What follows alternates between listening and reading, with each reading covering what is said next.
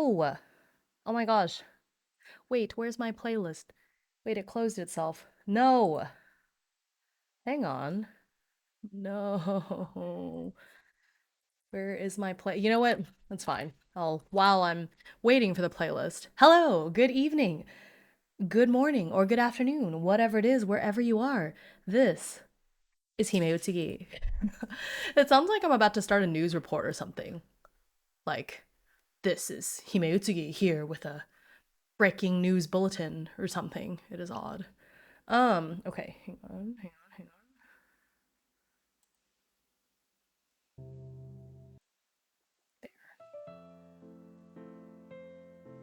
There we go. It outplayed itself. That's funny. Okay. Right. Ooh. All right. I think I got my playlist going. Is it going? Yeah, I think it's going. How is everybody doing tonight? Hope you're all doing well. Hope you're all excited. I'm excited. Tangled Blessings is a game I've been wanting to play for a long while, and when Kappa and I were talking about, oh, let's do something a little bit different. Why don't we take a pause from Riftbreakers and do something a little bit different? I brought this up as one we could try because there is like a duet mode, and here we go. So I'm glad that he decided to take me up on it. But I hope everyone's doing well. I'm feeling a lot better today. Hopefully you can hear it from my voice. I sound a lot more normal, but I also did not ingest cheese right before the streams. So that'll help. Oh my gosh. I just uploaded the KDM part of the stream from last night onto YouTube so you could watch that part, and it is, man, my voice sounds like this. I was talking so deep. Oh my gosh. I don't know. So I think I'm not quite 100% yet, but I'm feeling a lot better. So glad you guys could make it. I see a lot of familiar faces as usual. I'm so glad to see you all here. I am going to go ahead and undeafen myself, and so we can talk to Kappa. Oh, it's Raven too. Hi, Raven. All right. Okay, hello. Hello. Hi, welcome. I was just rambling about what it is we're playing tonight, because it's a little bit different from what I've done. I've never done a game like this before, so this will be a first for me. Yeah, for sure. Hey, what's up, Raven? Hello, everyone. I was saying hi to everyone, but I forgot, they can't hear me. Yeah. Yeah. Oh, I see. Yeah. Well, they're in the shared. Oh wait, no, you're right. Because if they're watching on my channel, they wouldn't hear you. Okay, you can. Yeah, they couldn't. Why don't you introduce yourself, or I don't know, whoever might be watching this later who doesn't know you, and then I'll introduce myself, and then we'll dive in. Yeah. Okay. Well, hi. What's up? I'm Vice Captain. I usually play RPGs, tabletop RPGs, and kind of anything else, really. And yeah, we're here once again. We play a lot of tabletop games together. Yeah, and for those that don't know me, I am Himeutsugi, or just Hime is fine if that's easier to say. Are you sure it's not Utsugi? Itsugi. I mean, there's exactly one person who tried to call me Tsugi and it wouldn't stick. Tsugi is just so weird to say. I wouldn't mind, but it sounds, I don't know, Tsugi sounds like a food. It sounds like the name of a boxing coach or something. Oh my gosh. I don't know. Yo, I feel Sugi, I'm gonna make you the next champion, Sugi. It's I feel like that turned you into a Hajime no Ippo character or something. Oh my god, you're so right. I don't know, but Hime is kind of funny because it also feels very because it means princess. It doesn't feel quite right either. But see, that's what I get, and I'm too lazy to rebrand, so I guess we're stuck with it now. My second name is literally Capitan. Yeah. And there's nothing to do with that. And everyone talks about me that I'm a vampire. I love it. That's why I call you Kappa out of spite, because it's special. I'm not gonna call you Vice. It's weird. It's okay. It's all right. It's like I have a name, but don't worry about that. The name's not as important. Yeah, exactly. But yeah, hello to everyone watching. Whether you're here live with us right now or whether you're watching this you're a VOD watcher later. Welcome. So welcome. We're playing Tangled Blessings. So we have Tangled Blessings. We also have I didn't realize how much thicker the expansion is, but it's got some heft to it. It's double the size. I have to double check on your end because I forgot you are actually showing. Yeah, look. You actually have. Yeah, the look books. at that. Almost double the size. It's wild. It's got some heft to it. But, you know, even though it's our first time playing, I thought it'd be cool to go ahead and include the expansion because it's not like a sequel or anything. It just fleshes out more stuff. So there's like more prompts, and you get to do this thing where you join like a house. There's more prompt tables, you know, so they go together. It's not really like it's not like a sequel or anything, so I think it should be fun. Gonna be quiet today as I'm playing Minecraft. Okay, yeah. Oh, that's fun. Nice. I'll have a good time. Yeah. And then Captain won't let you go like a vice. Oh my god. Mr. Shuff, that was pretty low-hanging fruit even for you. Come on. Yeah, but we got Vicey. Oh my gosh. Amazing. There's no end to it. I'm never gonna recover. Exactly. Oh man. No, it's funny. So it's cool. You've got your physical books. I've got a digital book here, and that's kind of where we're at. All right. Olive Riddley Turtle. Hell yeah. Okay, so let's see here. Those RuneScape secret monkeys live rent-free up here. Love that. Oh my god, So I'm never gonna forget They the have monkey this man really this cool stream. flow chart that's being blocked by the fishing thing because, of course, I had great placement for that. Hang on, let me fix that. Hold on, let me jump on my end, show off the book in a bit more of a zoom in, because I do have this as well, and I think if I recall what page this is on, because I did take a peek at that. Viceroy Kong. Oh my god. Oh my goodness. All right, let me bounce this over here on my end so everyone can take a peek. If you want, you could either look along there But yeah, the electives, which is the expansion, has this really nice flow chart on how it integrates with the original book, which is really nice. So we basically are just going to start. It allows us to use the house expansion and go on from there. Oh, there's stickers. I hadn't pulled the stickers out of the book. Look at these cool stickers. I don't know what I'll put them on. They're really cool. Okay. Oh my god. Okay. Cool. So I'm gonna put that in there as a bookmark. So we're gonna come back to this later. But why don't we start with reading through some of the rules and stuff? Yeah. Probably the way we should. Probably. Yeah, just in case. Yeah, and so I think, are you showing the PDF on your screen? Yes, on my end, I do have the book open, so if you wanted to take a closer look at it with me as I sort of scroll on through while we're talking, that is one way you could do. Yeah, definitely have Kappa's channel open if you want to see it, because I'm reading from the physical copy that I have. I mean, I have the PDF too, I have the physical copy. I'd rather flip through it, and so I think we'll just take turns reading and stuff, but if you want to read along and follow along, you need to go watch on Kappa's channel. But yeah, so I have just opened to the, I guess the first page where the title is, and it says, "In dreams I've called to you, in ruin I wait. From Echoes of a Lost Place by Sir Steph R. Merry, found hidden in the walls of Brackroot Academy, 1763. Brackroot Academy is a treasure, a gift, and something we should never slander. What's come to pass is regrettable. But every great empire carries the burden of progress. Our responsibility to the realms remains, and our dedication to the cause mustn't waver or wane. The future of the arcane depends on our adherence to our ideals and the path set forth by the Speaking Gem." From the eulogy for Instructor Telforn, written and read by Headmaster Norma Morgan, 1934. And then the last quote says, "Surviving the trials of magic training is simple. The trick is surviving everyone else."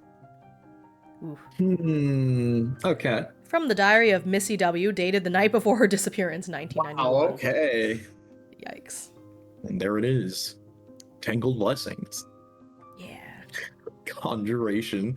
Division of Reference and Research Services. Like Cassie Mothra. Yeah. And dedications and all of the other inspirations. Oh, I just took Princess a peek Bridal and Week. skimming through the inspirations. The Yeah. YouTube video, 10 hours of dark academia music, sad dark piano Yeah. instrumental with sound or With with rain sounds. It's very that's important. that's like a 10 out of 10 inspiration right there. I love Yep. it. Oh man. So good. Okay. Oh, the sealed library. That's a good one. Let me just Yeah. scroll or zoom out a little bit. Very, very cool. Good old table of contents. Author's note. Here, hang on. I'm gonna give Atomic some fish because I appreciate Oh yeah. the fixed, slightly higher hanging fruit. Oh yeah. Mm-hmm. And then, what is this? Oh, hang on. Let me. I have a friend texting. You know what? I'm gonna text him back. Wait, is he asking about tomorrow? Like, what am I? No, I cannot do anything tomorrow. Wait, yes, I can. After stream. In the evening. Okay, anyways. I'm gonna get back to him later. Okay. So, would you like to read the author's note? Yeah, sure. Let's go from the top on this. Let's see the author's note. Dark academia has foundations in racism, white idealism, classism, and ableism. The intentions often romanticize this genre, or the institutions often romanticized in this genre have a history of ignoring, stealing, degrading, burying works by BIPOC. Did I say that right? Yeah. BIPOC creators, students, and othering them if they're even admitted. Damn, crazy.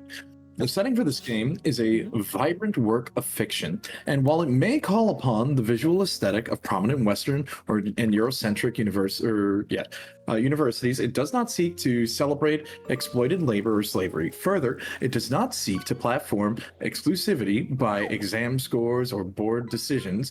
Folks from all backgrounds walk these grounds with an array of interests beyond Europe and the United States. They belong here, and they are not lesser. Yep. Good to know.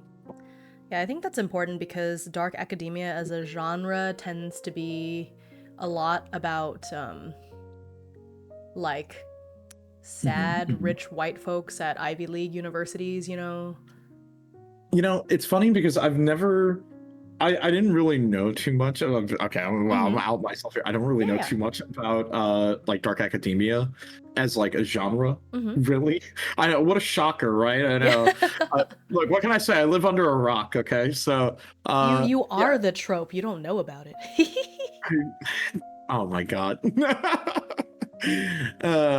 Let's see. For further reading, critiquing the racial undertones of dark academia, please read these articles. Yeah, no, that's very interesting because, like, yeah, problem with dark academia as a genre, and yeah, it's like from what my knowledge of it was, I knew it had a lot to do with like classism. I didn't really know a lot of the extent of it in other means, but then again, that's on me. I didn't know. I think it's mainly because dark academia, in order to have that aesthetic, they always take place in those like fancy Ivy League schools. Dude, I hate those places. You know, well, but that's why it hits with like the classism a lot because pretty much only rich people can go there. Yeah, you're right. Yeah, you know, when you think about it that way. Also, what's up, Unleashed? Damn, you come now! Yeah, that's funny. Look, that's the actual vampire, not me, okay? I swear.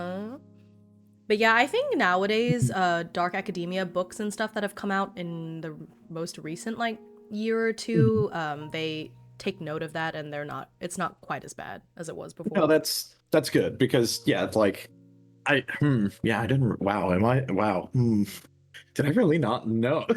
Now I'm questioning. I'm like, maybe I just didn't notice. Maybe I didn't know. I don't know. Then again, I'm like, interesting. Okay. Yeah. And then they have this stuff about safety, which it says some of the prompts may be too dark or touch on topics you find uncomfortable. Obviously, we're playing a duet game, and so I don't think. Actually, let me go ahead and read the content warnings part. It says, this Yeah, is yeah. a horror game that explores the harmful areas of academia. You will find themes like dark magic, rituals, claustrophobia, murder, death, violence, depression, suicidal thoughts and ideation, isolation, and self harm. We are playing this as a duet game, and so we'll just make sure that, if we get to a prompt or we get to something in the story that either of us finds really, like, I don't know, triggering or harmful in some way, then I think Kappa and I know each other well enough to be like, hey, can we skip this, or let's just sort of fade to black this section or something. I don't think it'll come to that, honestly, but if Yeah, it that's does, kind of we how I will. assume. Mm-hmm, mm-hmm. Hmm. Okay. Would you like to read page 3? Yeah, let's jump over to here. Oh, hold on. Let me zoom out just a little bit so we can get all that on screen. There we go. Okay. What is Tangled Blessings? In this game, you take a role of a student at a mysterious and magical academy for adults. You're finishing your last year, and in fewer than 24 hours, you'll face your rival in one last exam before graduate opportunity. Okay. Tangled Blessings is a solo journaling or a two-player role-playing game featuring a wizarding school, ghosts, rivals, houses, and curses. You should be able to play in one sitting, but if you really enjoy exploring the prompts, you can spread out your play sessions. There's a natural break between each year. Okay. And to play, you'll need a deck of tarot cards. And if you're playing alone, you will need a way to record your entries. And a dark academia playlist may also help set the mood. Ooh, fancy. So if you don't have that on, you should turn that on right about now. Mm-hmm. And if you're new to tarot cards, it's recommended that you avoid tarot cards with minimal artwork. You may find those decks hard to draw ideas from. Yep. Huh. Okay. Just because if you're new to tarot and you don't necessarily know what the meanings are, they recommend that you just kind of draw inspiration from whatever the art on the card is. But if you have a card that's really minimalistic, then you don't really know what to do with it. So Gotcha. Okay, that's good to know because I'm gonna be here using a digital deck of cards because I actually don't own a tarot card deck. That's something that I gotta pick up. I do have like at least one dice set, but I do need to get myself a tarot card. Which I might need a recommendation. So if you know one, hit me up. yeah, oh, do I know one? Oh, of course I look. I'm not talking to the right person for this. Right. Hey man, it's Also, okay. Patrick Starr lives under a rock and he's a swell guy. I know. I mean, true. Yeah, you could say that. Okay. How to I read got you. this? Oh, okay. Do you want to read it? You can read it. Yeah, no, I got you. Because I didn't know if you were eating something. Oh, I'm eating potato chips. Yeah. No, I got you. Go for it. How to read this with your eyes. If you're new to role-playing games, read the role-playing tips section first. Even if you aren't new, you might find some helpful advice from the desk of Headmaster Elvis about Blackroot Academy, Blackroot Academy, my bad, I misread that, and about the world. Sections are not required reading before playing. However, you may find it easier to generate ideas, building your character and immersing yourself in the world if you read them. Start here. Here's where character creation and the rules start to unfold. Even if you've played a game based on how do you say this? An anamnesis, I guess. Animasis, yeah, system. It's best to review the adjacent rules and Tangled Blessings.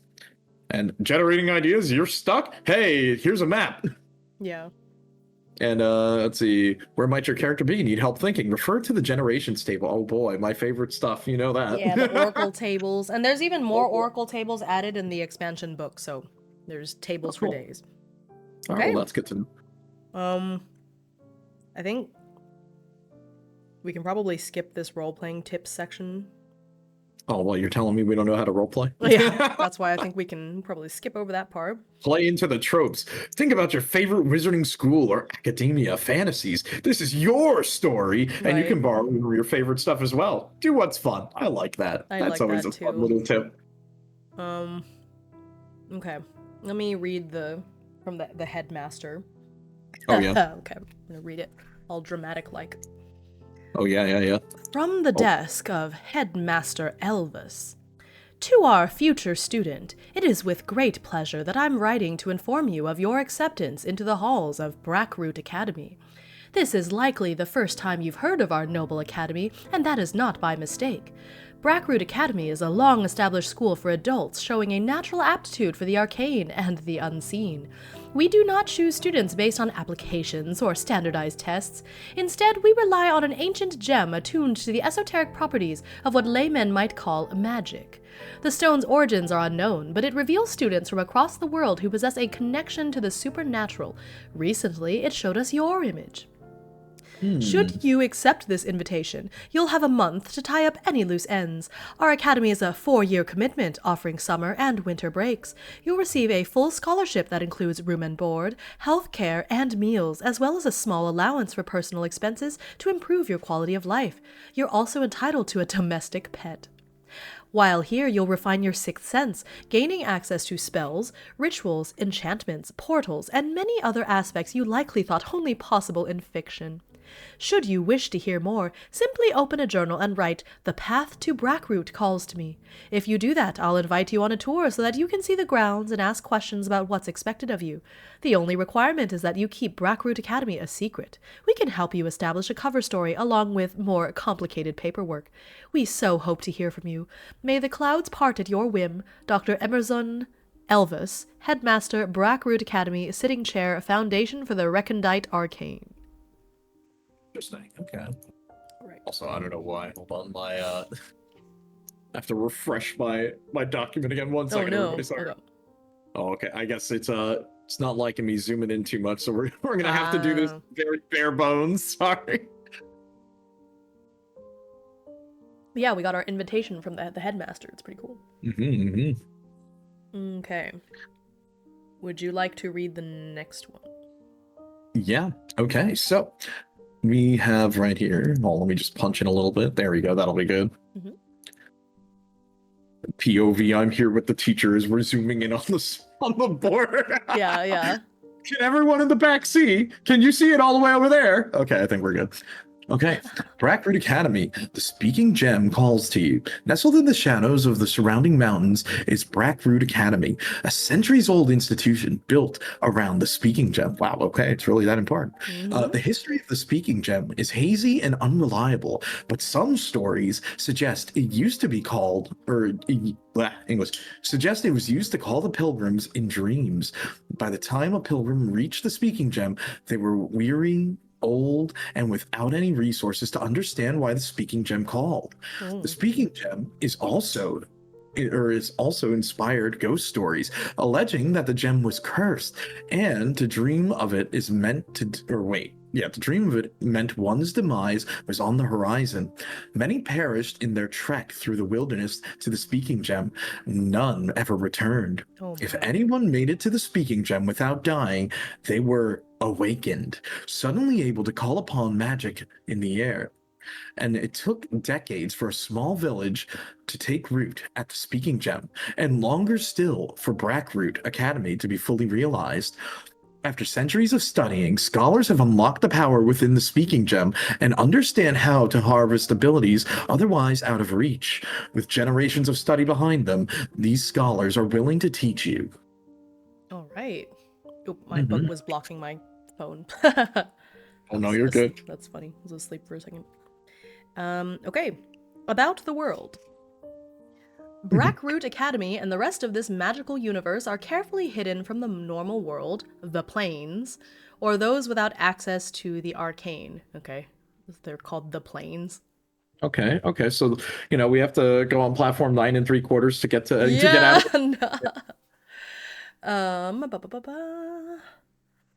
There is a whole secret society of magic users around the world, and you've been invited to join. Within this magical society, you'll find that turmoil, secrets, stolen power, envy, regret, alliances, and pawns all coexist. For now, you are just a student, but at the end of your studies, you may find yourself wrapped up in more than you bargained for. I can't wait till I get kicked out of school because I fail a test. No! I'm gonna draw a card and it's gonna be like, damn, you fucked up. This is a flashback because we're already in our 4th year. Aren't we about to take our final? You're right, actually. So actually, damn, I somehow survived. You somehow survived. No, I have to do For like now. what Atomic always says. Atomic wants me to try, or both Atomic and London, I think I've mentioned they want me to try to play a tabletop game where there's a chance of you dying during character creation just to see What? if you end up dying. Wait, what game is that? There are some sci-fi games that do that, Really? and it's just like while your character is training to be a level 1 character or like, a starter character, I can't there's a chance you could die believe in training or something like that. It's crazy. And it's like, oh, what that's happens if you die? hilarious. Just make a new character. I'm like, Yeah, I guess really? so, but So holy. lame. That's amazing and a little terrifying. But now I'm very curious about it. Mm-hmm. Okay. Hang on, I need to I'll have to like rotate this page so I can hold on. Sorry uh everybody. You're gonna get a little bit of whiplash. There we go. Now you get a nice fancy picture. okay. So we still need to start with our character, and then for the 2-player game, we don't make our own rival. You are the other person's rival, Okay. so we can skip some stuff. But yeah, so start here. Oh, Traveler, that's the game. I'm sorry, Atomic. I was thinking about it Oh, okay. last night. I couldn't remember the name of the game when we were talking about it. Thank you, Atomic. Sorry. Ah, okay. Okay, you were saying. So start here. Consider who your character was before they joined Brackroot Academy. The speaking gem usually calls to adults in their early 20s, but you may adjust that to fit your idea of who attends this academy. I think early 20s is fine. Kind of think of it as like it's a master's degree. Yeah. So we went in when we were 22 and now we're 26. I guess. Okay. Answer these questions. Okay, and this is where we're gonna have to write some stuff. You know what? Hold on. Let me. Yep. Hime would be stuck in the character creator forever. Hey, I rolled really well last night in Kingdom Death Monsters, so you know what? Like, I have my moments. Okay. Guys, look, I got Kappa to download Obsidian. Do you see it? Oh yeah, that's true. Hold on. Let me show it up on screen here. Yeah, what theme Also, did you end up using? I think I'm using Tokyo Night. I went through that's a like nice so one. many different ones. I was like, Yeah. ooh, which one do I want to use? Hold on, let me just do this so everyone can see what I'm doing. I have to just make it visible. Where is it? Where is it hiding? There it is. And let me just, I'm just copying our questions here and just doing that. What is your name? What are your pronouns? So if you need names, if you open the other book, in the very front, there's a name generator. Cool. Let's do that real quick. See that? So you have to use the tarot cards for that. Oh man, where's my other bookmark? Okay, so let me. Oh boy. Draw from as many tarot cards. Okay. This is gonna be. Hold on. Can I hot swap this? Will this work? This is gonna be a little annoying. My other bookmark thing that I was gonna use. Oh. Nope, I don't know where it is. Okay, Labubu. This Lafufu is gonna be my bookmark. I'm gonna put you there. I'm gonna do this real quick just so everyone can see what I'm doing here. We do have this, the tarot card drawer, because I unfortunately don't have a tarot card deck. Those KDM rolls are a sign, mark my words. Yeah. Yeah. Okay, so I'm gonna pull 2 of the major arcana cards. Oh god, these are not separated into major and minor, actually. Let's see. Major card. So I may just have to... Maybe I'll just pick a name off the list. Okay, I got Strength and Hierophant. Oh, actually, I think this is separated into major minor from the last time I was using my deck, so all the major cards are at the bottom.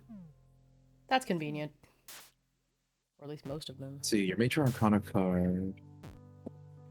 Let's see, your minor arcana card is 5, and your major arcana card and its meaning are 11, which means it's closely tied to avoidance, consequence, and repercussion. Okay. You know what? It just lets you pull 2 at once, that way they didn't have to program like a menu, you know? Yep, sounds fair enough. Okay, so I got 11. Oh, I should have... Well, let me write that here. Okay. I got the star. So the star is Raphael. Okay. Raphael, the star, and the devil. Raphael Rook. I don't like the way that it's double R's. Raphael Horn. Like Raphael Rook sounds funny. Like your initials are RR, like railroad. Like restroom. Yeah. No, I didn't think about doing that's that. so. I don't know if you want to do that one. I'm gonna draw another card for the surname. Yeah, I'm yeah. okay with Raphael. Thorsten or Bates. I don't like Bates. Raphael Thorsten is fine. I guess I'm gonna go with that. All right. Raphael.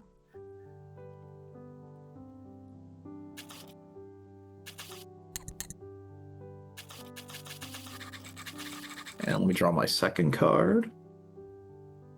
What name did you get? I think I'm gonna go with Dorothea as my first name, and let me draw my Nice. second card. Second card is 1. And wow. What'd you get? All right. Which last name do we go with? Foxglove or Whitlock? Ooh, Dorothea Whitlock sounds cool though. Yeah, that's what I'm thinking. I'm thinking. Yeah. That's cool. Which I am using my Marigold Tarot deck, which is the one that I used when I was playing Covens of Midnight last time, I think. So they're golden skeleton things with they're wearing like traditional Indian clothes, which I think is really cool. Love this deck. Although I have used it so much that some of the gold gilding is like coming off of the edges. I've had it for several years now. Okay. Yeah, so let me count to make sure these are all the majors. 1, 2, 3, 4, 5, 6, 7, 8, 9, 10, 11, 12, 13, 14, 15, 16, 17, 18, 19, 20. Yep. Yeah, so conveniently, my deck was already separated into majors and minors, which I think you have to do for this game, so it's nice. Okay. And the next question, how did you receive the letter from the headmaster? Huh. Good question. Let's see. Do we have any way to generate that, or should I guess? I got these. Because I feel like if we could roll something. Oracle decks today. I have one that's the kind of like eldritch horror demon hunting kind of one, and then I have the Age of Sail one. And then of course I have the one that we use in That sounds like it goes hard. Right. I also have the one that we use normally in our Riftbreakers one. That's just like kind of the everything. Yeah.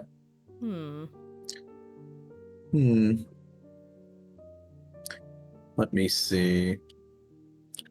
What do I want? I'm thinking. I think I'm gonna use this Demon Hunters one because it has that sort of arcane feeling to it. You know what? I'm just gonna pull some tarot cards. Oh yeah, and see what inspires you. There is also I think there's a no, it's a spell generator, specialized magic generator, potion generator. But I thought maybe there was other stuff.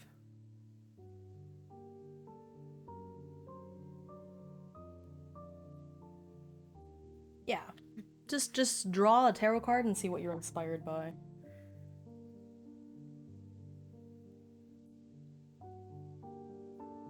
Let's see here.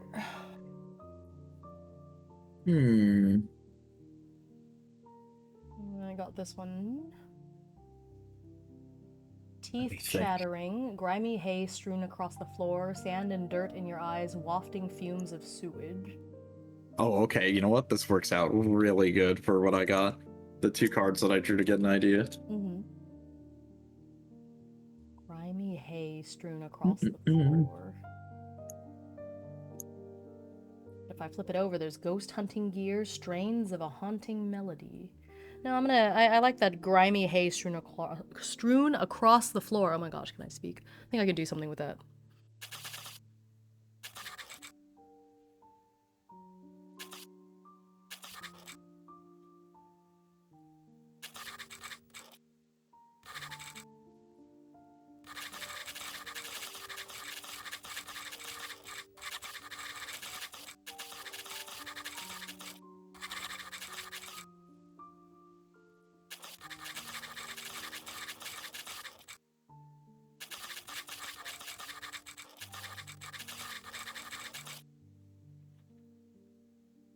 Did they say where Blackroot Academy is?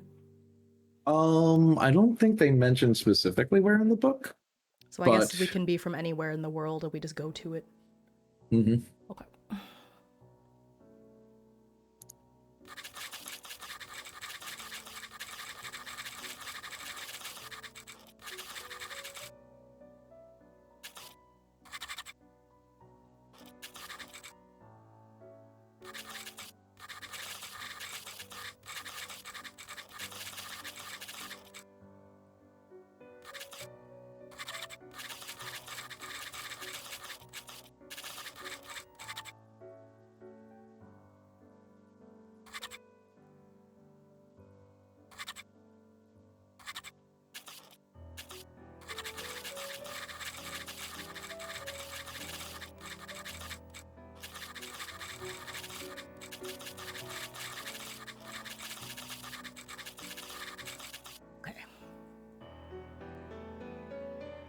Did you know different peppers have names for both when they are on the vine and when they are dried? It sounded like they could recruit across dimensions. That's what I think too. But yes, I did not know that. That's cool. I'd like to think that both those messages were tied to each other so peppers can Right. recruit across dimensions. I love that. That is so silly.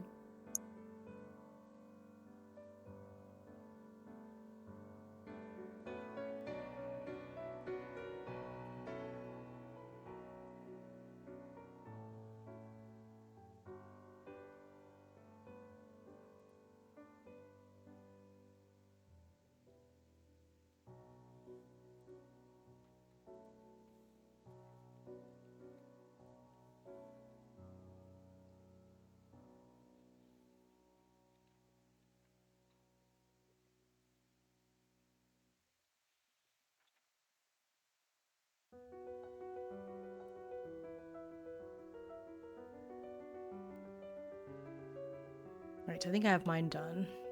Feel good about it. Just writing something brief here. Still, You know, hold on. yeah. I say brief, Take but you your know. time. Hmm.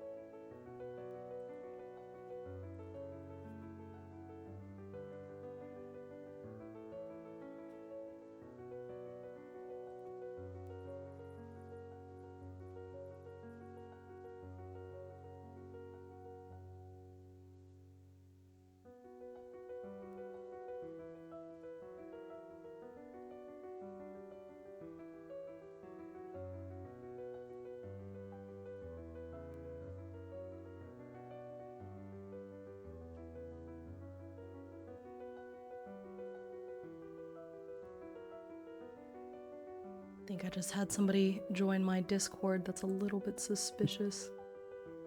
Oh no, better watch out. They might start asking for our commissions. I know.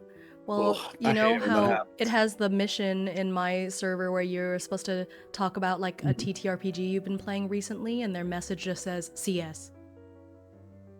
What? I'm just gonna preemptively. Mhm. I just have a bad feeling. I'm just gonna. Yeah, you know. Better safe than sorry on that one.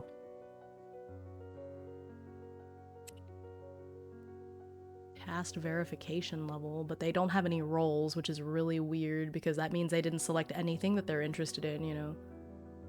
I'm just gonna kick them. Reason for kick, sus.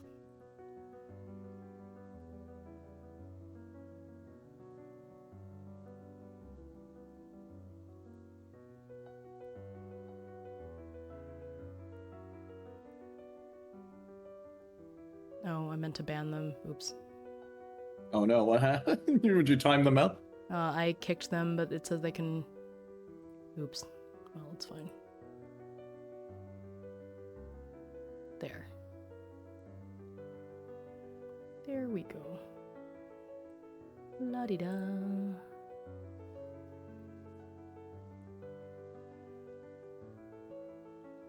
Ironic, hatch Anaheim peppers are what you make New Mexico green chili from. Ironically, its dried form is called a Colorado chili, so it's Colorado red chili. So it switches states when you dry it. Wow. That's interesting. That should be a pun on its own. You need to give yourself a fish for that. Yeah. Get it? It switches states. Oh my god. I didn't mean for it to be a pun. So bad. I'm just gonna give myself one, whatever. Yeah, you get just the one fish for that one. Just the one fish, the unintentional Oh, look, see, pun. it shows you fishing on my stream with that. There you go. Use your name. Oh, it did? Okay. You have to tell me what I get. You got... Oh my god, I can barely read that. You got a fish. Not a fish. mysterious fish, but a fish. You know, don't worry about that. Just a fish? Oh, we got a new leader. Wait, what? I don't even know what that means. I have to Ooh. mess with the menus again on this fishing game. Look, we have so much money on my fishing game on stream. I have to like go back through and make sure everyone's got stuff. That's great. I mean, I do fish a lot, so maybe I'm the leader. Okay. I think I've got something. All right. You want to read yours first? Okay, sure. Yeah. Yeah, go for it. Okay. Dorothea Whitlock, someone who is seen as perhaps a nobody, another nerdy girl who was lost in her own space until she met a kind soul. But this person unfortunately didn't quite see her eye to eye at first. What started as a slight bump in the hall led to a brief conversation in the study, and they eventually opened up and began to see the world through Dorothea's eyes. The joys and wonders of a world of books that she often found herself surrounded by in the local library, a world of wonders, a world of adventure, a world away from all of her troubles, away from family, away from the mean girls in the break room, away from her broken air conditioner in a scorching hot summer. And then suddenly one day, they stopped showing up. Was it because she opened up too soon? And then that's to sort of be the tie-in for when the letter would have arrived. Oh, so that's what happened like before the letter arrived. Yeah, I wanted to sort of use that as a preface to sort of give that in. Okay. Mine is a lot shorter. Okay. Mine... I had to give myself a little bit of a starting point. That's always the hard part for me when it comes to writing projects. Yeah, that's fair. Okay. I really liked that. That was really evocative. Okay. So mine says, Raphael had been down on his luck after graduating from college with his bachelor's degree, unable to find a job in his preferred field. He decided to do a trek across Europe, doing odd jobs along the way to make money and discover himself. Instead, while he was taking an evening nap in a barn, there was a letter slipped under the barn doors addressed to him, and inviting him to Brackroot Academy. That's all I got. Okay. I don't even know what he majored in. Graduating from college with his bachelor's degree in in what's something that would be difficult to find a job in. I mean, I guess it could be I would say liberal arts, but like, yeah, maybe. Hi, good to see you. Hey, what's up? Yeah, let's say literature. Okay, yeah. So cool. So he was in Europe and he was sort of backpacking, just discovering himself and being like, cool, I get to discover all these places and the classics that I read about, and doing odd jobs here and there to make money to afford, the next leg of the trip basically, and just going around. And then he got this mysterious letter and was like, sure, I guess I'm going. Look, it'd be that way sometimes, okay? Okay. So then the next question is, what loose ends did you have to tie up? All right. I do have an idea. but let me draw another card. Unfortunately, I have to just read it out because it's mostly like text. Mine is really short because he basically didn't have any. He'd already kind of like dropped everything and went abroad. So. Mhm.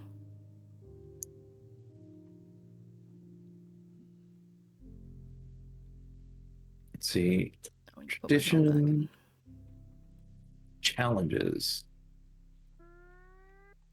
What? Thanks, dude. Revving his motorcycle in the background. Hell yeah. Oh no. I didn't hear it. If that makes you feel better. Awesome.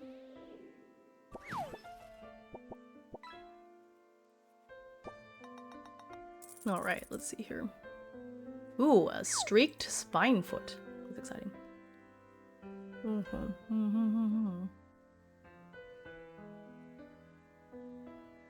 Look, I blame you because now I'm like sitting here writing some fancy formatting as I'm doing this now. I'm having a lot of fun. Right, with it is fun, isn't it? Yeah. I am saving the name Page Masters for my first wizard since Oh my god, Page Masters, which was such a good movie though. I loved that movie when I was a kid. Hey, what's up, Viper? Hey, How it's you Viper. doing? Hi, hi. Okay.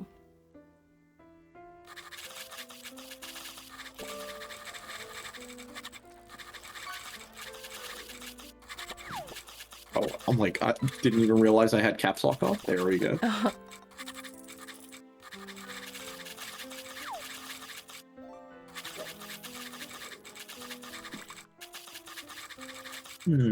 Okay.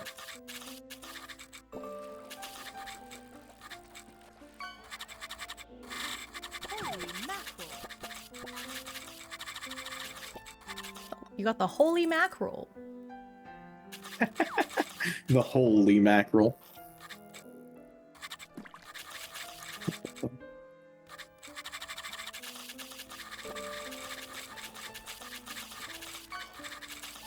It's a very fun movie. I'm afraid to see if it holds up. I'm also afraid that one day they'll decide to, like, do a reboot of it.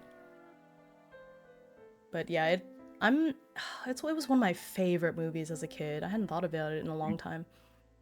Didn't it have Macaulay Culkin in it too? BK's open reminded me of it. Oh, have you never watched Page Masters?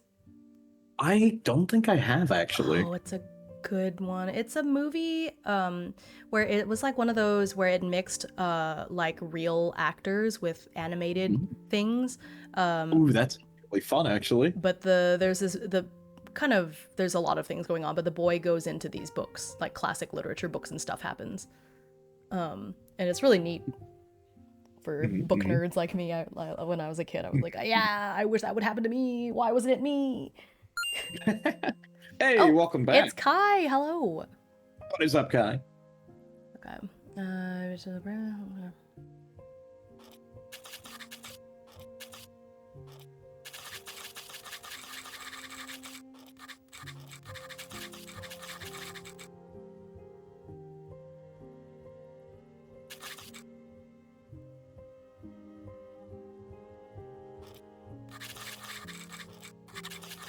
Have y'all tangled some blessings? We are currently creating our characters.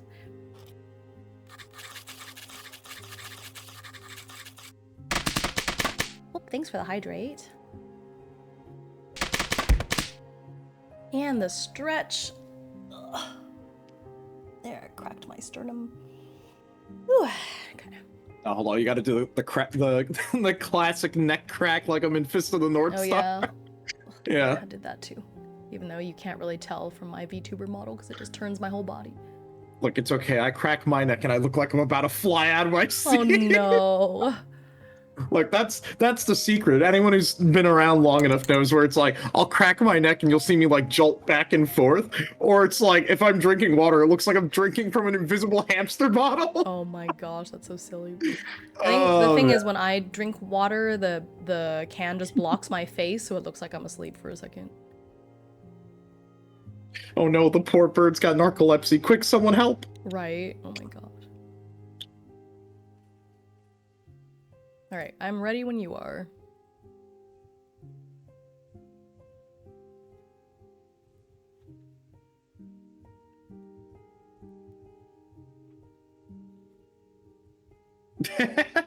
No, the internet demands hamster.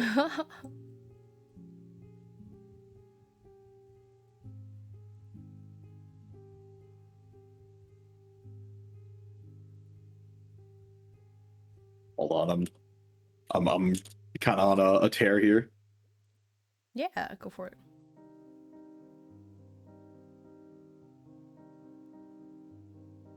Oh, dude, the treadmill. Okay, look, I want you to know, Atomic. One of the things on the list eventually is to get a standing desk because I will tell you there are so many times when we're doing like a long stream where I'm like, I feel like I need to be standing half the time. Look, I want you to know that Deadly Premonition 2 stream with how much energy I had, I'm like, dude, I wish I could just like get up and just stand up because I was laughing so hard. I'm like, this is so crazy.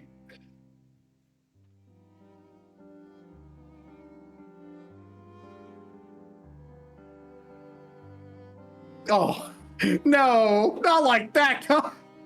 I hate it. I hate it here.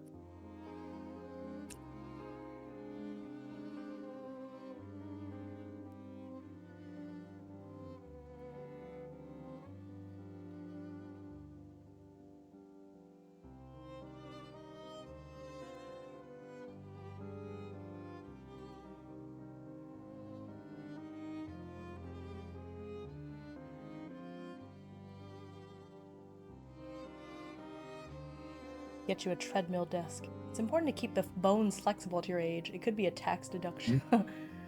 You know, I'm you're a goblin or a possum, I speak nothing but facts. that is very true. That is absolutely true. Tis true.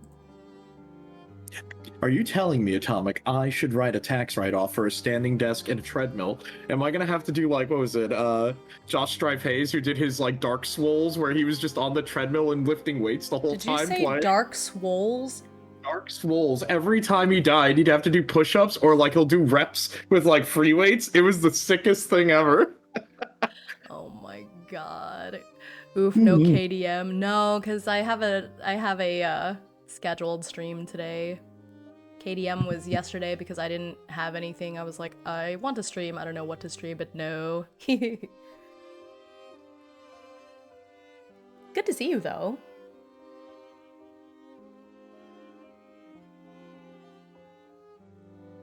This is one of the criminals responsible for getting me into KDM. Oh, of course, of course. Must protect me from the horrors. Oh my god, thank you.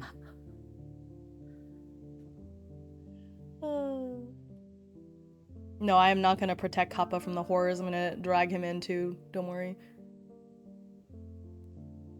Okay. I finished writing my bit. I know, my bad. You're I take good. a while. No. You are completely fine. There'll be times later where I write a lot.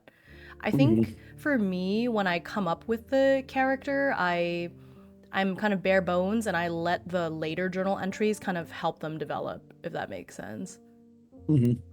I guess for me, it's more like I try to give myself an anchor so I have a sense of a self to get started with. And then from there, I sort of build up off it. Gotcha. Yeah, I'm the opposite. You know, it's funny. We've done that quite a bit, like when it comes to like world building and stuff too. Yeah, that's what's fun. Dang, I've had the Tangled Blessing PDF for months. Yeah, I've had that for a long time too. Like I backed the expansion on BackerKit, and I had the original game a little bit before then, and I had been meaning to play them and just hadn't quite gotten around to it. So here we are. This game looks sick. Yeah, I hope so. We're about to blast each other. So I'm excited. Dragging Kappa towards the horrors, the entire reason for Riftbreakers. Yeah, I'm slowly just getting Kappa into all the solo TTRPGs, all the cool stuff. I mean, look, I'm having a lot of fun with it, so I'm like, this is just like building up even further on a hobby that I've already been enjoying, so I'm all good with it. I'm not exactly twisting his arm, guys. Oh my god. Atomic.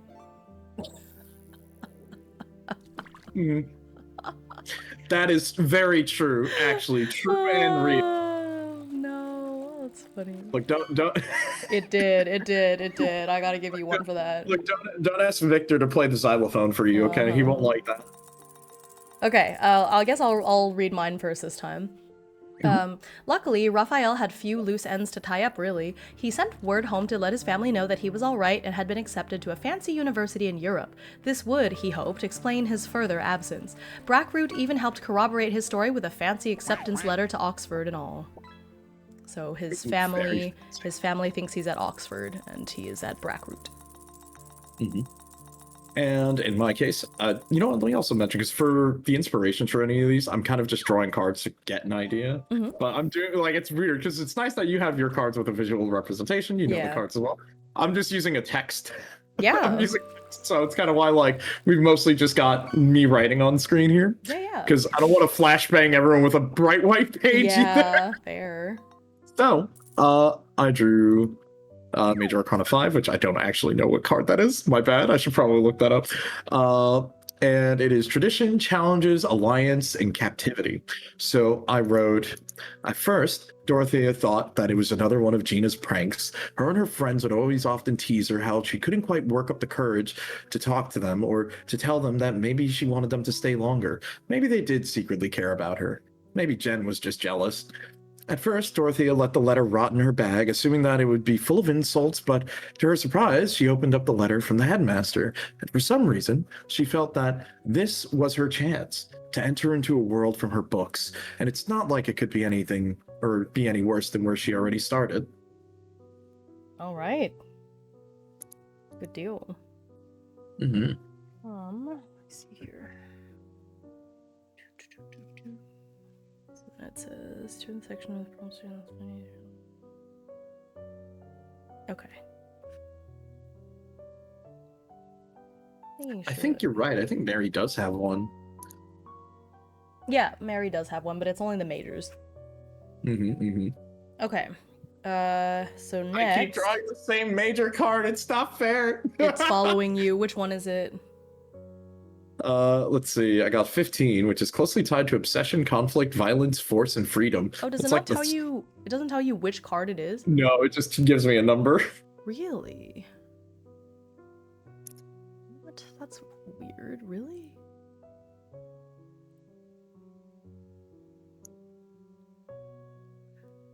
Oh, yeah. It seems to have just skipped over that part. That's weird. Mm-hmm. Is that the tower? I don't. Damn, am I? Wow, am I cursed? Well, not yet. We have to see. Six is the lovers. Mm-hmm. Here, I'm just gonna put the list of the major arcana in the Discord for you. Well, thank you. That helps out. I have it in hang on. I may or may not be writing a solo TTRPG that uses tarot cards, so let me just see if I can. Look, I can't wait. When do I get to play test that one? Right?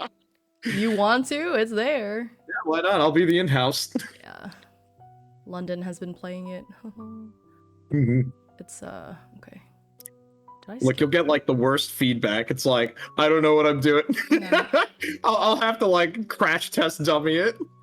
It'll be perfect. Oh, wait. Oh, it has all the weird formatting. Dang it. Okay, hang on. That's not gonna work. Let me draw a second card, too.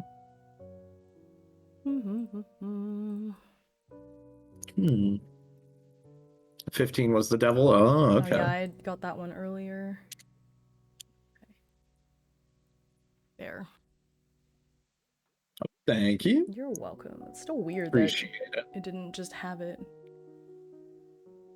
Well, Kappa's using the app that's like Cassie Mothwin made that draws the cards. So it's kind of nice. Okay.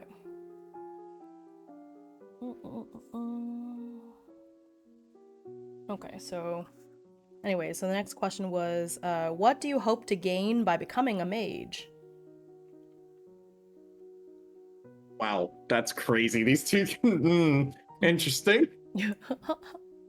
Wow, all right, hold on. I really just I drew the devil and then I drew the hanged man. Amazing. Wow. I love the implications.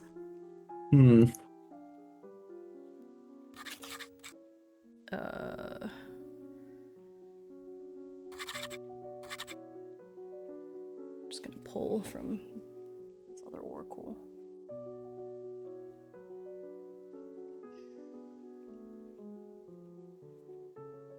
mercy, or diligence, treachery.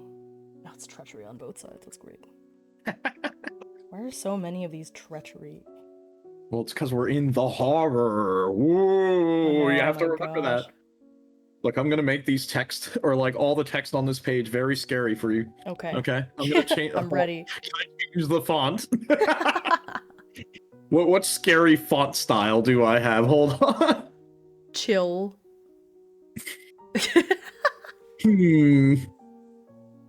But I'll worry about that later. That one's a little too on the nose.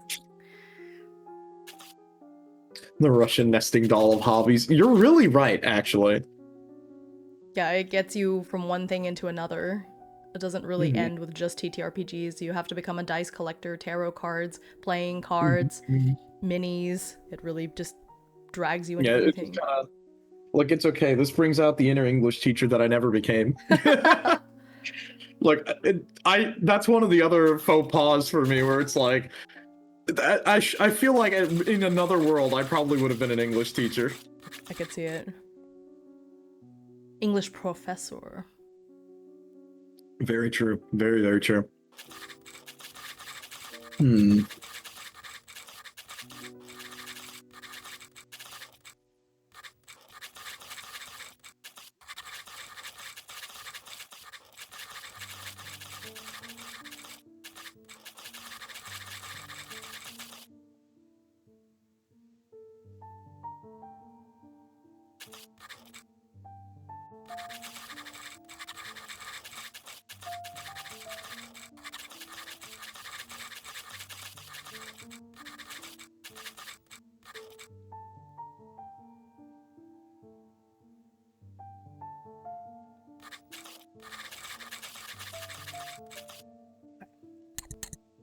I'm sorry you have to deal with what can only technically be called English on my part. Whatever, you're a writer. Stop it.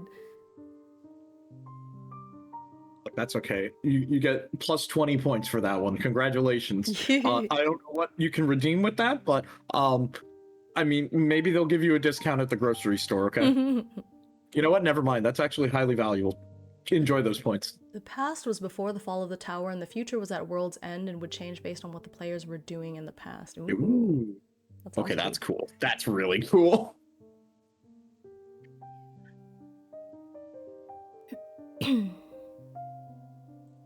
I'll redeem it for friendship. Redeem it for friendship. Aww.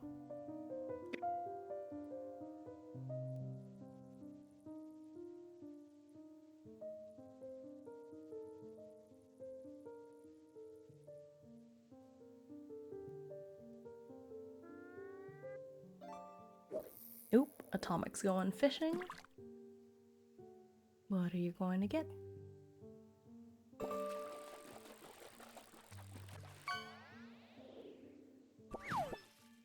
A red-eye fish.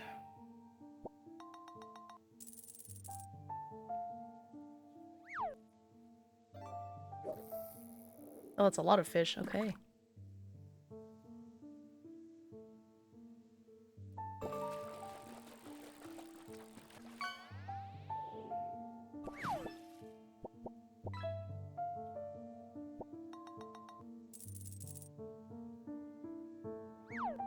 Cool.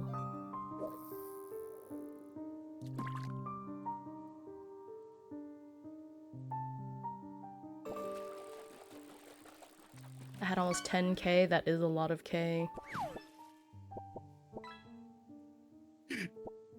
Now you need to give yourself a fish. I don't know why I giggled at that. That's a lot of K. I don't know why. I'm not giving myself. That wasn't a pun. It wasn't a pun. So bad. I don't know. I'm sorry. I'm like really brain rot. You are so. Like, you know what? I have to tell Listen, everyone. I'm on fall break. I'm not supposed to be dealing with brain rot right now. No. I have to hit everyone with the mind control here. Look, it's okay. I was at work today and I misread French FR as for real. I want you to know I felt so good that I had a double take, okay? I'm like, what is wrong with me? Oh, man. This kid.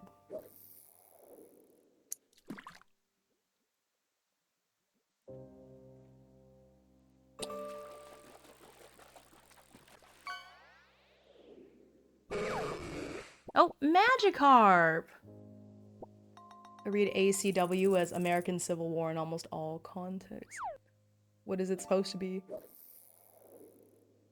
Elite speak on the job.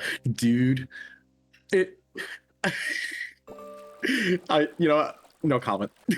I'm not gonna get into it. Where it's like I'll have like very proper conversations on teams with some team members, and then the one guy who's also from like the same area I'm from, we just like drop the connotations. We're like, "Yo, dude, what's up? Yo, dude, how you doing? Yo," we would just go back and forth like that. I'm like, damn, I'm glad we're not in the office doing this. Some fun stuff sometimes. The true English teacher. Ah. Oh my gosh. Oh man. Hey robot, how you doing? Hey, it's 64. Hello. Hi. My favorite robot made of stone. Golems are awesome. Let's go. I love Golurk and Golett. Golett's adorable.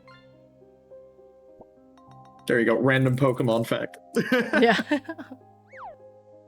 Is Golurk one of the ones I had to draw and did a really bad job on? I think you did. I think I asked you to draw like a Golett, which is like the little baby version of him. He's like a little circle with No, like... I think you asked for Golurk and I drew Golett, or maybe You know what? That's okay. It was something like that. It's about the same, you know. It was like like, yeah, I know what these looks Pokemon look like. No, turns out It's alright. I did not. So did you end up getting that Stack Attacka plushie? Oh my gosh. I didn't. Somebody said they were gonna get it for me. I can't remember. I want it. Oh yeah, dude, it was so much fun, Robot. We totally can do more stuff. Absolutely. Yeah, it was. That was awesome. Aren't you both in my Mothership campaign though? One shot. I think, oh yeah. So you're about to TTRPG with Kappa some more. Oh yeah, it's gonna be a ton of fun. Look, Yeah, the question is though, are we gonna survive? This may end up being a very different robot. It's gonna be very, very different. I'm excited because it's very rare for me to have like an actual horror scenario at a table. One that's not of our own doing, I will say. I have to state that very poignantly because that is not our own doing is crazy. I will die. Look, I have to be very upfront here. Yeah. Okay. Because look, there are times where the horror happens accidentally when the monsters get too many crits and everyone starts panicking, and I'm like, guys, stop, calm down. I took the explosive skill. I actually can't afford explosives, but I'm hoping we'll find some. Dude, that has the same energy of specking like explosives at the start of New Vegas just to get the dynamite, and then you never use it for the rest of the game. You're going to an underwater facility. What are you gonna blow up? You know, that worries me a little bit. That worries me a little bit. We may have a flood. Oh man. Anyway. Actually, hold on. Is there a way maybe I can make like the font a little bigger here? Oh, maybe. Can everybody read my text okay? I think it's pretty big on my screen. I didn't even think about that on my end. Is the text okay? Like, are you guys cool with this, or do you need it like a little bigger? No, I think I can actually make mine a bit wider. Bath bombs? Oh my god. The facility is underwater. Oh no. Yeah. A little concerning. Hold on. I hope it's like okay on my end. I can read it on 360p. It should be fine. I'm just curious though. Hold on. Is anyone on my end? Can you like? That's why on the little flyer it says surface access, and there's this little elevator taking you to the surface. Okay, cool. You can. And one of the content warnings is deep ocean. Nice. Deep ocean. Very cool. Yeah. Well, some people are really freaked out by like deep ocean. Yeah, no, that is true. Stuff. Some people, I can see it being really freaky. Look, it's funny. It's kind of like how wow, I'm gonna say this and I'm gonna sound really stupid. You ever been in a Ferris wheel? Yes. It's kind of like when you're at the top of the Ferris wheel and you're not used to being off the ground. So you kind of like lock up a little bit because you're just not used to a situation. So it's like, that's kind of what I imagine, like the tension. It's kind of like, I don't know how people would be able to stand being in a a submarine for that long, you know? Yeah. I've gone Mhm. snorkeling, but I'm sort of like, I would have no problem skydiving. I don't think I have that same level of like, oh, what is this? Oh, I can never skydive. I'm a wuss. No way. Yeah. Indoor, maybe. I've Outdoor, done indoor skydiving. It was all right. I want to try outdoor okay. skydiving someday. I've gone bungee jumping before. Damn, okay. All right.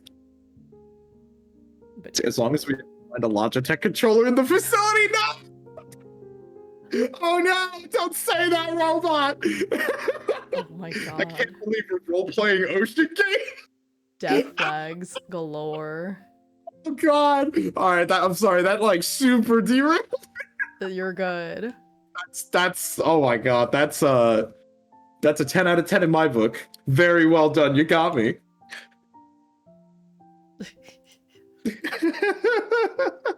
Yeah, I will make no changes to my plan. Is funny.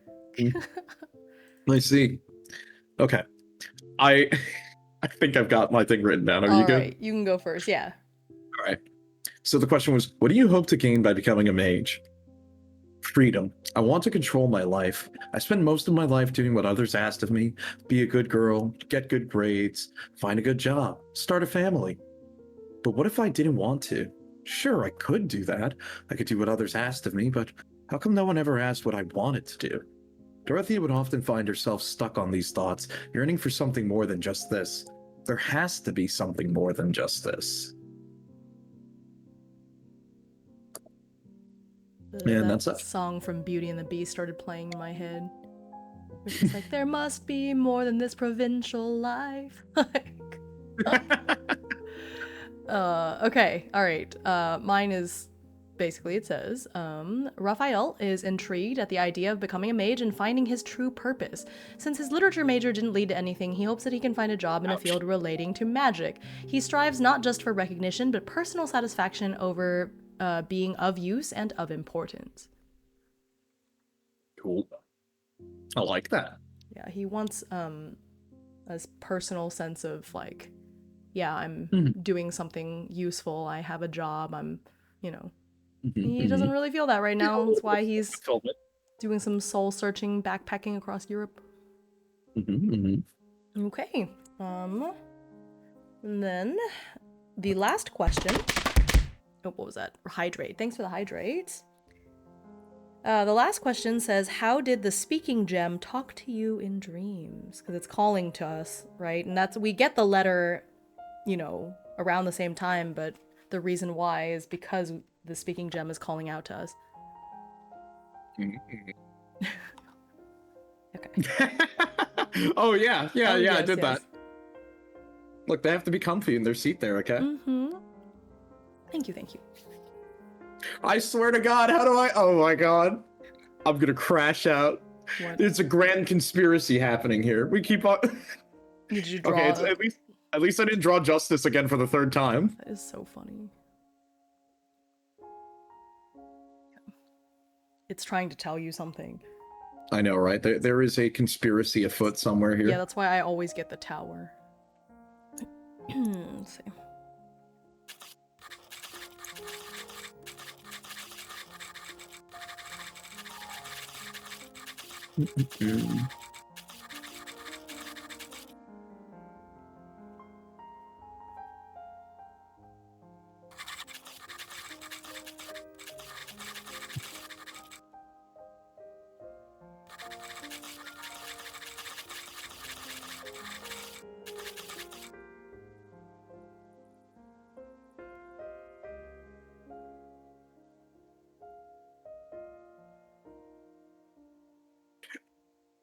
Hold on. Wait a minute here. No. Robot, get out of here. Robot, you're in trouble. What? You're going to the principal's office. I drew tower. I swear to God, dude. That's it. That's it. I'm getting me mallet. I can't believe it.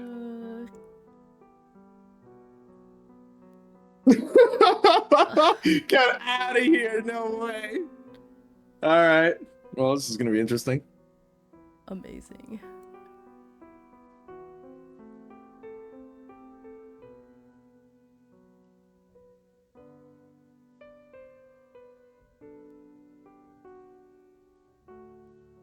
Mm-hmm. Oh god, dude, a Breakfast Club themed one shot. Oh god, that'd be great. That would be fun. You know, I used to think that like doing TTRPGs about high schoolers would be cringe, but I did one today and it was actually pretty fun. It wasn't too bad. Mm-hmm.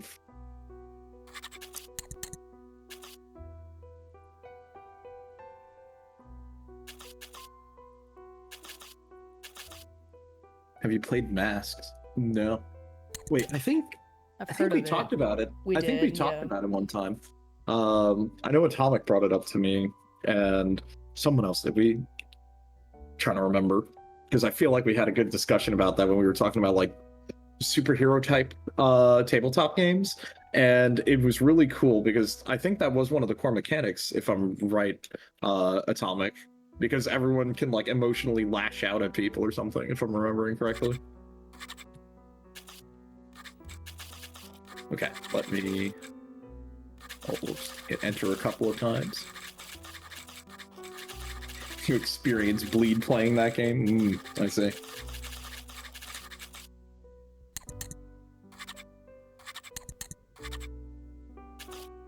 Okay. Monster Hearts, and yeah, that was an experience. I've never heard of that before. Yeah, Monster Hearts is the same system as Girl by Moonlight, sorry, which is what I played today. It was a lot of fun. It was interesting. I felt my character's teen isolation. I think the trick is to tap into your own teenage experience when playing games like this, so I don't, you know, the character that I played wasn't me, but there were fragments of me in them, and that made it easier for me to feel like, okay, yeah, this is a character, this is a person, and not so much like, oh, this is cringy, I'm playing like a 15-year-old, what the heck. But also, like, I teach teenagers all the time, and so I'm...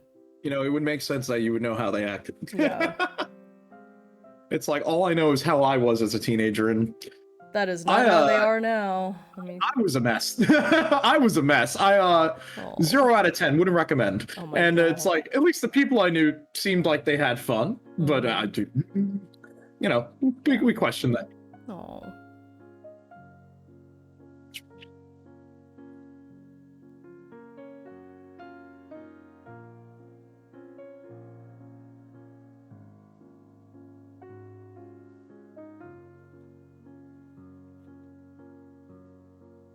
Okay, I think I'm done.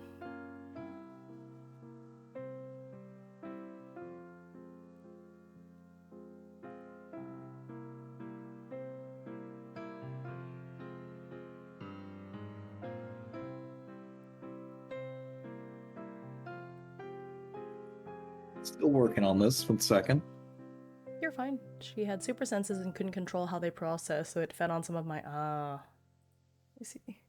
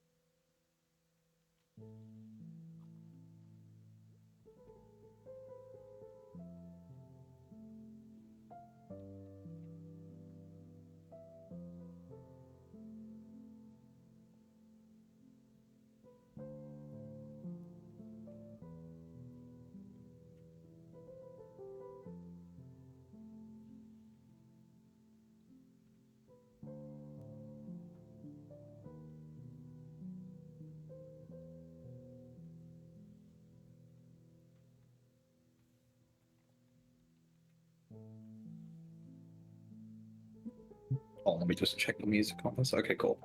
I had to double check where we were in this playlist. All right. Yeah, you're good. Real life me has super sensitive body allergies. Oh god. Oh god, yeah. Understandable. Let's see. Including perfumes and body sprays. Axe body spray is a special kind of hell. Dude, all right. I want to tell you something really funny. So a video project I made in college was we had to make a BS commercial. So I in the commercial that I wrote, and we recorded this by the way, I was like, Axe body spray, the smell of a high school locker room, and some like other cheesy lines where I'm like, you ever needed an improv weapon? Grab a can of Axe. And a lighter as well. And I'm like, don't do that, IRL, by the way. Don't do that, IRL. Warning, disclaimer. Gosh. But because for some reason, I don't know why, there was like a bunch of dudes in high school that would like blowtorch things with cans of Axe. And I'm like, why are you doing that? Terrible. Like, let's just say for some reason, people were very destructive back then. Maybe that's like a teenager thing. Yeah, I think it is, honestly.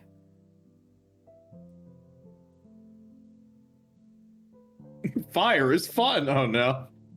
Low impulse control is a thing. True. Oh no. Yeah, like asthma sucks. Been there. Let's see.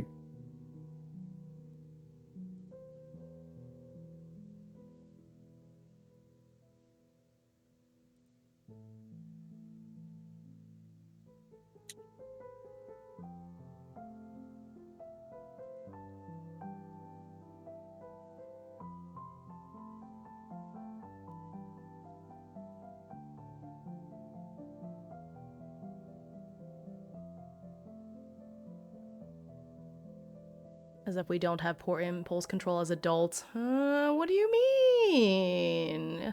What do you mean by that? I have wonderful impulse control. Oh gosh.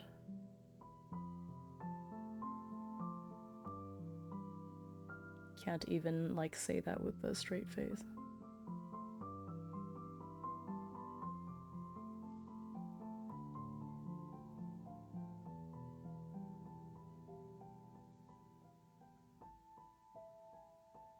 Okay.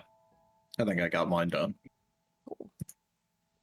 Alright, I guess I can read this one, mine first, since you went first last time. Okay, so... in his dreams, the speaking gem quotes the literature that Raphael knows so well, using the words and poetry to tell him of the great power that will one day be his. And then I quoted from King Lear, "Oh, reason not the need. Our basest beggars are in the poorest thing superfluous. Allow not nature more than nature needs. Man's life is cheap as beasts. Maybe the magic is not what he needs, but it shall be his regardless, to do with what he will." Fancy. Yeah. In my case, I wrote, after reading the letter and following through, Dorothea started to feel more and more distant, reclusive. In some sort of anticipation, she began packing almost as soon as she sent the follow-up letter. An excuse was laid bare, a reason to leave. Then one night, it hit like a storm, a dream. They were there. They said that they missed her, but she couldn't be heard. They wanted to be with her, but they would eventually fade. Then left in the empty remains of her dream, echoed a voice. You desire more, but she couldn't respond. She could only follow as she once again stood up and walked towards the source, until she was alone again. Then the next day, she was gone without a word. A briefcase of her books and other trinkets, along with a change of clothes to boot, and then all that was left was the silence of her home. That's so pretty. I gotta step up my game. Oh my gosh, this rivalry I'm losing. Look, I'm very cheesy that and sounds so flowery. good. No, but that's really good. I'm just like, dude, read Shakespeare play. Well, I mean, you can have a lot of fun with that. It just depends on like how deep into the Shakespearean rabbit hole you want to go. Yeah. Look, that's okay. I don't have too much on like the Shakespearean database on my brain. Fair. It's like I remember I tried to sit down and read more, but I'm like, I just can't stand Shakespearean speak. I have to be in the mood to read something like that. I love it. I used to my grandpa had left me this, well, I don't know, Mhm. left me specifically, but it was passed down from him. It was this like huge complete works of Shakespeare book with like really Mhm. fancy, really super thin pages in this big like leather tome. And I used to read that when I was a kid. I loved Shakespeare as a kid. I was that That's, nerd. you know what? All right, fair enough. It's like I like it, but my problem is like I have to be in the mood to read something like that because That's it can fair, be kind yeah. of like you have to like digest it, and then it's Yeah. like it's okay. At least it's better than what my grandpa left me. He left me his John Wayne movie collection. He loved cowboy movies, so I'm like, Oh my gosh, that's funny. I love that. That's so funny. I know yeah. There's like a couple of sonnets that I used to have memorized. I don't know if I still could there, let me not to the marriage of two true minds admit impediments.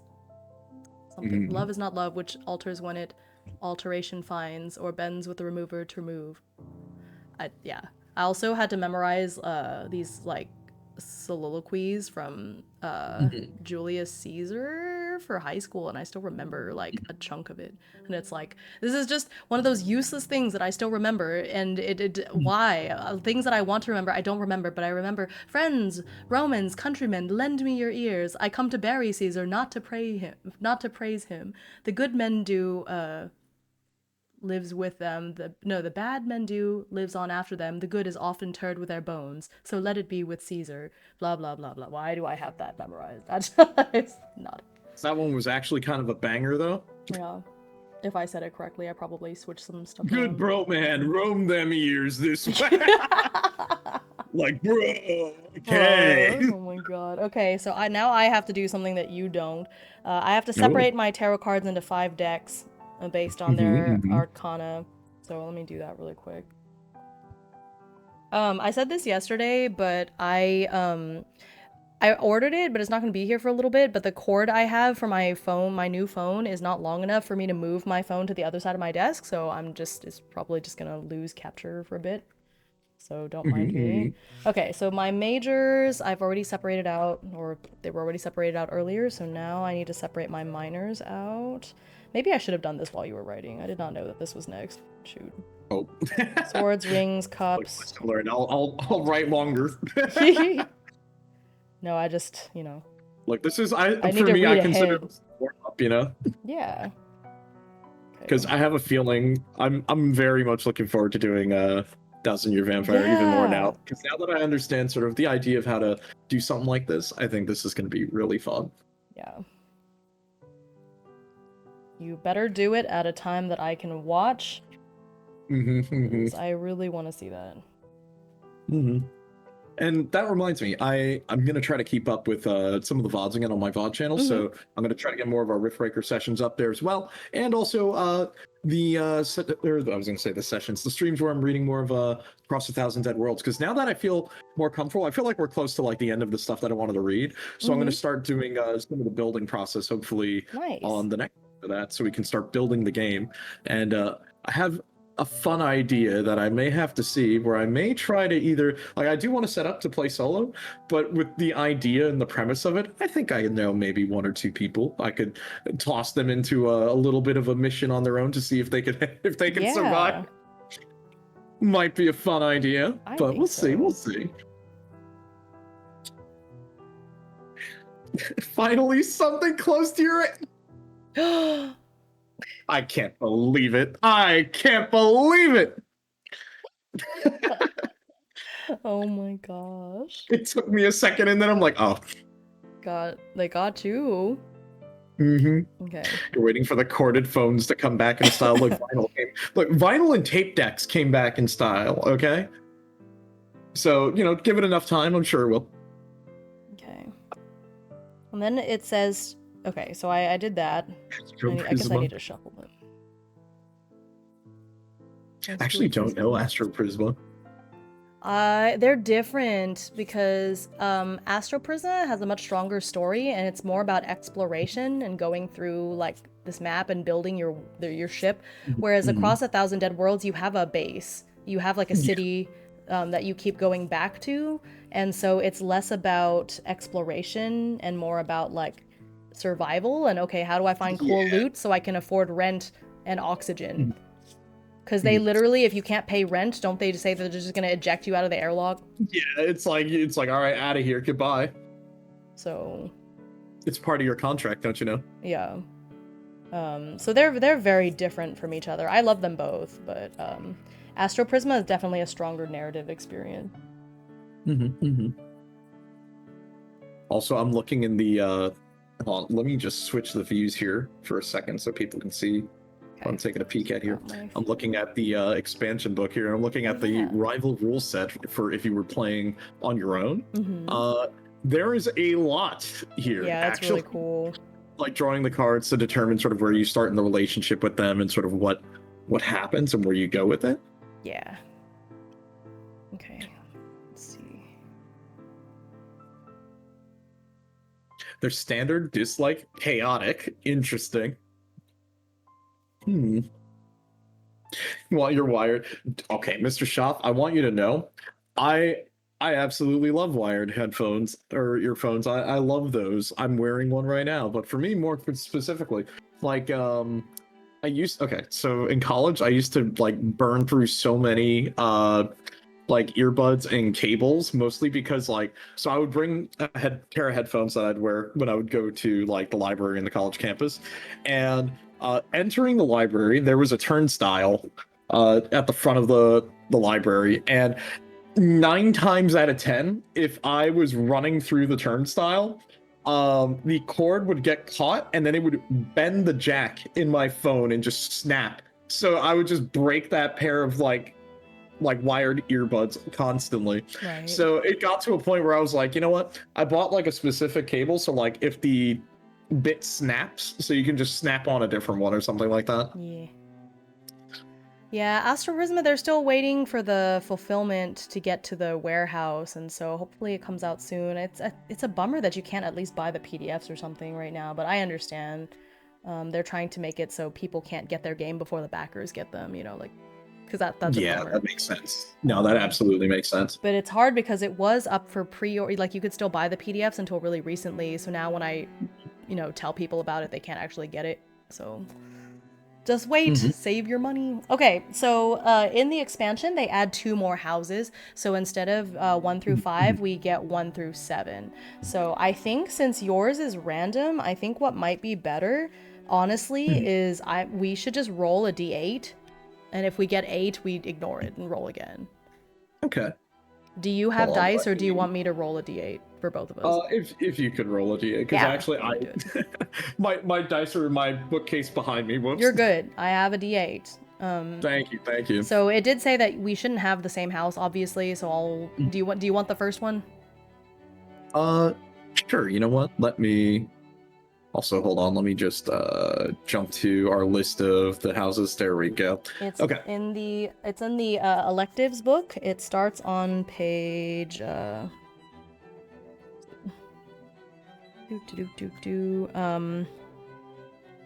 It's on page. Wait. There we go. Expanded houses. I found it. Yeah, it's 1, 2, 3, 4, 5, 6, 7. Okay, it's on page 17, so I guess it just goes in that order. Celestial. Well, hold on. Let's see here. Oh, there we go. Oh yeah, it just goes in that order from 1 through 7. So if you get 1, it's House of Celestials, 2 is Dahlias, and so on and so forth. Okay, there we go. They're numbered in the original book, but the original book doesn't have the 2 new ones, and in the new one, it has all 7 of them, but they're not numbered. But they just go in order. So, look. Hold on 1 second here. Time out. Look, Cameron, you and I both know if I roll, it's gonna be a 1. All right. We know that. The thing is, this isn't a luck roll. Yeah. It's just which house are you gonna be in? You know what? I'm gonna do something controversial, and I'm actually gonna write in my book the numbers. This is my book, and I'm never going to sell it, so I'm just going to write the numbers in it. It's mine now. Do it. I'm doing There's a place that will send them to classrooms for math teachers. Oh, no. Okay. 1, please, anything but math.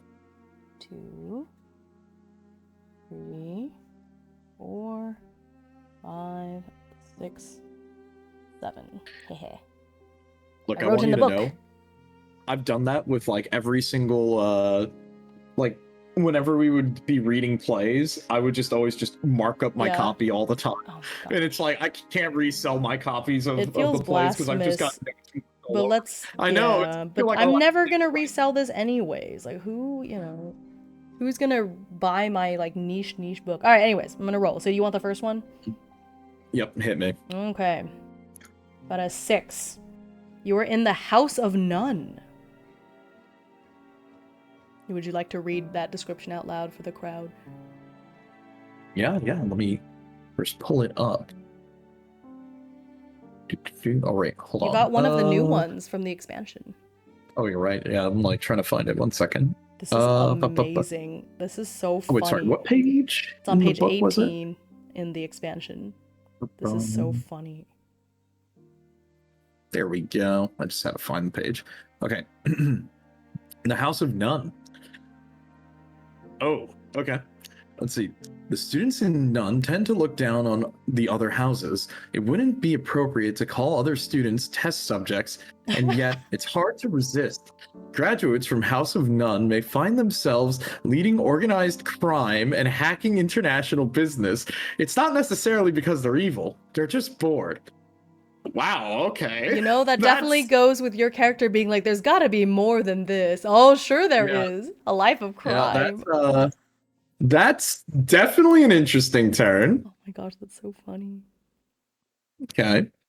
On the page right before this, 17, you can read about where the House of None is. And all that. Yeah, you know what? If you want to read that, it's kind of fun. Yeah. Let's see. House of None. Accessible only by walking off the edge of a bridge in the right spot between lamps on campus, students in the House of None often think themselves as beyond reality. These thoughts only worsen the more they understand magic on cosmic and atomic scales. As an alchemy and science-based house, it used to be banned from campus due to students breaking the space-time continuum. Students in this house are often detached, cold, fiercely intelligent. Symbols commonly associated with the house include the number 0, a black hole, a vortex, lanterns, and knots. I love that. That's pretty cool. Yeah. All right, that's kind of sick. Yeah, neat. Yeah, the section you read first was like tropes, I guess. I see. So you don't necessarily have to have that, but it's kind of funny. Okay. Okay. Well, I guess I'm gonna roll for mine. I got 3, so I have one of the original ones. So I got the House of Panthers. So I'm reading from the original book. It says, the panther needs a garden to rest from its daily stroll, and the dahlias always supply. The panther is a symbol of grace, athletics, and agility, but still elusive and rare, a fierce creature of the shadows. Students in this house often carry one or more of these marks: observation, punctuality, or ruthlessness. This dorm is at the edge of the forest. And then in the expansion book, what it says is often loners, panthers are known for their stealth and ability to learn that which they shouldn't know. They know a secret way to get to forbidden places, and they'll show you. For a price, of course. After graduating, many disappear, taking on new names and identities to do whatever they want without watchful eyes. Cool. Interesting. And then, yeah. That's okay. Basically it. Cool. Stealth. All right, well, 1 second. Stealth and ruthlessness and information gathering.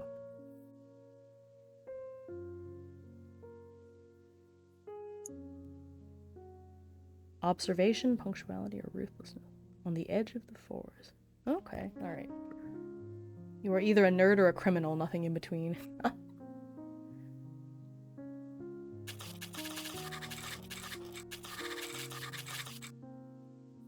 House Panther, the House of Panthers.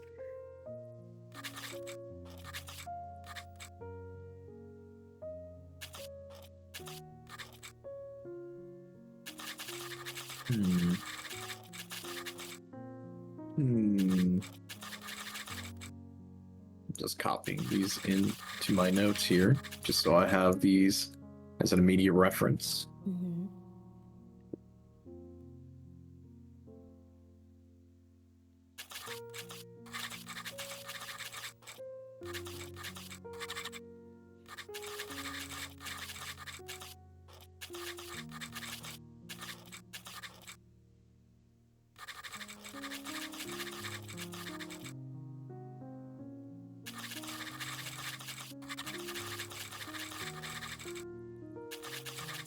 Wait, hold on. I forgot. What number did I roll? I think I rolled... You had a 6. Okay. Thank you. Yeah. There we go. I'm just adding that down just so I'm noting all of it. Now the hard part. Thinking. Like, that's also the fun part. You know what? I think I'm still going to draw a card as well, too, to get a little bit of inspiration on this. Mm-hmm. I'll do the same thing. We'll draw 2 cards again. Dude, stop. Stop. There's a conspiracy going on against me right now. Did you get the tower? No. Hold on. Which one did I draw again? I drew the Hierophant again. Ooh. I'm gonna have to, dude, this is what we're gonna have to do. Once we get to the end of it, I'm gonna have to like do a running tally to see how many times I drew which card, because now I'm curious.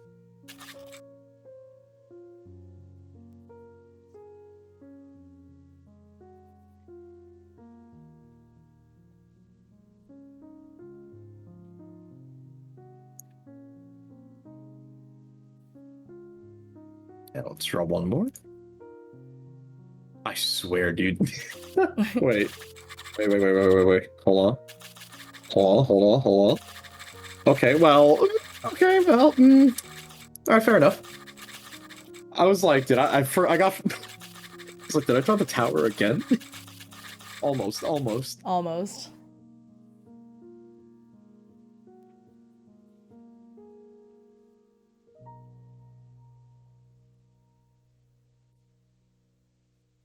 I separated these decks. The problem is I don't remember which is which. Guess I'll just have to look at them. Okay. I wrote a little blurb. Mm-hmm.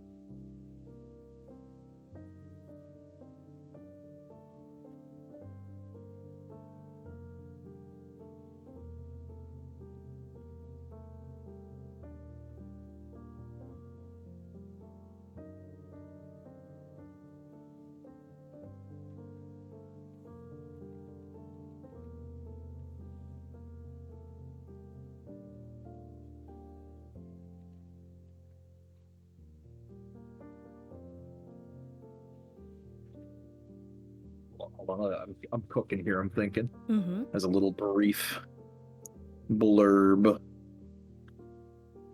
Let me think. What's a cool word to use here?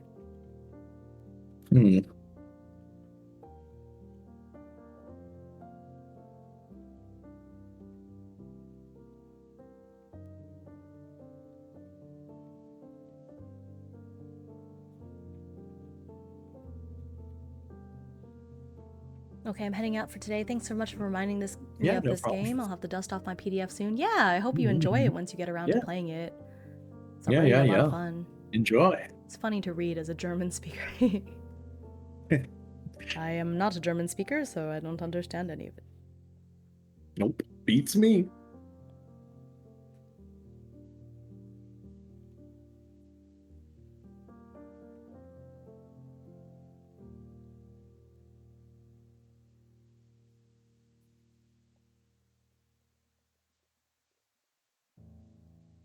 Okay, there we go. I had to sneak in a pun. Of course. It's funny. Okay. Okay, would you like to read? Yep, I'll go first since you read last time. Okay. So I drew the Hierophant and I drew the Star. As a little bit of an inspiration for this, of course, I rolled a 6, I got House of None, and I wrote a little bit of a blurb. It's almost fitting that Dorothea found companionship with the others in the House of None. At first, they looked down upon her, questioning if she had what it took, but upon a closer inspection, one of the students saw the look in her eyes. Maybe it was her tired expression, maybe the lack of a shine in her eye, maybe the detached tone that she held, but nonetheless, they seemed to accept her. All right, that's cool. Okay, so I wrote, Raphael is in the House of Panthers. It worried him a little at first, as he didn't align himself with the predatory nature of the house's mascot. However, as he got to know people and became more comfortable, he was like a fish in water. Strong from his time working in Europe and adept at observation and gathering intel, Raphael came to enjoy taking on the challenges of discovering secret, sometimes forbidden knowledge. It's really funny. You haven't done much to keep up with it since about 2008. Damn. Look, it's okay. My only other alternate language that I know is Spanish, so go figure. Yeah. Okay. So for this next part, we skip over drawing for our rival since we are each other's rival. True. And then, so here's a part we need to talk about. So there's prompts in the main book that we're supposed to use to go through the years, but then they also have these house-specific prompts that you can replace the original prompts with. And so then we would, the gameplay would be the same, but instead of using the prompts from the main book, we'd use the prompts from the expansion. So on the one hand, it'd be nice to use the original ones since we've never played before. On the other hand, if we use the ones from the expansion, the prompts are much more related to our house and might be more interesting and more like thematic. I see. Okay. Because the prompts in the original book are just the same for everybody.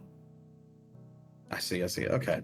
I feel like maybe we draw, or like, let's pull 2 prompts, one from the original, one from the expansion, and then maybe we could determine which one we keep or which one we throw out. How about that? That's true. Yeah, we could just read the both prompts each time and kind of see from there.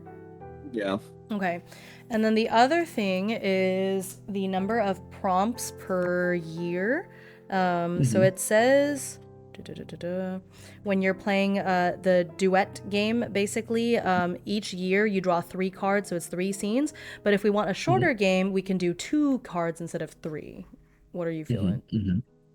I would say just to keep it a little bit prompt, let's do 2 for now, and then we'll see how we feel. Yeah, and if we want to increase it, like if we're going through it quickly. But yeah, I think that's a good idea because we're already at 2 hours.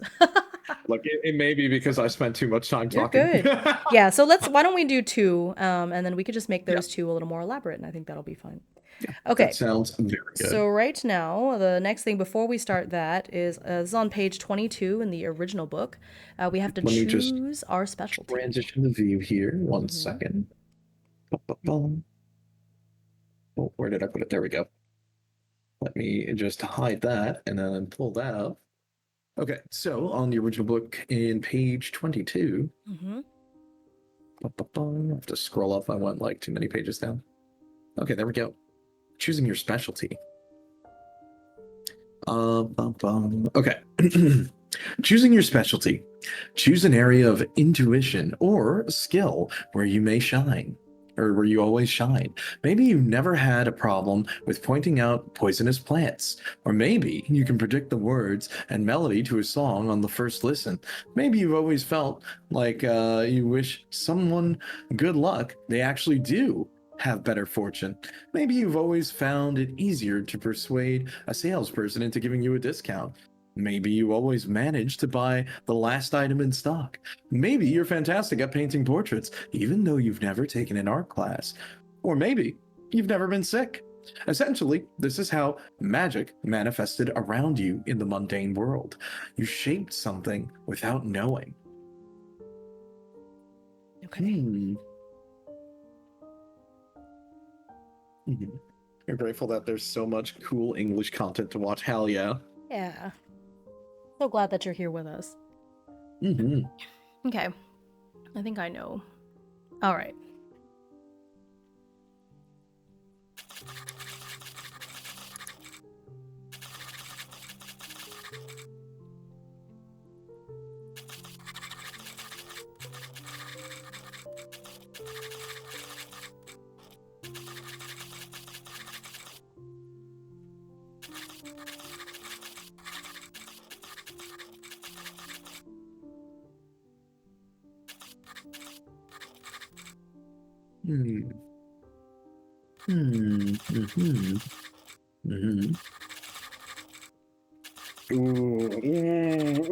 Okay, this is.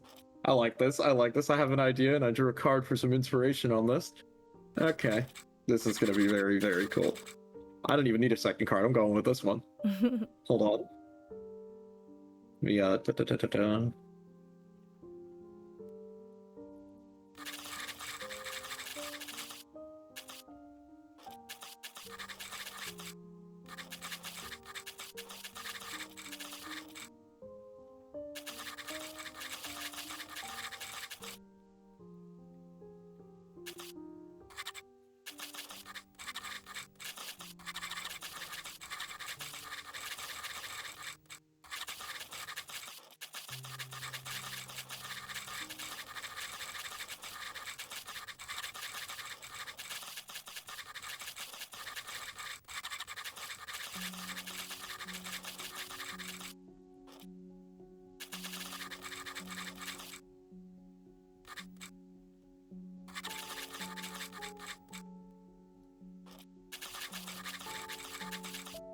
Okay. I think I'm good.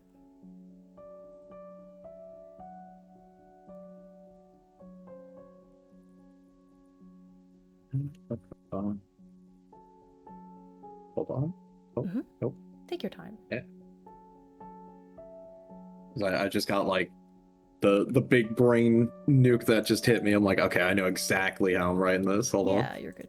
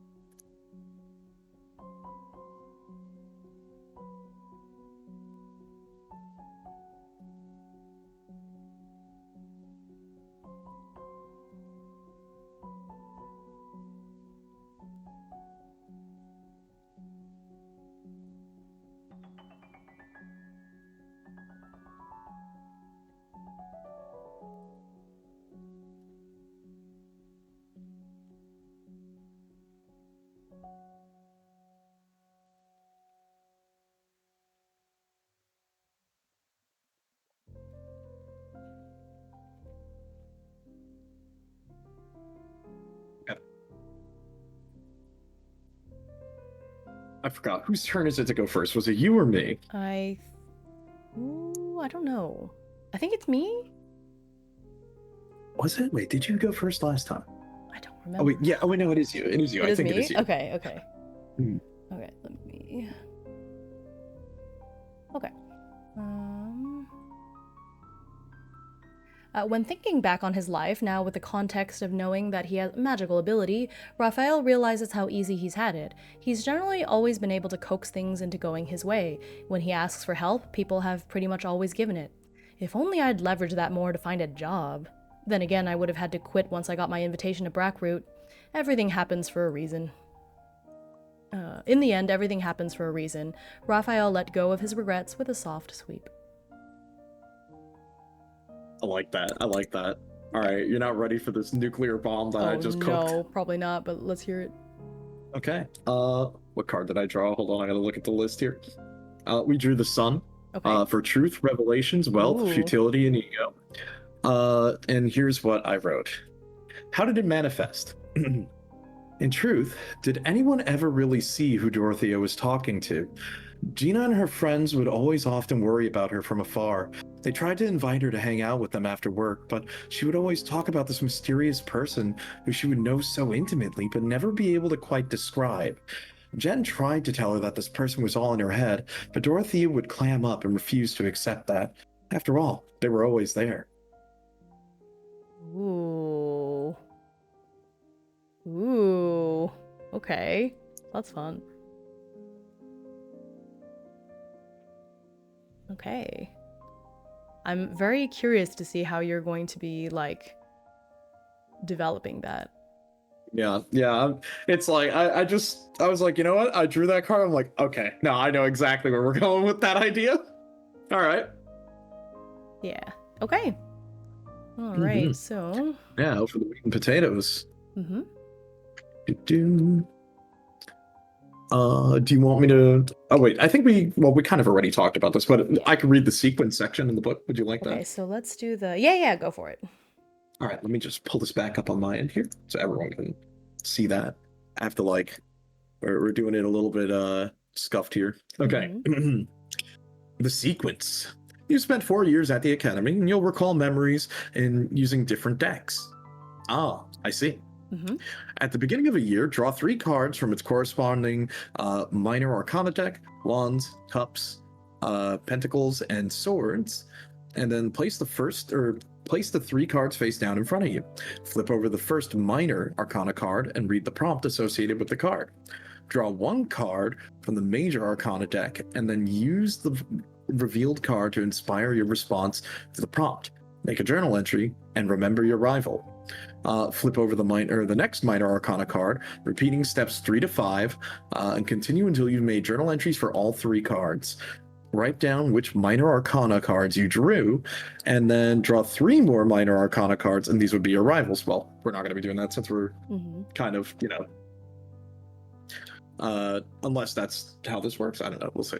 Write down what you drew for your rival. You may explore their memories, but you're only required to note which cards you drew for them.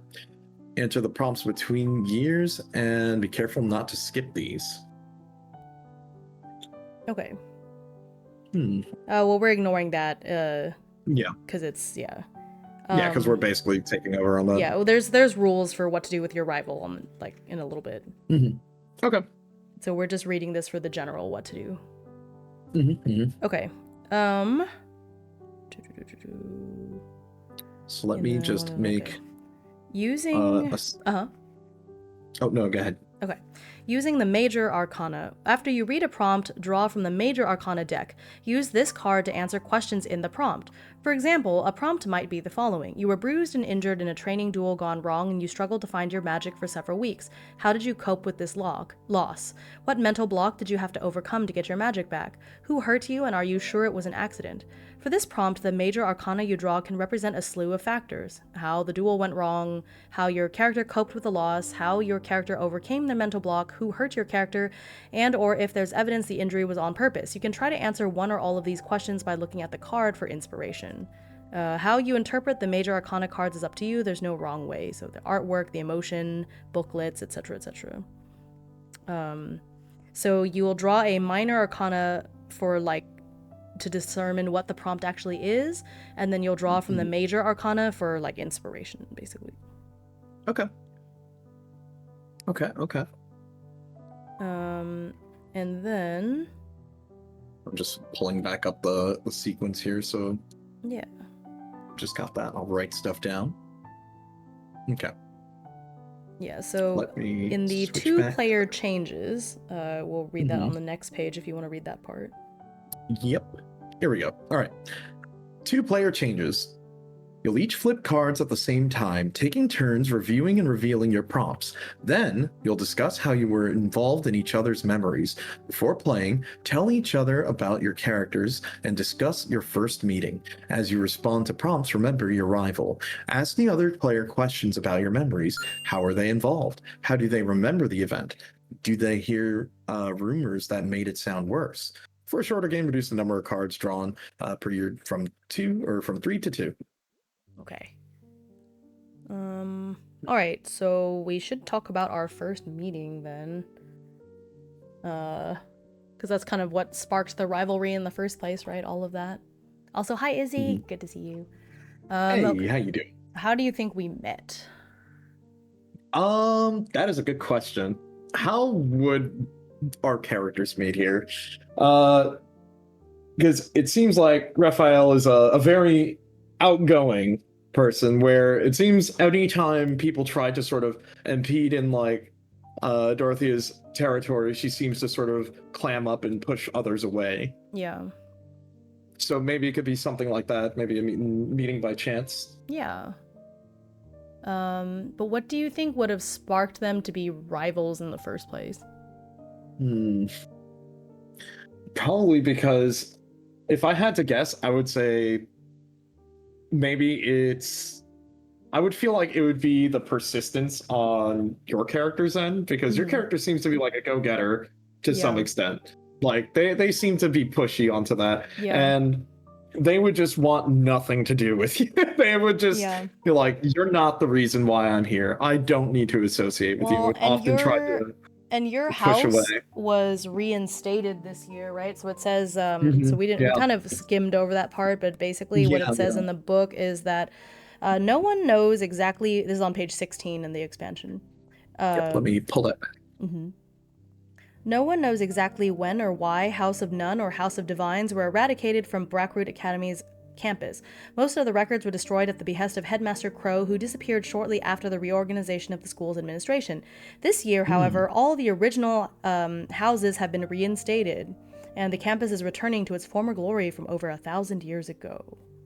So, fancy. So maybe as part of his like information gathering and curiosity, he's just like, wanting to learn more about your house and bothering you about it. So maybe they met at orientation. You know what? Yeah, sure. I think that sounds like a good start. Okay. And it could be that you're pestering because you're more interested in trying to figure out what's going on or wanting to know more. It's like this person seems to be part of this mysterious house that has been reinstated. And for some reason, all these people seem to be stuck up. Yeah, that's funny. How did they know? It's funny. Yeah, let me just prepare this on my end and show this off. Like relationship you probably have with the house members because you're all the same age. Yeah, you're right. That would be very interesting.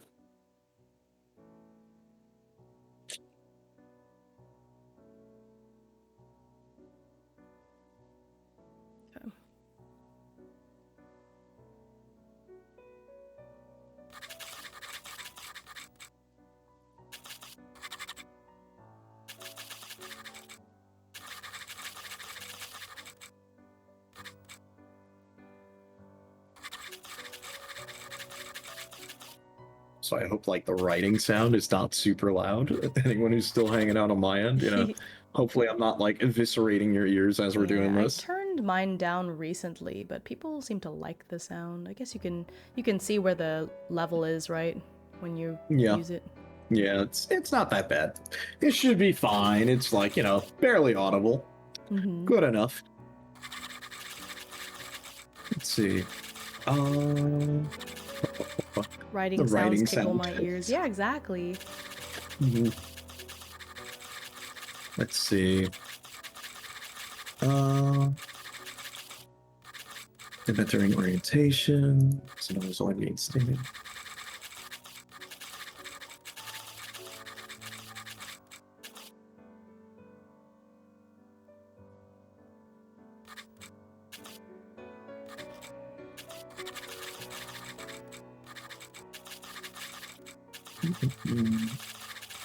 1 second, actually.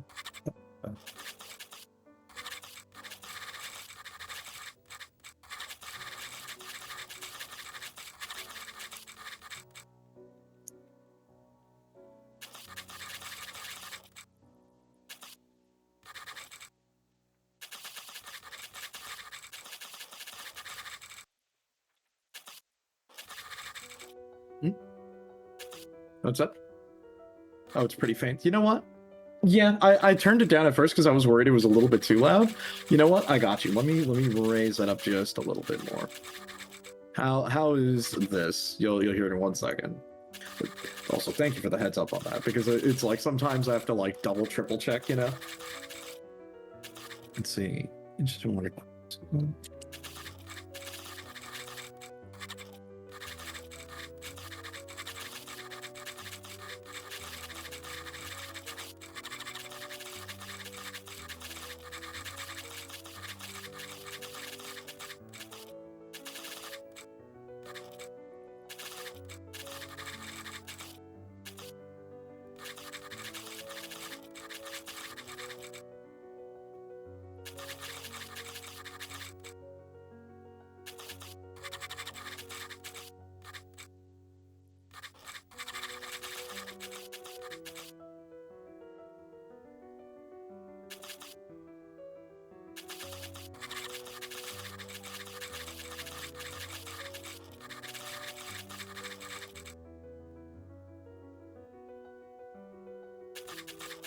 I think that should be fine,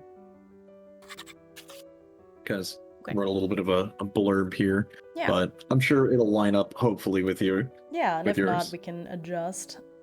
The VTuber writing ASMR, for real. That's really how it's going. Right. Okay, so you went first this time, or last time, so I got you this time. Okay. So how Dorothea remembers this is they met during orientation. The House of None was only recently reinstated, and Raphael was interested in learning more about the House of None, but somehow found his way bumping into Dorothea. As apathetic as ever, she shrugged him off as not being the reason why she was here and continued on her way. But Raphael is a persistent one, and hopefully this won't stop her plans. Raphael remembers the first time he met Dorothea. At orientation, after enduring hours of lectures about the proud history of Brackroot and all the expectations being heaped upon their shoulders, the students were able to break off to explore. The upperclassmen Panthers were gossiping about how the House of None and House of Divines had been reinstated. Naturally, this got Raphael curious. Why had those houses been removed in the first place, and why would they be brought back now of all times? He was drawn to the quiet Dorothea and expected that she would open up to him and answer his questions. After all, that was what Raphael was used to. However, he was shocked at her reticence to even speak to him, which sparked further curiosity and a strange impulse to poke at her. That's great. That's fun. I like that. That's going to be very funny. Yeah. Love it. Okay, so that is how we met, and then...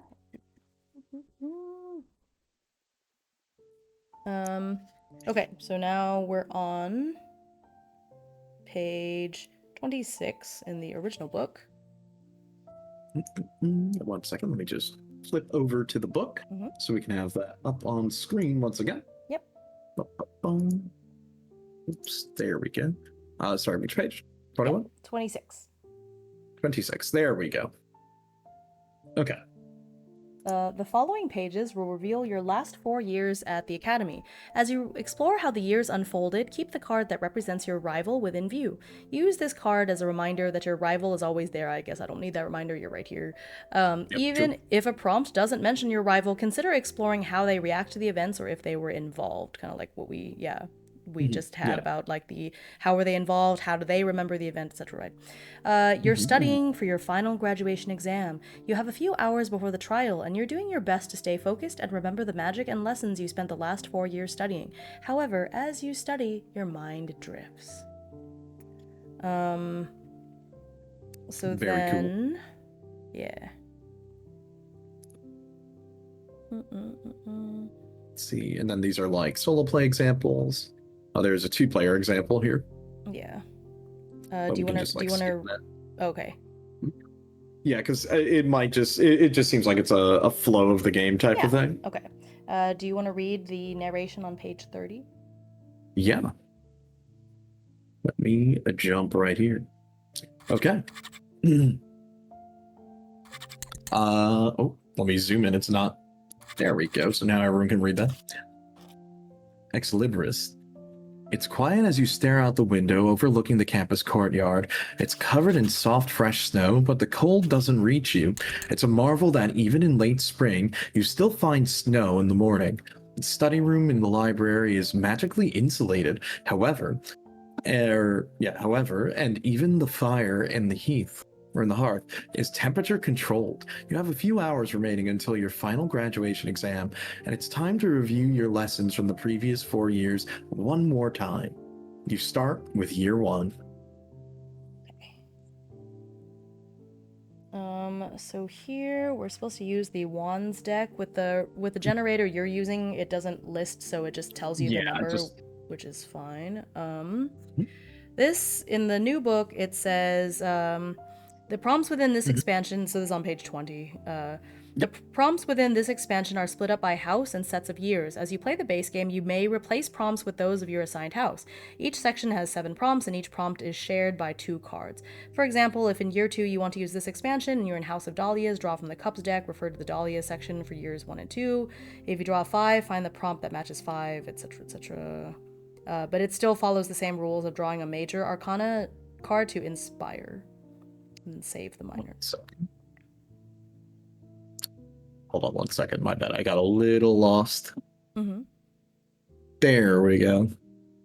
Yeah, exploring the new prompts. There we go. I have to you're fine. figure out.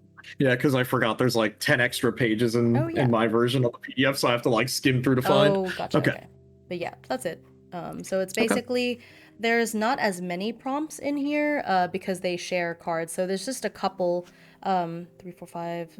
Actually, yeah. So for the first 2 years, because there's year 1 and 2 for these prompts, and there's 3, 4, 5, 7 of them, and so I guess it just because we're doing 2 prompts per year, right? So I guess we'll just draw cards and pick the one that we like. Yeah. I'd say we probably do 1 and 1. Okay. So year 1 is wands, which is, of course, it's the very last one that I have.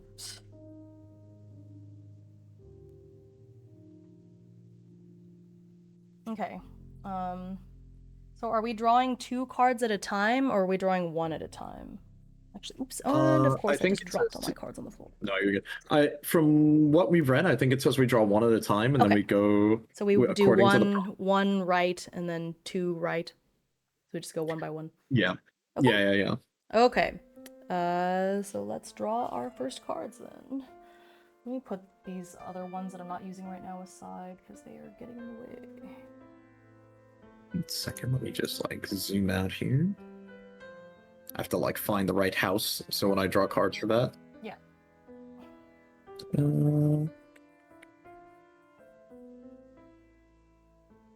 That's the Panthers. That's the Elements.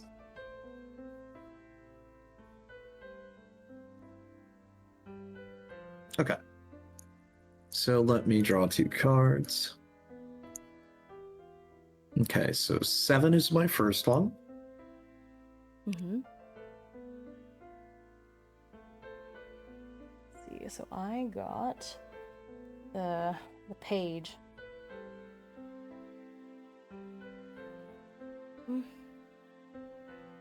Let's see.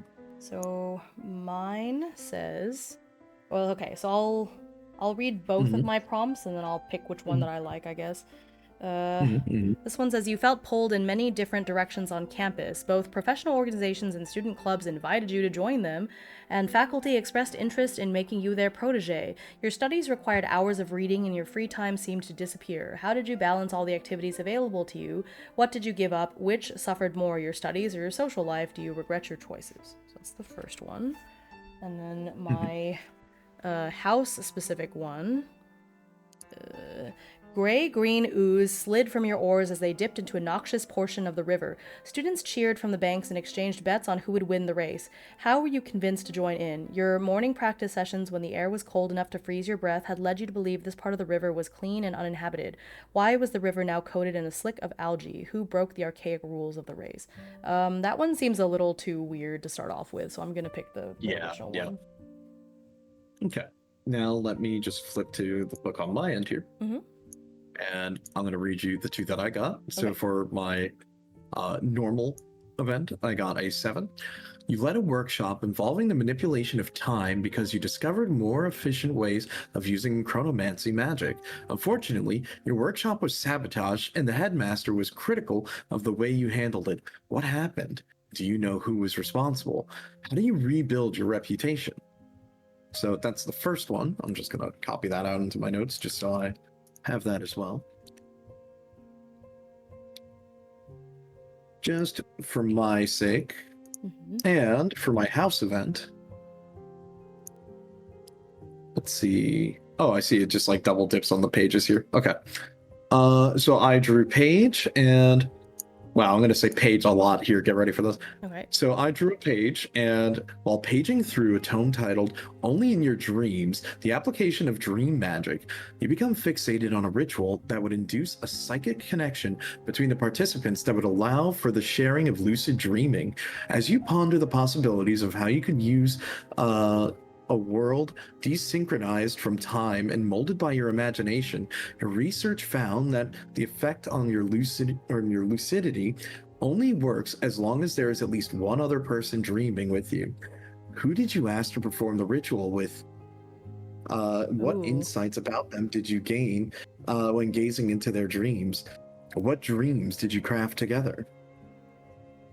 Okay, those are both really good. That's gonna be tough, yeah. I know, these are, oof. I'm gonna copy these two down. I'm gonna need to sit here and figure that out.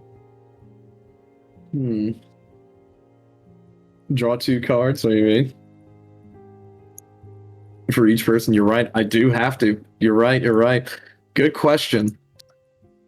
So you know what, let me just bounce back to my notes here, because we're gonna do the same thing that we did. That is a good idea, Atomic, because that was kind of how I was doing this before. So let's draw 2 cards. First one for the first set, and wow. You know what? I'm going to use that one for the second one, and I will ask you a question afterward, because I think this may fit a bit more, and we'll see. Okay. Hold on, let me just write this first, and... Let me draw my major arcana card then for my inspiration.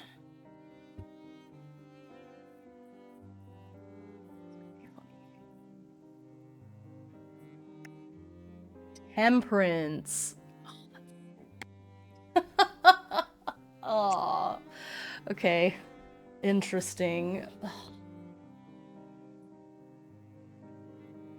That's so funny that I got temperance on a prompt about balance.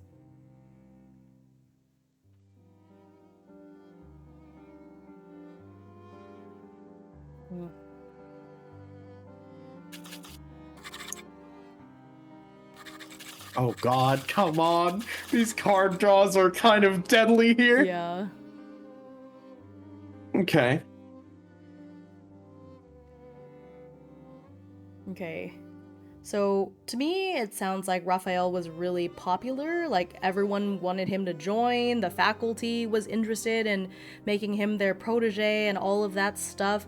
How would Dorothea feel about that? Would that maybe spark the rivalry? I would say that would probably be an interesting point, because she would be sort of the exact opposite of that. And yet for some reason she would be annoyed that why is this person still trying to talk to me? Why are they still bothering me? Don't they see that I'm doing something much more important than dealing with the mundane like that? Because of course, if I wanted the mundane, then why would I have come here? Well, but I feel like we should find some way to make the rivalry like not one-sided, because otherwise it's just dependent on him bugging her all the time, and I think as time goes on he wouldn't feel like he needs to bug her as much. So there needs to be True. something else. Okay, let me think for a second. Um, hmm.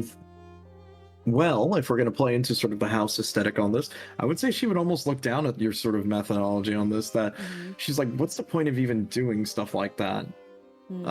There's like better applications for it, and it just seems, I guess in her sense, she would view it as it's a little bit too traditional for her, and she wouldn't be interested. Well, And he's maybe that's why she'd actually be. the direction I'm going is actually that he's gonna go more towards his social life versus his studies, because he's already had 4 years of being a good student and that didn't get him anywhere.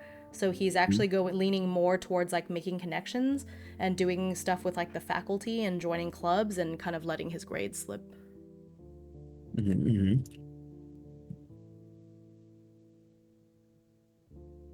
don't know. Is she a serious student? Would that bother her? I would say definitely, absolutely would bother her, because that would just go, she's like, why would I need that? And that would be sort of why she'd be annoyed. She'd not very much like that, and if anything, she'd probably try to stop you on that. Yeah, like, why are you getting all these opportunities but you're squandering them and going off and Yeah, if anything, she would be frustrated that you're just letting it all slide. Okay, there we go. Cool. All right. Yep, I think I can work with that. Damn. Okay, I'm trying to figure out, because I drew really good cards for these. I'm trying to figure out what I want, and then Raphael's a Cavalier. Yeah, he is. It's not exactly what I first envisioned when I started writing him, but that's exactly what I enjoy about these kind of games, and why I leave it very vague at the beginning. Yeah, like, especially when, like, I sort of am still sort of on the same path here with what I originally envisioned, but I like that it's sort of opening up a bit, and it's like this person may or may not be as nice as they initially seemed from the start of how I wrote this, and I think that leads to something fun here. I wanted everything to be red, you know. Why is it red? Yeah. It's normally blue. Not blood red, it's like maroon. Come on now. Okay, let me think here, because which one of these prompts do I want to use? Because I drew really good cards.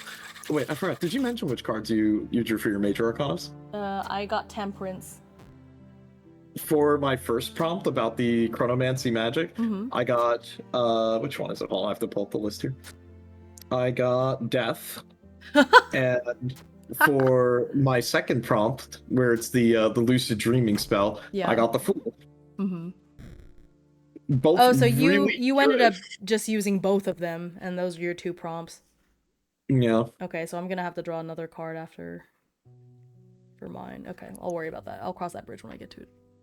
Yeah. So I think what I'll do is I'll probably, I know I'm cheating. I'm taking both prompts. No, but you know what? Who's gonna care? Who are the solo TTRPG police gonna come after us? Please. Someone's gonna knock on my door. Like, hello. Sir, we've come to take your computer. No, not my computer. Not the computer. How am I gonna play D&D? And then they look at the books on my bookcase. What are you talking about? Yeah. Just grab a book. What are you talking about? Nobody plays 3.5 anymore. No, not my 3.5. The rare PDF copy that I have of someone scanning a book in a library. Oh my god. Look, that's like when you go to the college library and they're like, yeah, it's free to use the photocopier, and then you'll have dudes photocopy the whole textbook. Dude, I remember those days. That was a nightmare. Hello, I know you are a lone solo player. Oh no. How do they know? I have to roll 3 D100s to determine. Oh man. Okay. Let me write these. I'm tangenting super hard. Okay.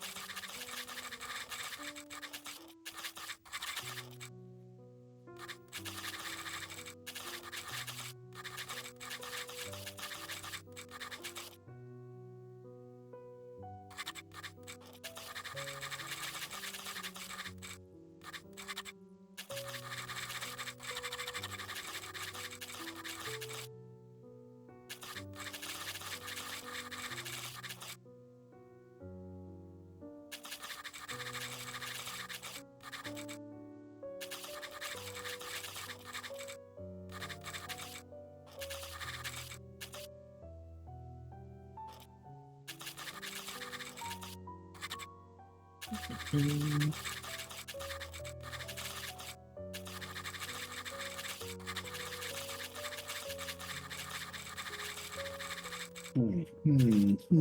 Hold on, I'm thinking.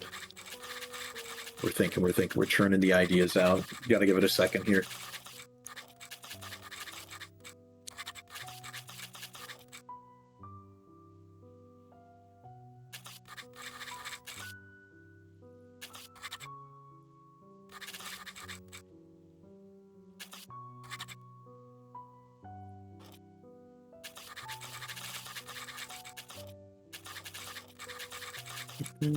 Hold on, I actually have to jump to the start of the book so I can grab another name. Mm-hmm.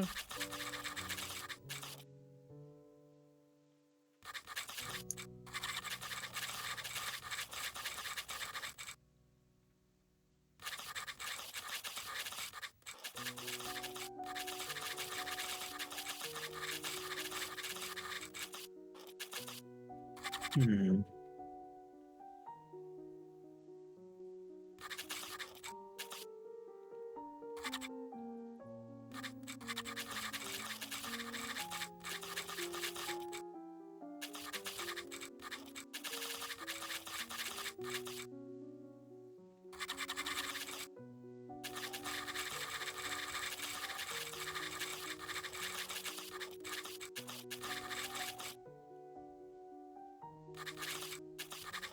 I guess especially because we've done 2 prompts, we could have like each prompt be like a semester-ish of Yeah, I time. think that might be a good idea. Mhm.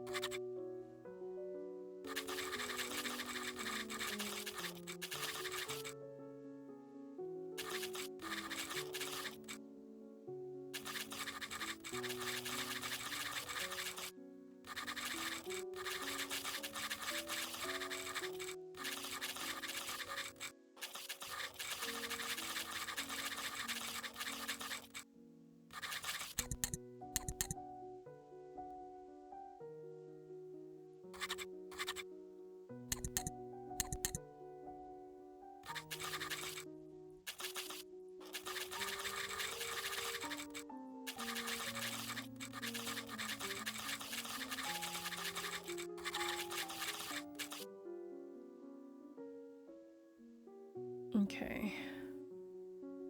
I finished that entry, so I'm gonna go ahead and draw for my second one since you already have your second one.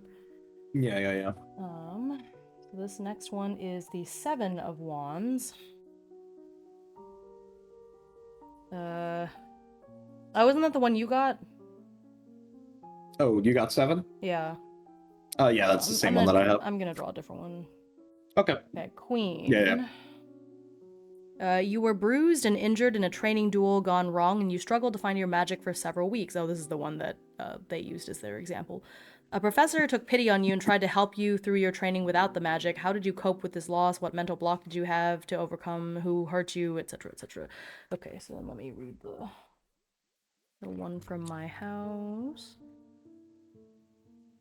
You and a select few other students were tasked with hiking up. Oops. Nope, I was looking at the wrong one. That was from year 3 or 4. You found a crumpled note hidden inside a tree hollow close to the forest's edge. It listed a meeting time and place that you could still make if you were quick. What made you think this message was left for you, and what worried you when you realized you weren't the first to read it? Who did you find making threats to someone else at the meeting point? Ooh. It's a solo game. We know it's the player that hurt the character. Oof. Right. Okay. I got strength. Ooh, strength is the card that went with that. Yeah, I think I'm gonna go with this one. That's more interesting.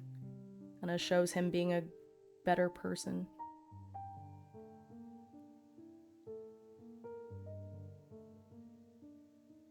I think I'm just gonna write this one, and then afterwards I'll ask you about what your character would have heard rumors and like what your reaction to it was. Oh, you're right. We didn't even. Yeah. Good call. So we'll write these and then we'll discuss any rumors. Well, and then from I there... asked you about the first one, so I already wrote the first one with your reaction in mind, but this second one, yeah, I think it's better if I just write what happened and then I'll add a little bit about your reaction to it. Yeah, good call. I think I'll do the same on mine because it's a lot. It's actually really heavy. These two, which is kind of fun. I'm sitting here really thinking about how to make this interesting. Yeah.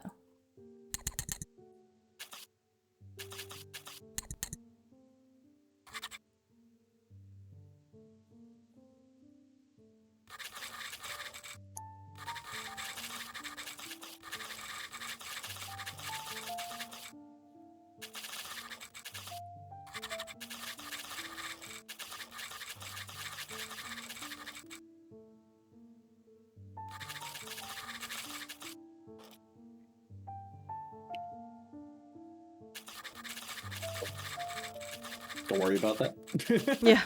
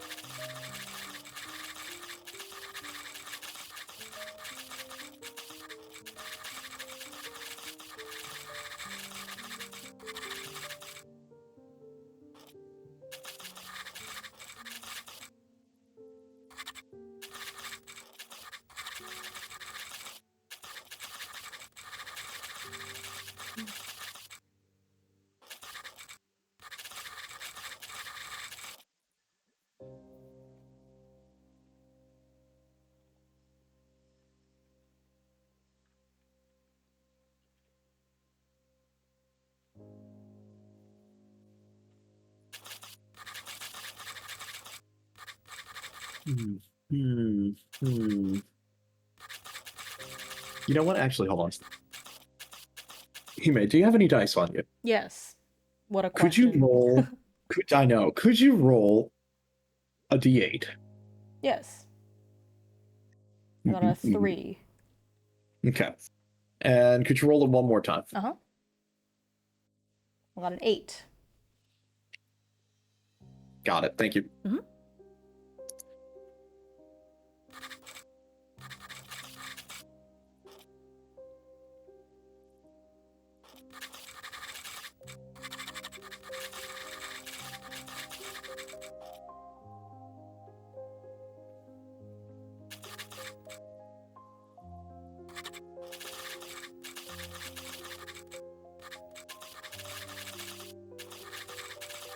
I'm back with biscuits and sausage gravy. Ooh, that sounds good. That sounds so good.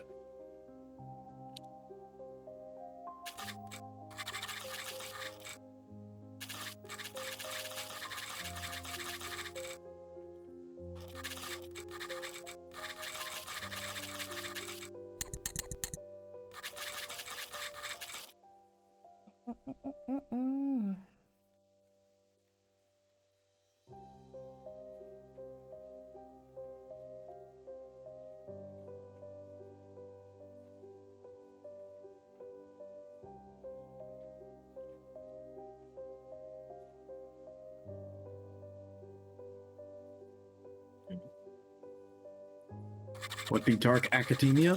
Kind of a tricky question, but think, man, I have a, Actually, you know, Hime, do you have a good answer for that? Because I would say it's like, think evil Harry Potter, and I'm like, Dark academia. I don't even have a good answer to say that. Dark academia is basically when you take a school setting and add like gothic vibes to it.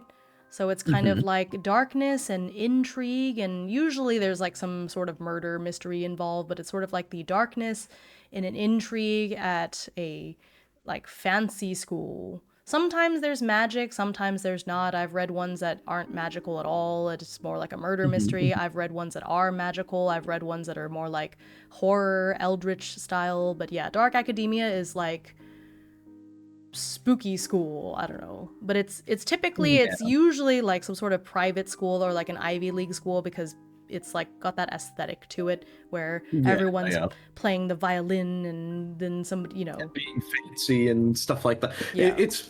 It's hard because it makes me think of like I was gonna say like old-fashioned college movies where like the professor's supposed to be this very stuck-up, stuffy person, and Then I feel like Dead Poets Society is almost Dark Academia too. Damn, you're right. So I mean, there's like there's a gamut, Yeah, definitely. Let's see. And if you're wondering, Jaggy, right now I'm just sort of writing based off some prompts here, and then we sort of talk about, a bit of what happened, and then we incorporate things back and forth. Yeah. Let's see.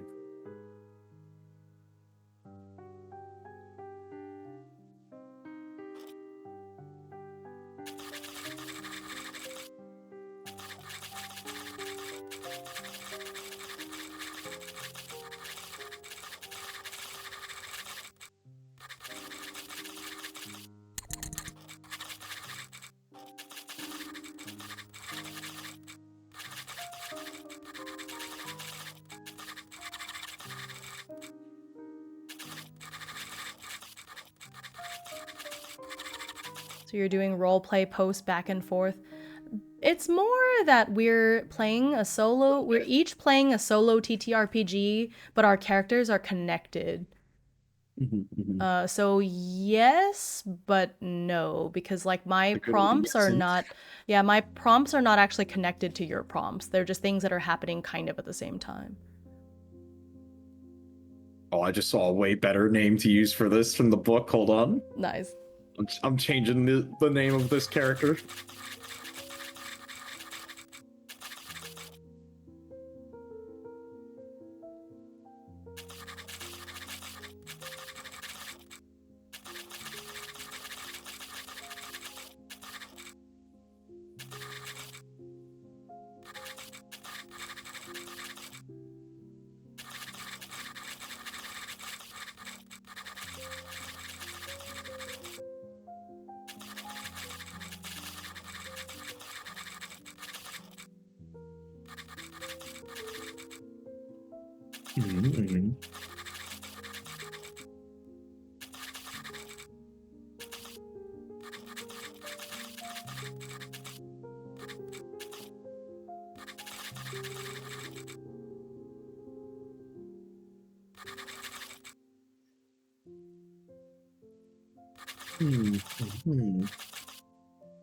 Yeah, this one in particular is a journaling game. Yeah.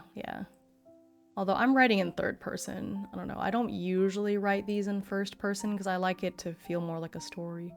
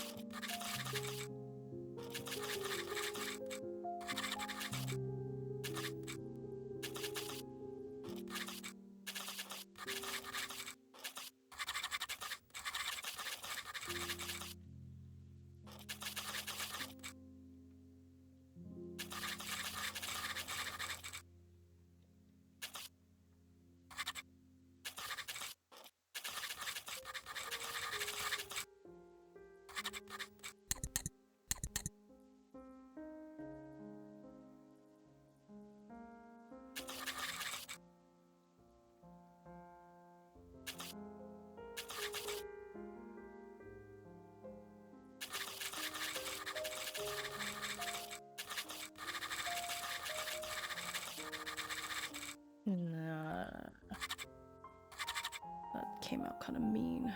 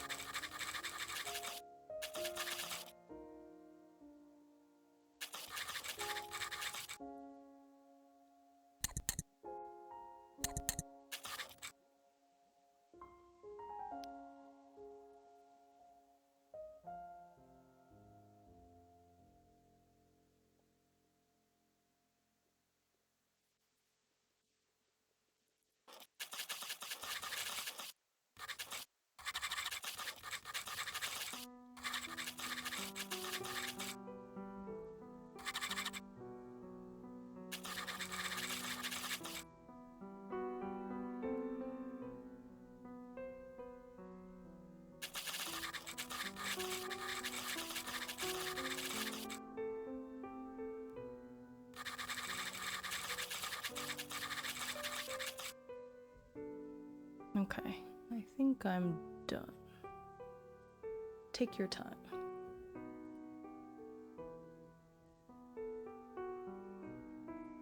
I may or may not have just realized that I have something for work due, and I have Oh no. It's 2 hours before midnight, so you take. Yeah, you should. Yeah, You do that. You you're do that. fine. So you take your time. I'm gonna write it Of on course, the of side. course. Mhm. Didn't realize it was due today. Holy.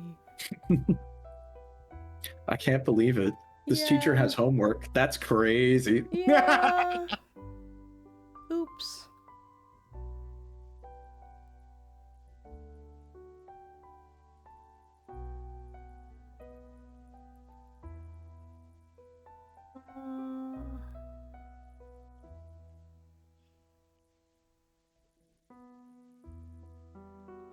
I was gonna copy paste the one from last year, but this is it's on my work computer, which I left at school because I was absent. Ha ha ha.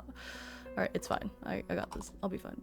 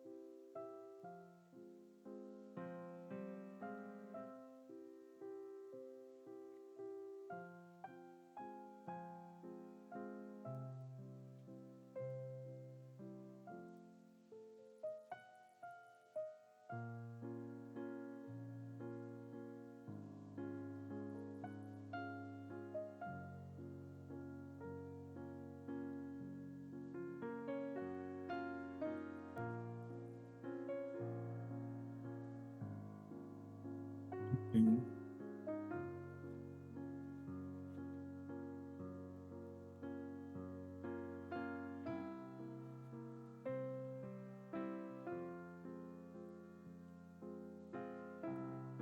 Let's see. Let's see. Let's see. I'll have to jump back to my original prompt here. Yeah.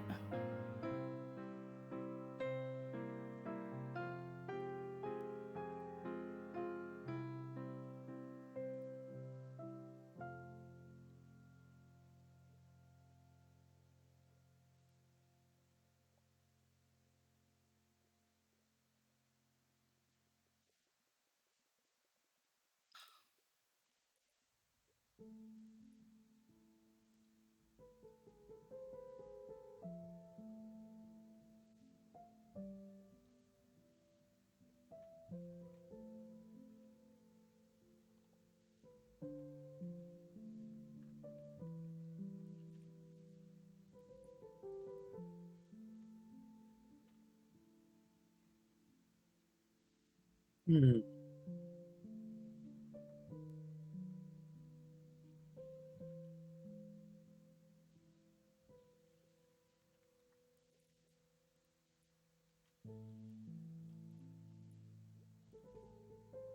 The thing is, this is just one of those things that's like just stupid paperwork that nobody is actually going to read, but Yeah. I am like required to submit.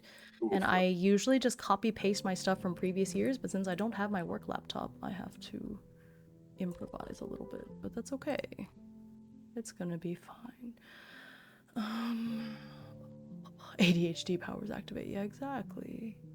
This is not my first rodeo, you guys. I've had to fill this out every year for the past 8 years.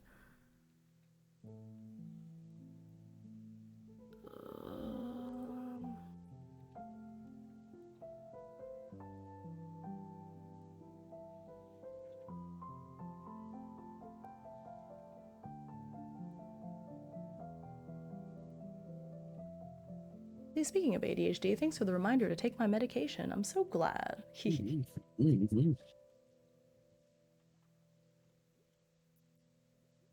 I made up a new NPC that I may or may not ship my character with. Oh, nice, nice. I don't know. We'll see how it develops. This is...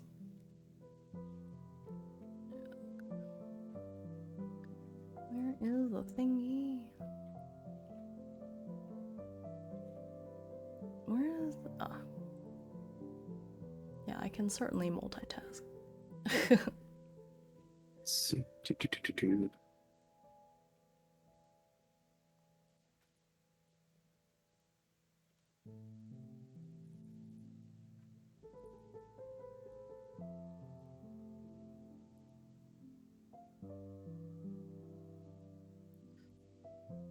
It's not.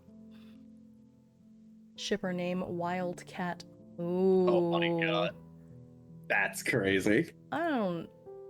Why? Oh, wait, no, I don't get it. Why? Why is it Wildcat? Just Oh, cats are in the wild. I don't know. I don't know. I was trying to see if it was like a play off of... Oh, but where did the D come from? Actually, I shouldn't say that. Oh, no. Oh, I shouldn't have... Oh, I should not have said that. Oh no! Wow. Is Say here? I hope Say is not here. Say is always here to hear my like faux pas. Oh my god, I see Say on the list. Say, you're not listening. Say, you're not. Oh. You're not... Paging Say. No, no. Say is always here to hear my faux pas, but not this time. I see. Hey. Okay, anyways, let me... God, this whole... Forgot I was copying the student list, but then I put all their nicknames in it, and I don't think I'm supposed to use their nicknames. Give me... What is her... Oh my gosh, I forgot that was her full name. It's so long. There is no war in Bossing Say. Yeah. You heard nothing. Okay, there we go. I wrote one long prompt on that, and I'll read it out because I know you're still doing your thing. Yeah, I did both of mine. I'm done with both. Yeah. Yeah, I'll still have to write my second one, but I will Okay. also your input from your character Oh, after sure. this. Yeah, I would love that. Okay, so Okay. my prompt Mm-hmm. was you led a workshop involving the manipulation of time because you discovered more effective ways of using chronomancy magic. Unfortunately, your workshop was sabotaged and the headmaster was critical of the way you handled it. What Yeesh. happened? I Mm-hmm. kind of just took the prompt and retooled it a bit Okay. to make it a little bit more interesting with sort of where no No! clip, by the way. Awesome. God. Very cool. Okay. So, I can't believe I said wow, you got. I got You got. got myself. Gosh. Okay. Okay.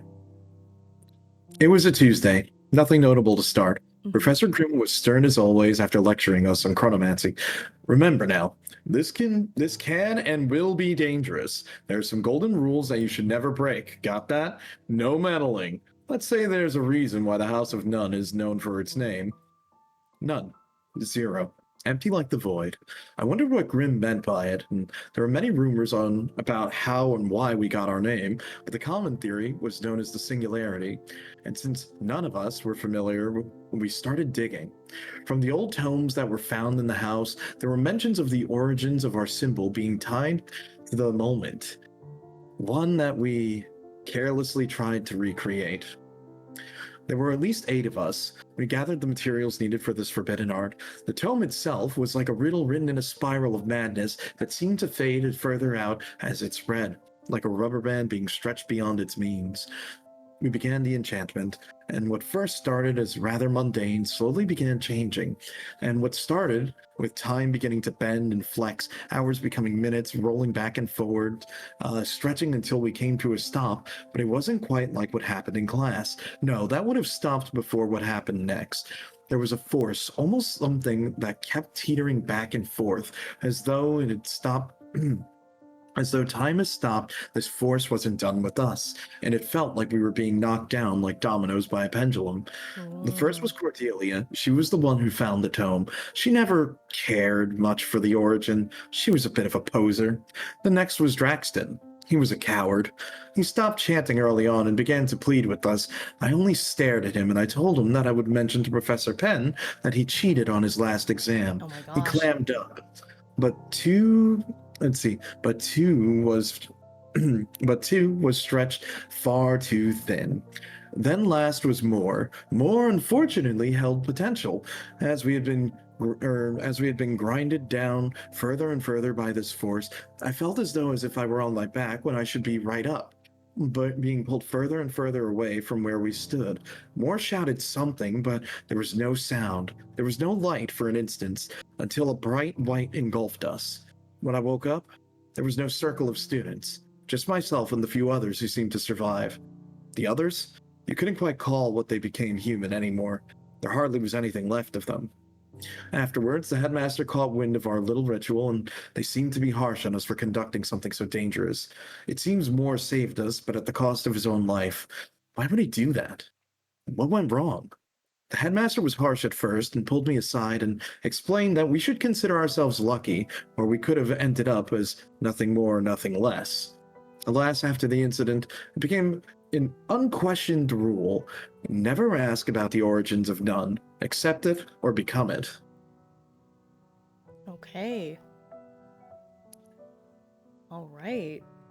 I know there was a lot, and like I said, I retooled a bit of what the original prompt Yeah. was to But make it a bit the more interesting. yeah, but the prompt is always just there to inspire. You're never meant to like stick directly to it. Mhm. Okay. I guess he would just find out about this after the fact, right? Yeah, this would be after the fact. I feel like this is one of those things where by the time it goes down the grapevine, it gets stretched like way out of proportion, you know? Yeah, literally. So I think this is a thing that he would just go and bug her about. Like, wait, I want to know what really happened. There's no way that that happened, right? Did you really do all that? Catch all that? What? You know? So after kind of leaving her alone for a little while, and she was really the one nagging him, this is finally something that kind of leads to some pushback the other way of like, whoa, what happened? Tell me, tell me, tell me. You know. Okay. All right. Wait, I can write something to incorporate back into that. Yeah. Do you want me to read my first prompt? Yeah, sure. Okay. And then I'll work on my other one afterward. Got it. To his surprise, Raphael ended up being very popular. He was asked to join several different clubs and sports teams, and even faculty took notice of him. Pulled in all different directions, Raphael decided to pursue a richer social life, to forge connections and accept everything the community of Brackroot had to offer.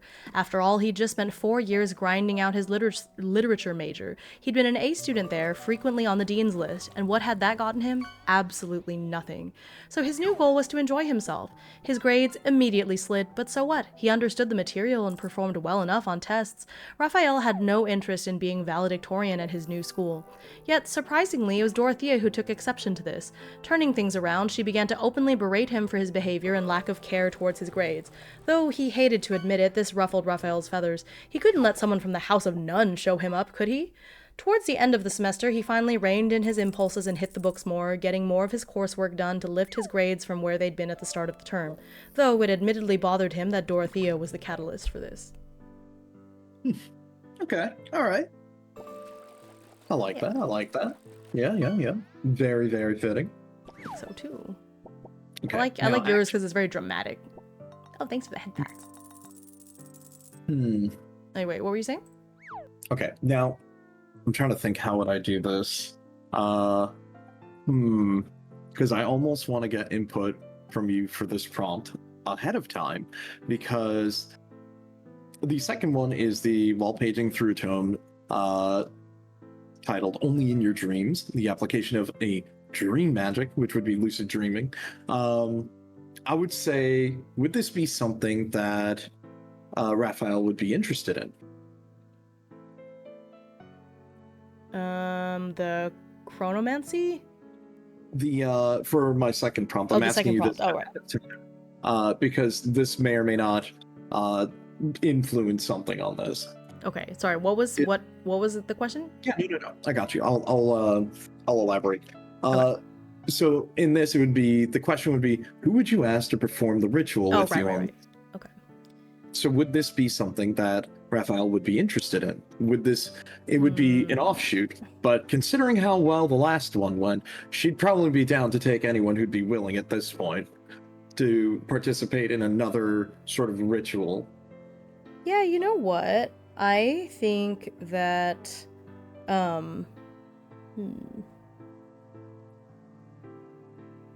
I think that seeing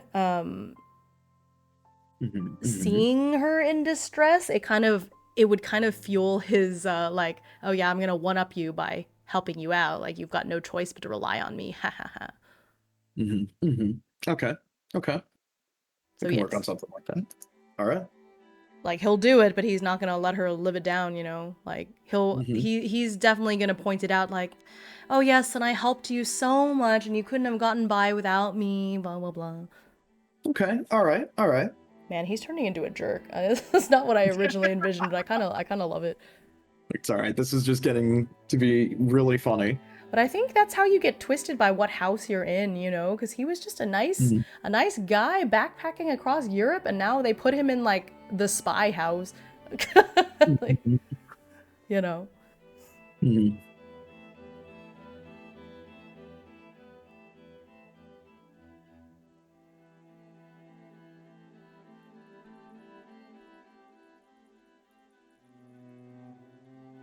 Let's see.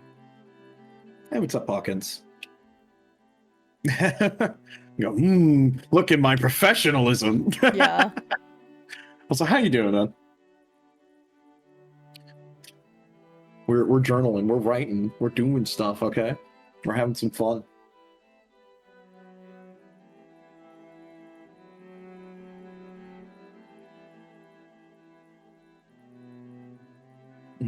On and off issues, but doing better. You know what? I'm glad that you're doing better, okay? Very, very cool.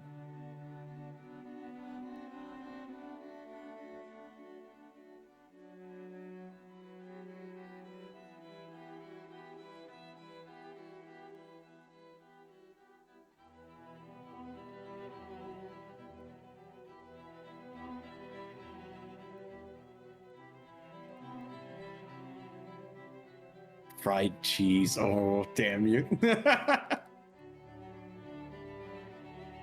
Let's see.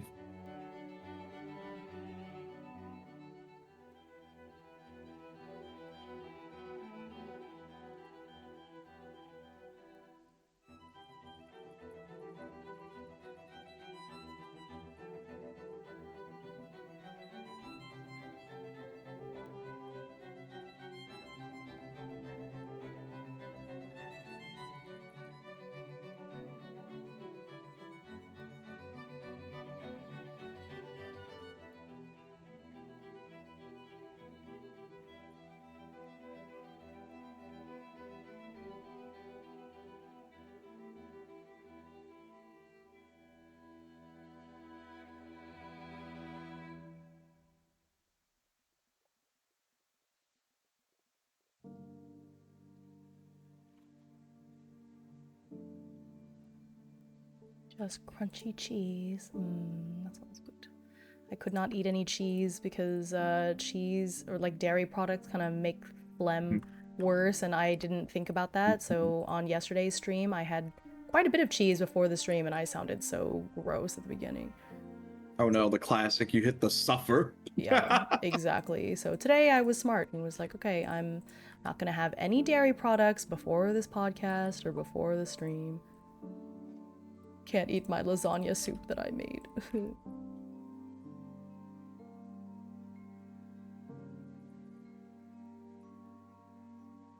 I forget you have some dairy issues. No, I don't have no dairy issues normally. I just, because I'm sick. I shouldn't be. That's all.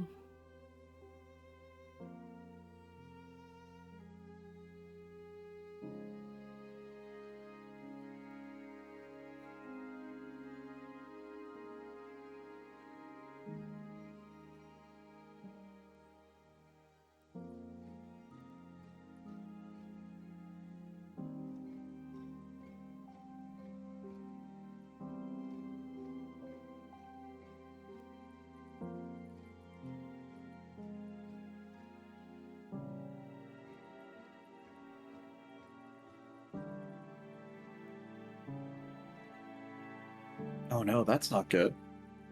Look, you shouldn't do what I do and stay up. You need to actually go to sleep, okay? Yeah, oh my gosh. You haven't slept at all? Goodness gracious. Yeah, you're like probably about ready to knock out. That's not good. Right.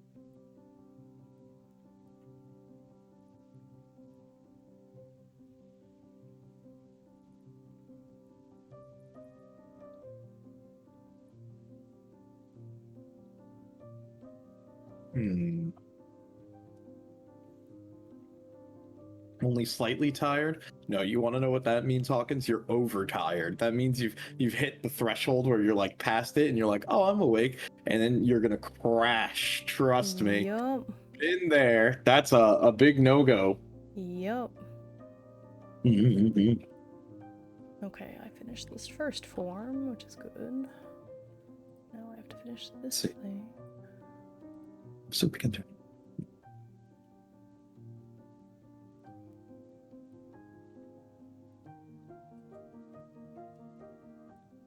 I had to double check what is my character's last name. There we go.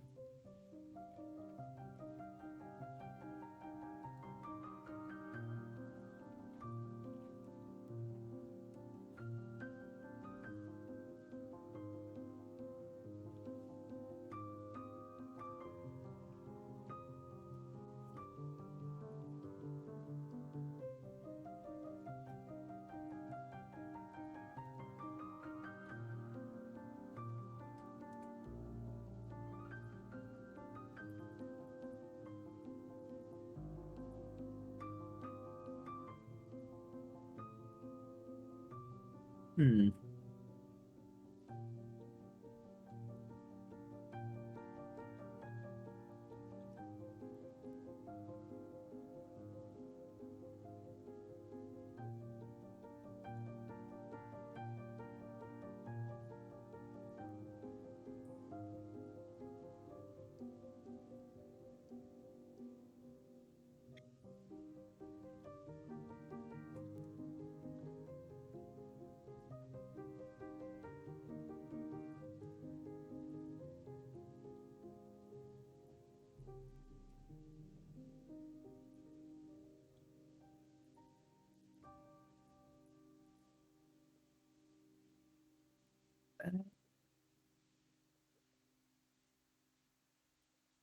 How's this spelled? There we go.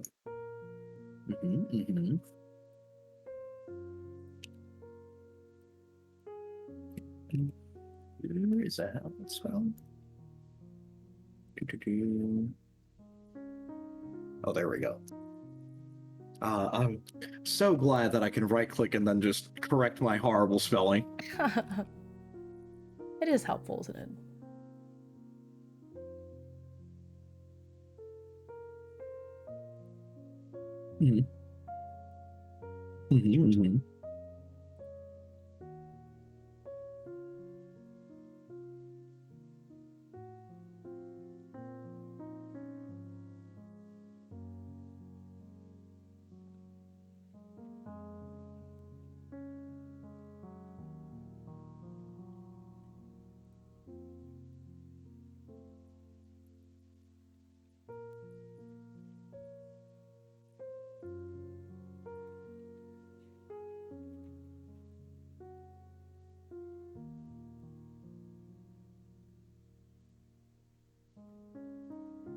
Challenge, you can't autocorrect. Oh no, don't say that. Don't say that, Hawkins. You know what that means. That's like, how badly did I spell it that I have to pull up a dictionary, you know?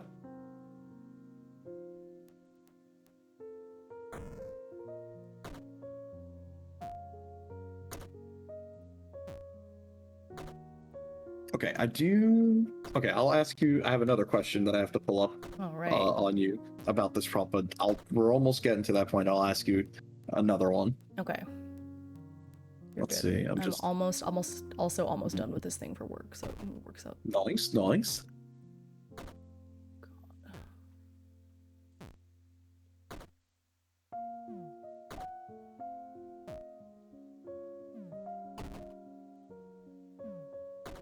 My principal is gonna be like, the heck? Why are you turning this in so late?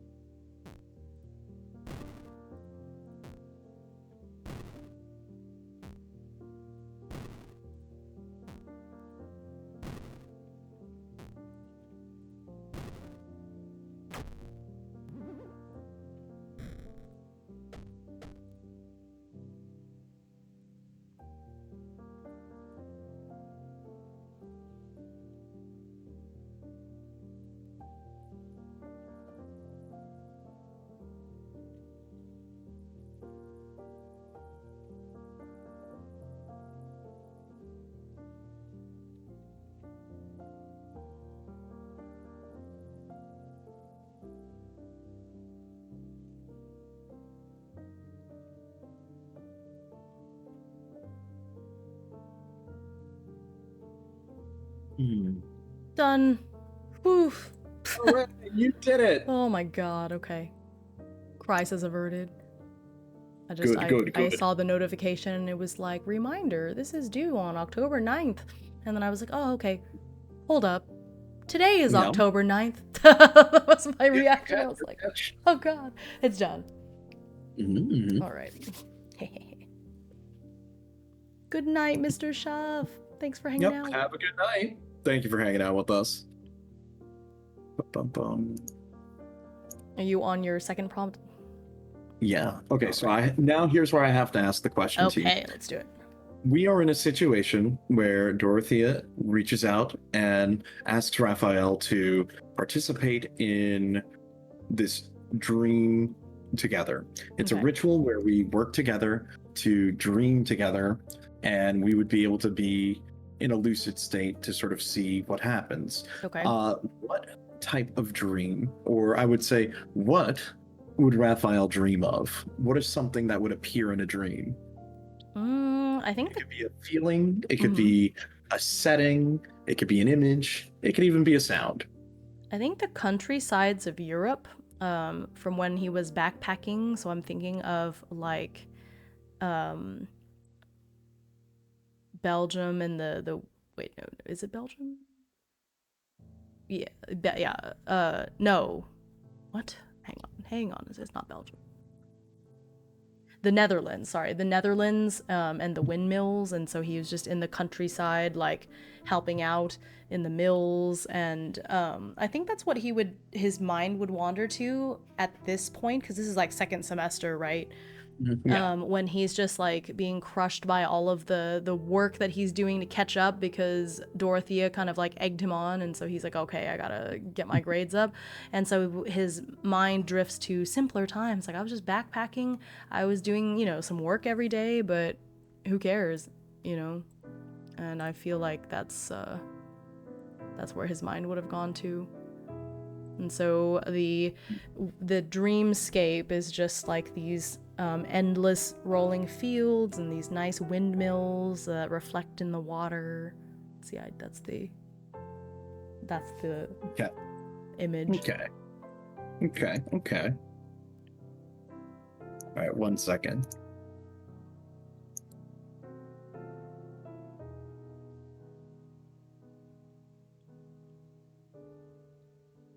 I see Atomic has also posted the clip into my Discord where Say will almost certainly see it. Oh, absolutely. I know. Let's see. I deserve this. It's okay. It can't be as bad as me with the other nuclear clip from yesterday. Yeah, oh my gosh. There were so many horrible clips from yesterday. The clips were making me die laughing. Yeah. Like, oh my god. They took so many clips for you too. Oh yeah, I have to thank him, because there were just so many bizarre things that happened back to back to back to back. Like the clip that like Kombucha took had me dying laughing. Like I was watching that the other night and I just couldn't stop laughing, because it's like between the loud dumb sounds, us just losing it, and then like this child roasting an FBI agent. Yeah, that was so funny. She's just like, you're ugh. You're like, you're cringe. It's like, thanks. And then the car and he just like hopped over it. Yeah. It was so silly.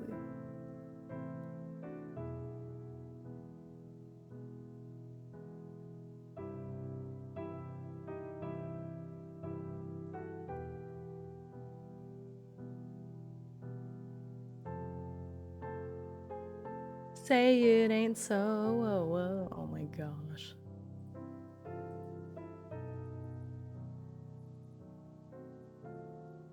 Getting you back towards your fishing empire here.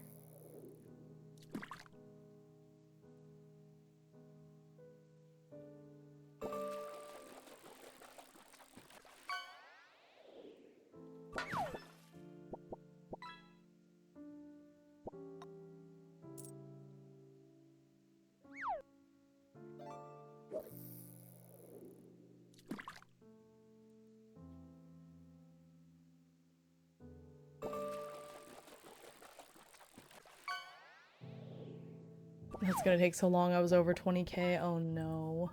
It's alright. You'll get there again.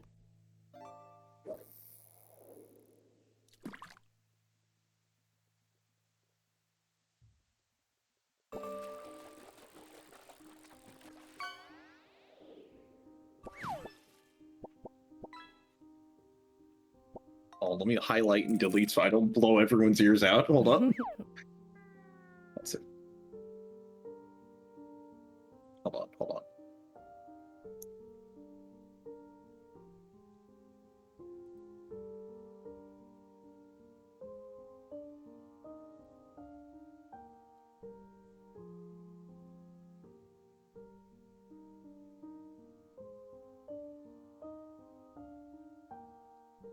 Oh, really? Another possum name? Oh, boy.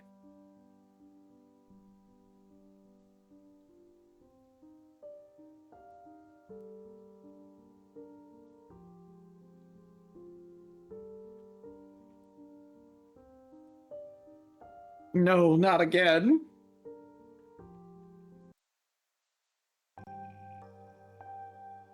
I'm changing my music playlist because I think we've been listening to this a little too long. Might change my It's okay. username. Oh no, that's okay. You know, I'm thinking of doing, getting rid of the fishing game and doing a, like, trading card game instead. There's a trading card game? Yeah. There's, Oh, you man. have to draw your own, it's a widget, but you could, like, add all your own cards and stuff. Like the And clock. yeah, so I thought that'd be fun to do, like, a little card gotcha. Yeah. That could be fun. Yeah. Oh my god, it's a booster pack opening simulator? Yeah, Oh no! but I would draw all the little cards and stuff. I think that'd be really That could be cute. really funny.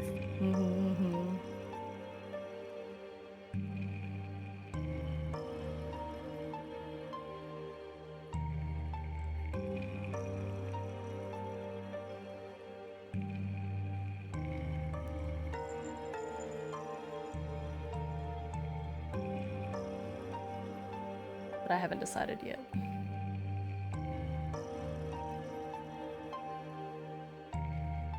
I saw, there was one widget that I saw, but it only lets you have 20 cards.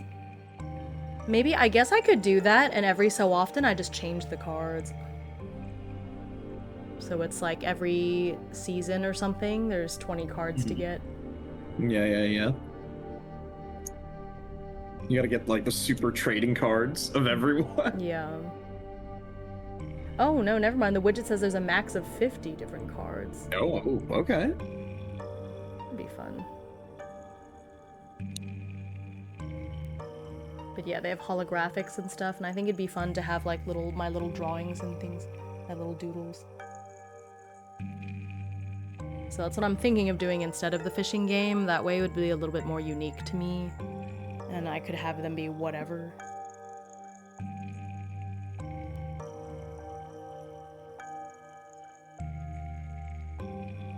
But I haven't decided fully to act on that just yet.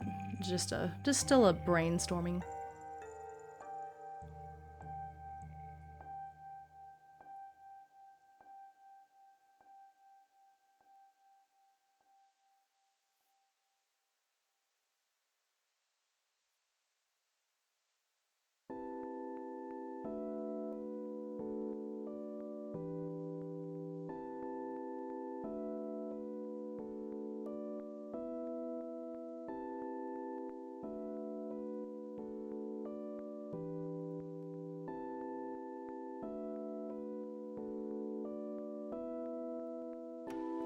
I guess I still need to read you my second prompt and see what your reaction to it is.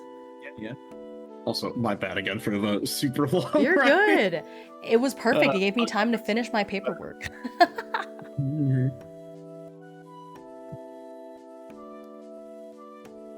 I took tomorrow off because of multiple reasons. The biggest that we have once in a month MTG night at my friend's work that goes pretty late. Ah, okay. Dude, that sounds awesome. Yes, I agree.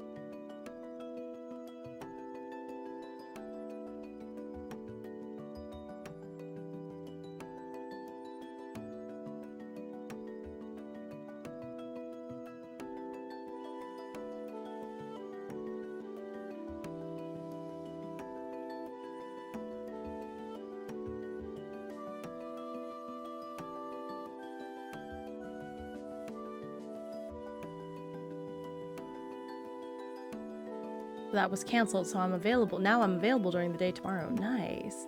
That's good. Oh, I see. I see. I am doing my big Draconim stream tomorrow. Nice, nice. So Tomorrow, tomorrow's gonna be a very funny bad stream for me.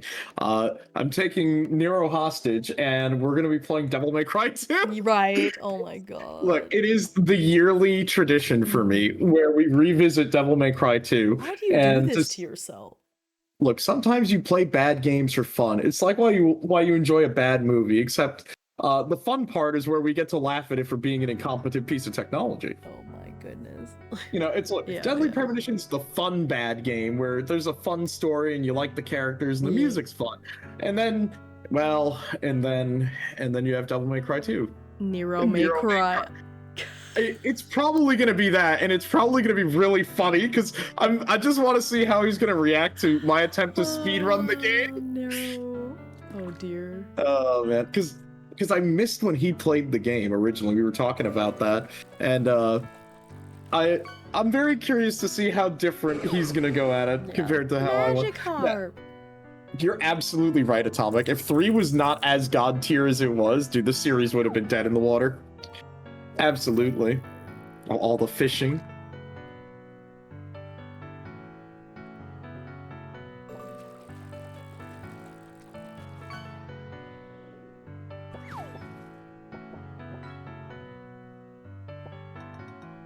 Hold on. I have to check something. I have to... Where is it? Where is it? Where is it? Hold on, hold on, hold on.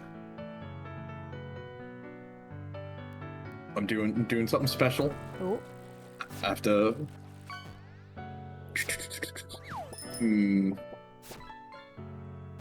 Okay.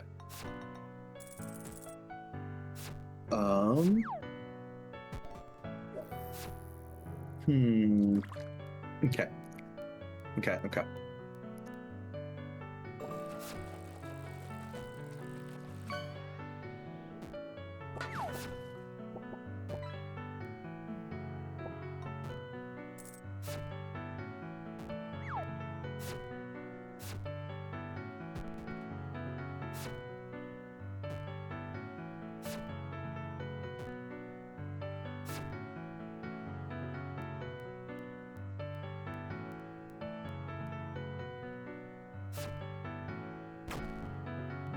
Nope.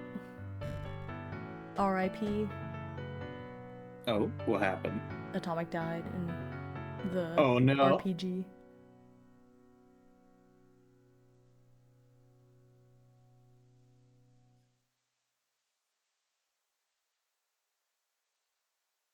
Now, I'm gonna read this out to you, and then I'm going to need your reaction to this. Okay. And, well, I'll read this out, and then I will say your reaction will be your thoughts immediately after, and maybe how you react going forward on this. Okay. So let me just finish writing this a little bit. I know it's a long thing, but I wanted to do this right. Yeah. Look, I'm getting into the thrill of it here. It was a lot of fun.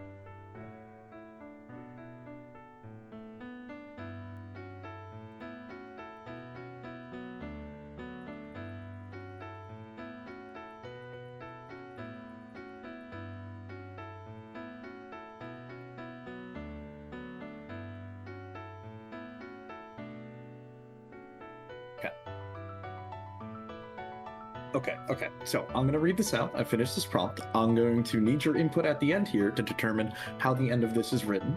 All right. So keep that in mind as we go forward. Okay. Okay. So the card that I drew for this was the Fool. Carelessness, optimism, recklessness, trickery. In this case, Raphael is our wild card. Okay. So the prompt was, we found a tome. It is only in your dreams. And I will leave it at that. So now, let's begin. Okay. Considering how the last ritual went, Dorothea this time was a bit more selective. For you see, this time, it was a bit more personal.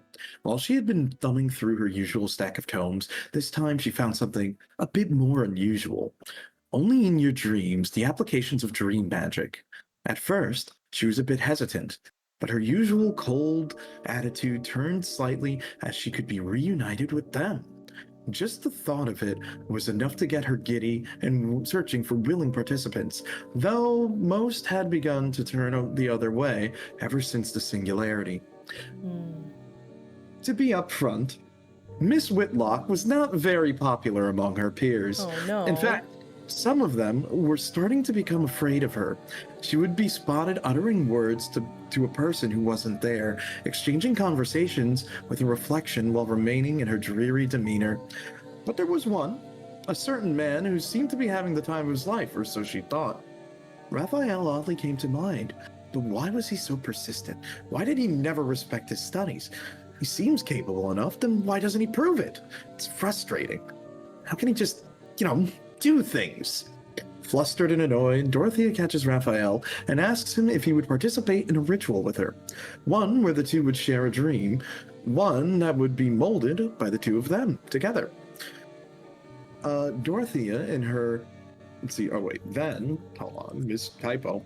Then Dorothea in her awkwardness tries to explain the premise. It goes poorly, but after trying to compose herself and stopping letting her mask slip, the two finally begin the ritual. The scene changes, and once again she finds herself in the same place. The ruins in the darkness. No sound could be heard except one. A booming voice asked once again, "You desire more?" This time she hesitated for a moment, until she was able to find her footing and pressed on. When instead of the darkness taking over like it had before, it began to fade around her, and she found herself in an unfamiliar place. The air was fresh, the sight of endless rolling hills, the sounds of hard labor and winds whistling. It was pleasant and crisp. And of course, there was Raphael. He seemed to be enjoying himself as if he never left, until Dorothea got close. She couldn't speak. She could only motion, and until as she got closer, there was nothing but shock and horror. His face turned pale, and she tried to reach out for him, but when she did, it wasn't just her hand who reached out. Their hand reached out as well. Then the rolling hills began to fade with a single shriek. The once beautiful land began to fade, and the dream was finally over. What did Raphael see? Well, they were in the same place, right? Whatever it was, Dorothea could not see what is with her. Let's see. What did Raphael see? It was enough that when she tried to reach out to see what was wrong with Raphael, it also reached out. And that, to paint a picture here, Raphael would be looking directly at her. Yeah. But whatever this is seemingly right behind her, reaching with her, as if it's bigger than her behind her. I want to say maybe, and it's something that maybe he doesn't even know yet at this time, but that force that kind of makes him so agreeable to most people and makes most people want to tell him stuff or fulfill his requests. It's actually another being that he's unaware of. On a deep instinctual level, he knows that there's a reason for it, but he's never met the thing. And now that we're in a dream state, maybe that's where it's okay, that's where it actually emerges. So he sees something that seems familiar, but it seems familiar, but he's never actually seen it before. Whatever it is, the spirit or the fae or whatever we want to decide that it is. I don't know, the demon, whatever it is. I don't know what it is. But he's just like, there's something familiar about that, but it's like familiar and unsettling at the same time because he's never actually met it, and yet it's like threaded itself throughout his entire life. I think that's what he saw. Just something shifting and unexplainable. Okay, all right. Let me just write one last closing note. Let's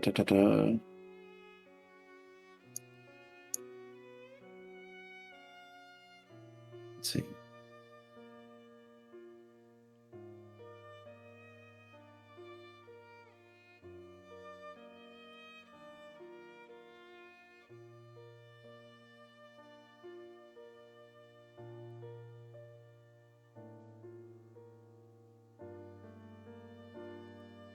Okay. And after they woke up, Dorothea left without a word. Dorothea left without a word afterwards. Was it he, or let's see, was it her he was afraid of, or was it them? And there you go. All right. I don't know. I Very, like that very it long, sets it a up. lot. It sets it up for the future though, because this is all year one, so like it's gonna develop from here, right? Okay. Oh yeah. Let me read mine. Because then I need your input on her reaction to it after the fact. Okay. The second semester passed by more smoothly after that, with Raphael balancing out his many obligations and new friendships. He tried his best to be neutral, a social butterfly flitting from flower to flower, yet a particular event happened that forced him to cross the line. Close to the forest's edge where the House of Panthers stood, Raphael chanced upon a note stuffed into the hollow of a tree. It wasn't that he thought it was meant for him, but that he was bothered by the fact that someone was littering. Why put trash inside a tree hollow? He fished out the little piece of paper and scanned its contents. Oh, the music got really loud.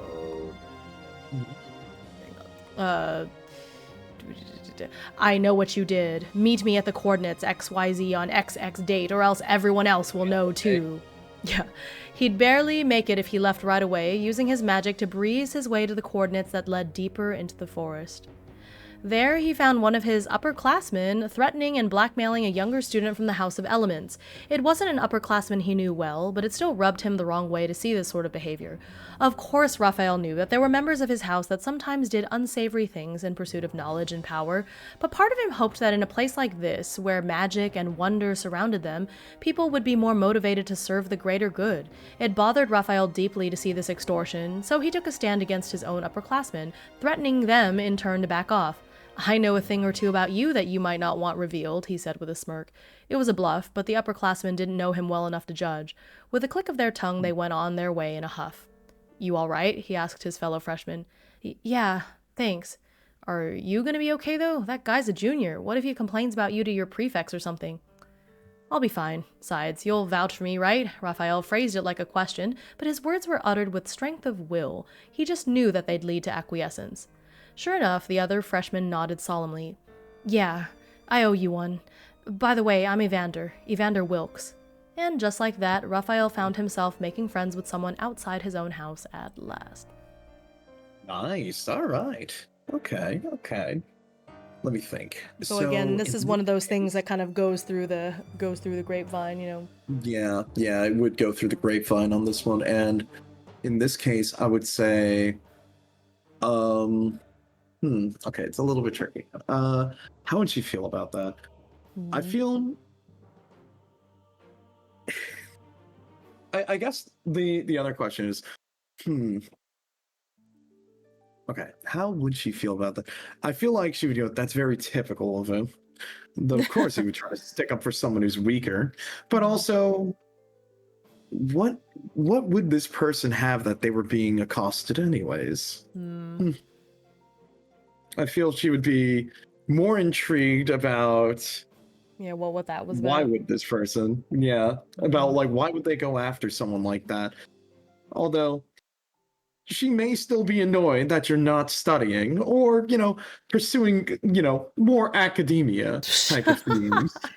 But she can sort of respect that as, it's something she typically can't do. You think so? I would say that. I would say there's at least a mutual respect, despite her feeling still very annoyed that you're probably missing out on other more important things. That's funny. Mm-hmm. You remember the Mage Awakening the Mage in Awakening, that there's a ritual where you can take part to. Oh, I see. Oh, turn it into a doppelganger of yourself, and eventually the ritual in combat. Yeah. I remember that. I think that part of the game broke for me when I played it. Oh no. There were so many bugs. So many bugs. Did someone say mutual respect? Did we? Yeah. I think I did. Oh yeah. Mm-hmm. Yeah, okay, so I'll just add a little line here, like, thanks for the head pats. Mm-hmm.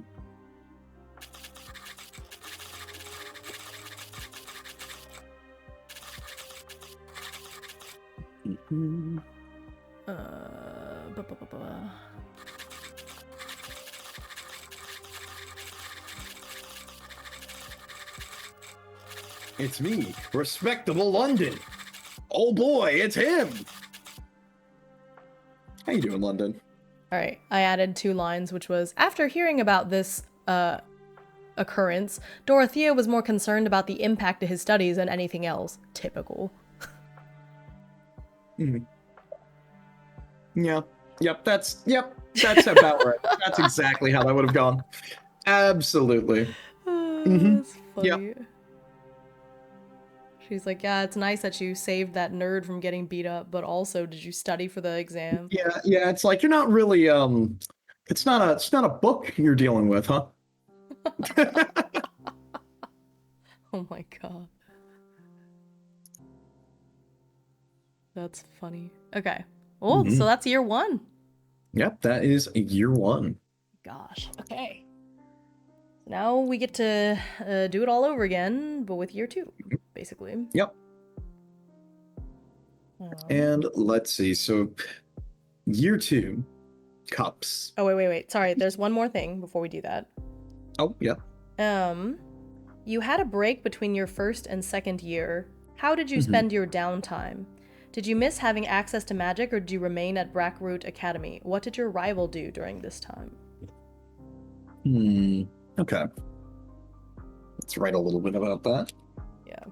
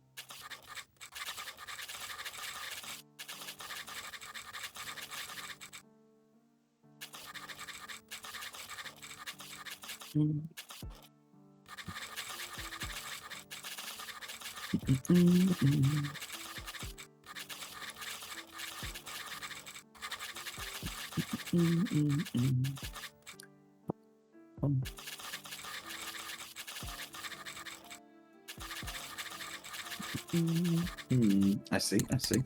Okay, let me think.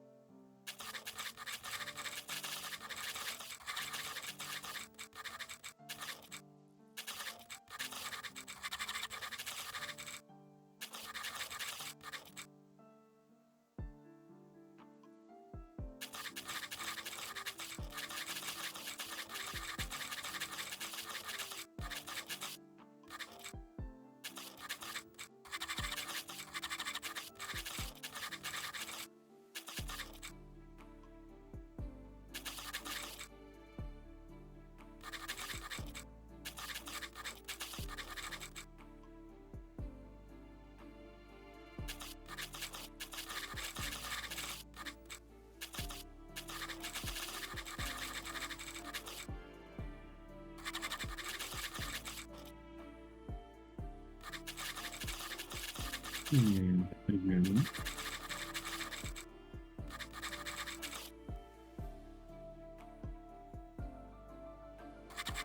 Um, I'm sorry. Wait, hold on. What was the other part of the prompt? It was like, Oh. what do you do during the break? And then Says, how did you spend your downtime? Did you miss having access to magic, or did you remain at Blackroot Academy?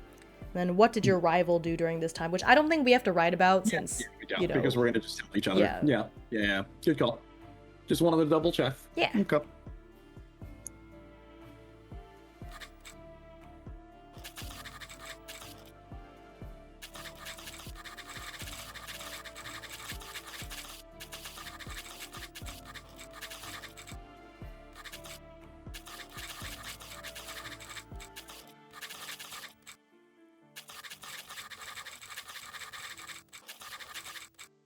Good night. Watch out for bed bears. What Oh the? my God. What in the Yep, heck is no a problem, bed bear? Hawkins.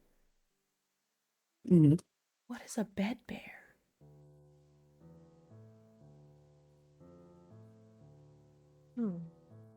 Bye. Have a good night.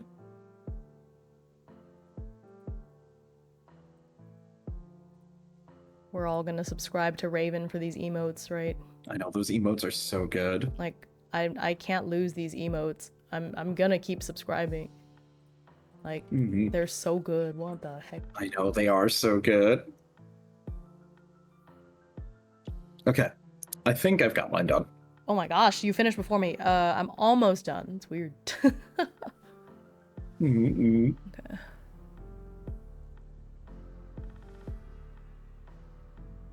Those emotes are so good. I love them.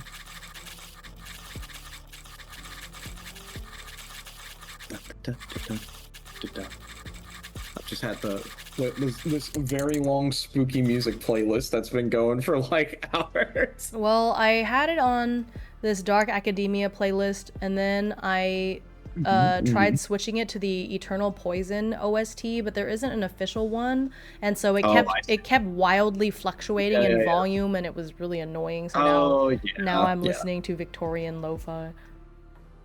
Damn, that's a good call. Ooh. Yeah. I thought Eternal Poison would be good because it's like gothic and kind of school-y, but it was just I had to keep adjusting the volume and it was annoying. Okay. Okay, I gotta lock in.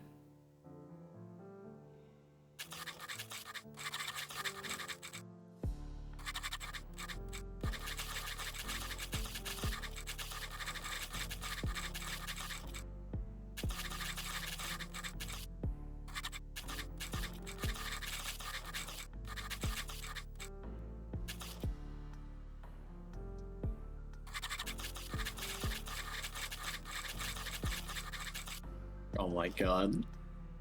I love that emoji. The merry Me wiggle. too, the merry wiggle.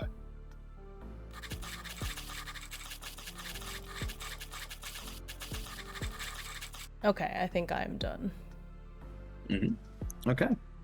Right. I'll go first since I took so long last time. My bad for eating up our time. You're good. This is about creativity. You don't need to limit yourself where you're in a safe place. Of course. Okay. The break. Dorothy already felt she had discarded the people she once knew for her current self. In her own way, this was the way she would push herself to become something more. She decides to stay at Blackroot, doing what she does best, returning to the library in the hopes that they might return. She missed hearing their stories, wondering more and more about their journey in the places they've been or they've seen. Akin to the books in her library back home, she would read cover to cover, but alas, no one would ever arrive, and she would begin to write letters to no one. Oh my gosh. And that's it. That's really cool. Hime, I must inform you it is time for my nightly battle with the EP monster. Oh my goodness, I hope you roll really high initiative and do really well in your battle. Good night. Hugs and sunshine. Yep. See you soon. And thanks for sharing your cat photo with me earlier today. That was nice. Oh, nice. Yeah, have a good one. We have twin cats. I have one of those. One of my cats is the very generic, like, gray striped cats with the green eyes that you Mhm. always see. So I was like, oh my gosh, it's my Mhm. cat. Okay, let me read mine. Okay, I yapped a little bit more this time. It's so funny. This is why we're rivals, okay? Because here we go. Before the Yeah. start of his second year, Raphael took an opportunity to go home to see his family. He hadn't seen them since he'd left for Europe, and since they couldn't very well visit him at Oxford, he went to them instead. It was strange being back in the mundane world. No exams, no magic. Not that it stopped Raphael from tapping into his magic to make life a little easier where he could. What kind of magician would bother doing dishes by hand? It felt grounding to be back around his family, though. It reminded Raphael that there was more than grades, more than becoming a top magician. His sisters didn't care that he was a popular hotshot. His father still asked him to play chess against him, and Raphael still lost every time. There was a familiar routine to these events that he'd forgotten about. It dawned on him that even before Brackroot, he'd taken this life for granted. He'd been so disgusted and disillusioned with the state of his life that he thought he had to throw it all away and go to Europe to find himself. Yet it turned out that the real Raphael was not to be found in the beautiful wind-swept landscapes of Europe, nor was it to be found here at home. His true purpose, it had to be at Brackroot still. I like that. I like that a lot. That's really good. Thank you. Yeah, I think I'm... See, because I think for me, playing games like this, I have a slow start because I'm very vibes based. Like, I think you're starting to learn this about me as we play more of these games together. Oh, yeah. But I'm very vibes based, and so I don't discover like who the character really is until a little bit later once I've written in them a little bit more. And so I think I've hit the stride of like, okay, I think I understand what kind of character Raphael is, and so now I'm like waxing poetic, you know. Yeah, and it's like, even with, for me, I'm sort of starting to see sort of the shifting tones in this character, where it's more of like how they view themselves and then how Yeah. they view, or how others around them view them. Yeah. And it's more or less now starting to become sort of a bleed of back and forth where she's not quite sure, like, if it's an issue with her or an issue with everyone else around her. And that's so interesting because you're in the house of none. Like, you're all one, but you're kind of all none at the same time. I don't know. It's cool. Yeah. I like how that all kind of plays together. Oh yeah. Oh, it's going good. Yeah. See, I love these kind of games because you think it's random, like, oh, we're gonna pull these cards and random stuff is gonna happen, and yet somehow it all ends up flowing together. Yeah, yeah. You know, it's like use your imagination to fill, you know? Yeah. And that's the fun part. You know, you start drawing connections, you make these little bits and pieces. Yes. Very cool. Exactly. Also, I think what we could do is finish up year 2, and then maybe that'll be it for today, and we can do the other 2 years in the next stream, and so it'll be like a I was just about to ask you about that actually. 'Cause I think that'll be perfect. Yeah, I think that works fantastic actually. All right, so let's do this. Yeah. Year 2, Cups. Let me just pull the book back up on my screen. 1 second. It's a very short blurb. It's literally just a sentence. Oh yeah, you know what? I'll read it. Yeah, go for it. Let's see. Things took a darker turn as you entered your second year. Draw 3 cards from the deck of cups and keep track of the cards you've drawn. Oh, I have not kept track of the cards I've drawn. Let me put that. Okay.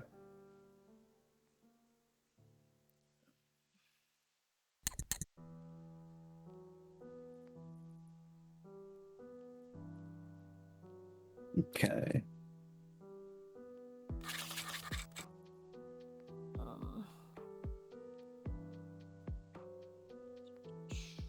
And let me just switch this view once more. Because I'm going to need to go back to the page. I think I was on. Yep, I have to jump down to the page for my house and this book for the house specific. Okay. Oh, I got 2 face cards now that I think about it last time, because I got page and then queen.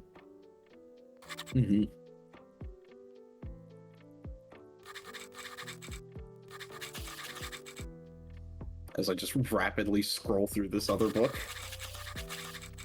Okay, cool. Got it. Year 2. There we go. Okay, so this is cups, right? Mm-hmm. So now I have to put putting the major arcana cards back in the deck because we can get repeats. Mm-hmm. I think it's probably better not to. I'm gonna put them at the bottom. Okay, so this was wands. I'm gonna put these away, and now we're on cups.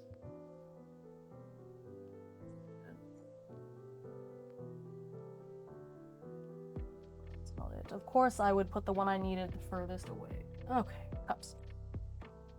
Oh, and just a reminder, although it's at 3, we're pulling 2 because Yes, we're right. doing it with that. Got it. So, I would say, yeah. Although I Well, think maybe what we could do is for the second stream, we could pull 3 since we won't have the character creation.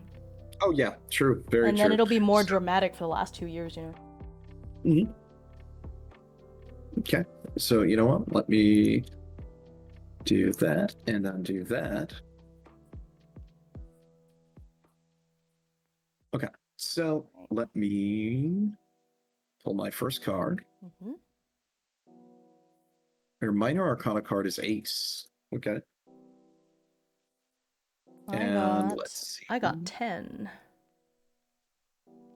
Oh, I got ace and knight. Oh, are you Okay. pulling both your prompt cards?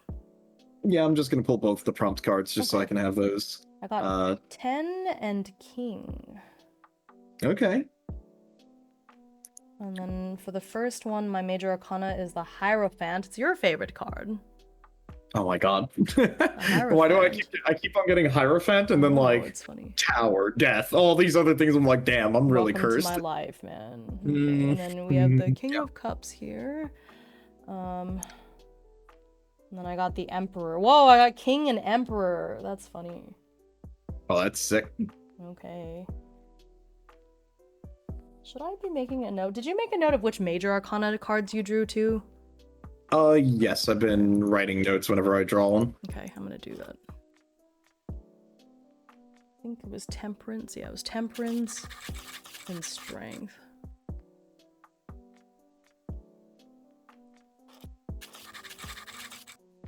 Let's see, which 2 did I draw here? Oh my god, I swear to god, no way. Okay, hold on. I have to check the list here. This is... what card is this? Dude, stop giving me the Hanged Man. This isn't funny. So funny.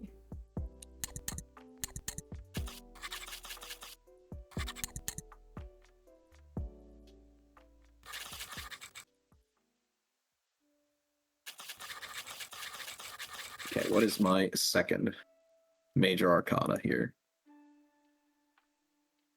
It is the Sun. Okay. That's a good one.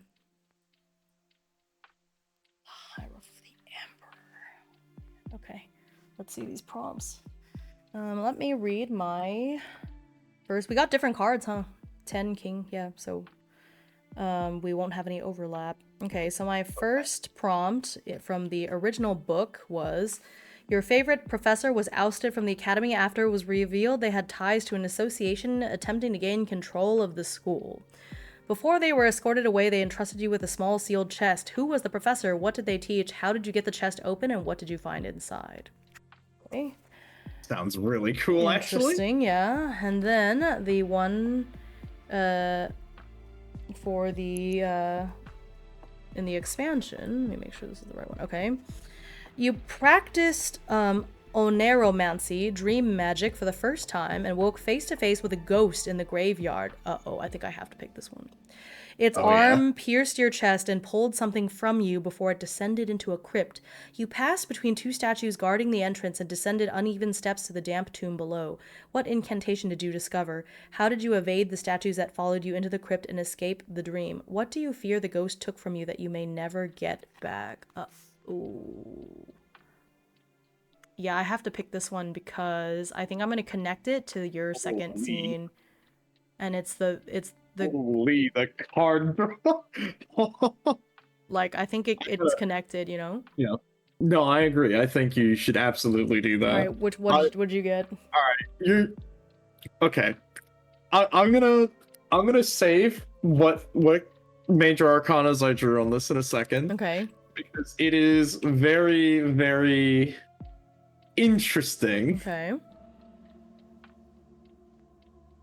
Hold on, I'm just writing down. And what's the last one?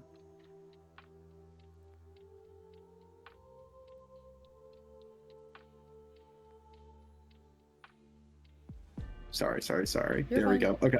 So my first one that I got from the normal book was I drew an ace. So you find a stack of books abandoned in the common room.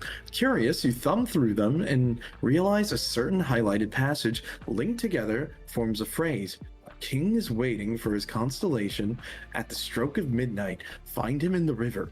Was this some elaborate prank? Or the mark of a secret society? Did you uncover more clues?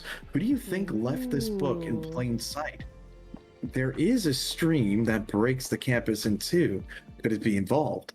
Now, the arcanas that I drew for this were the Hanged Man, Of course. the Sun. Okay. Those are two very And different things, but all right. yeah, but you're not ready. Okay, so this other one's interesting. So this one's for my house. I drew the Knight. And en route to your dorm, you pass one of your professors in the hall as they carried a tall stack of books out of their office. You notice that the stack began to tumble and quickly cast a spell to catch the obviously priceless book. The professor anxiously thanks you for your help as they gather the books and went their way. In class the next day, the same professor was furious, claiming that precious research materials had been stolen from their office. What was the subject of the research that was stolen? Did you tell the professor that you saw them with the item the day before? Why were you jealous of whoever ended up with the materials? Yeeh. The two cards I drew here were the Tower and the World. Okay. All right. That's a lot, ruin, disaster, fear, distress, inevitability, Yeah. and achievements, journey, prominence, and emptiness. Damn, okay, They go together. that's very polarizing. Yeah. Okay. All right. Well, I guess. Do you want to? We should probably do our questions first on this, right? Yeah. Or I think at least for one of your prompts. So,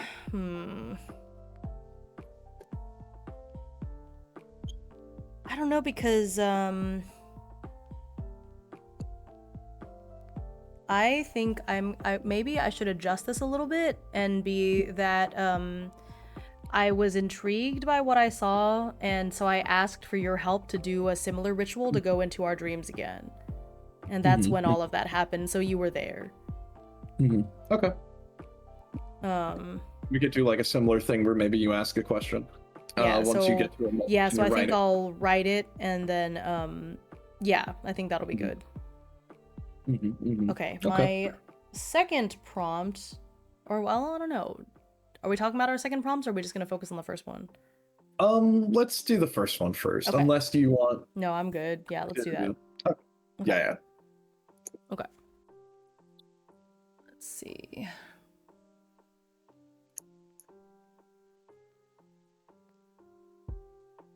Okay, time to get cracking, everybody. Right? Time to get click-clacking.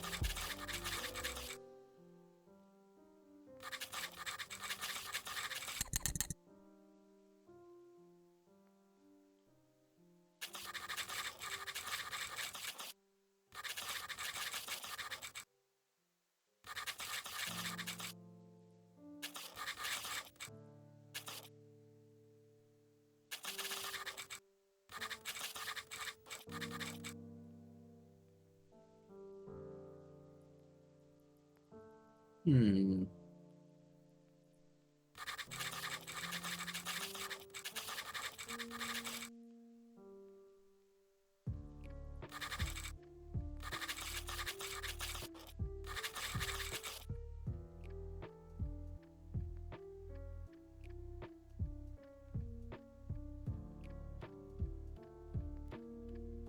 Hmm.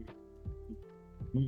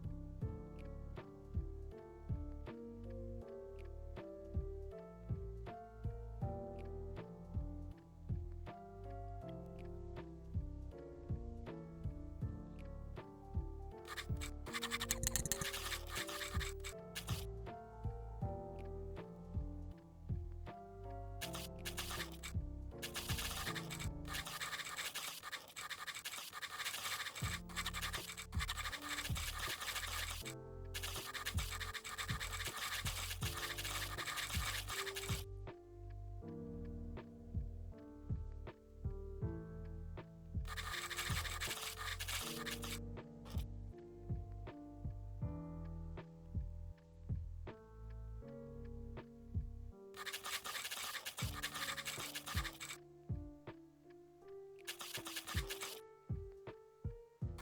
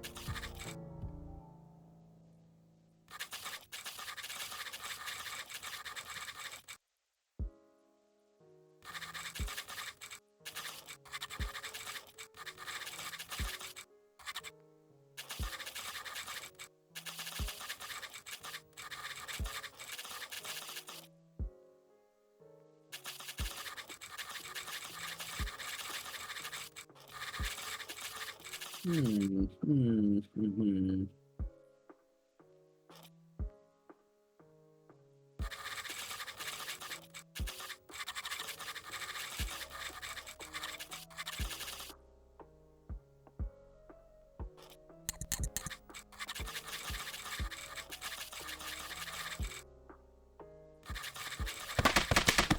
Oh, thank you for the hydrate. I got very focused. Mhm.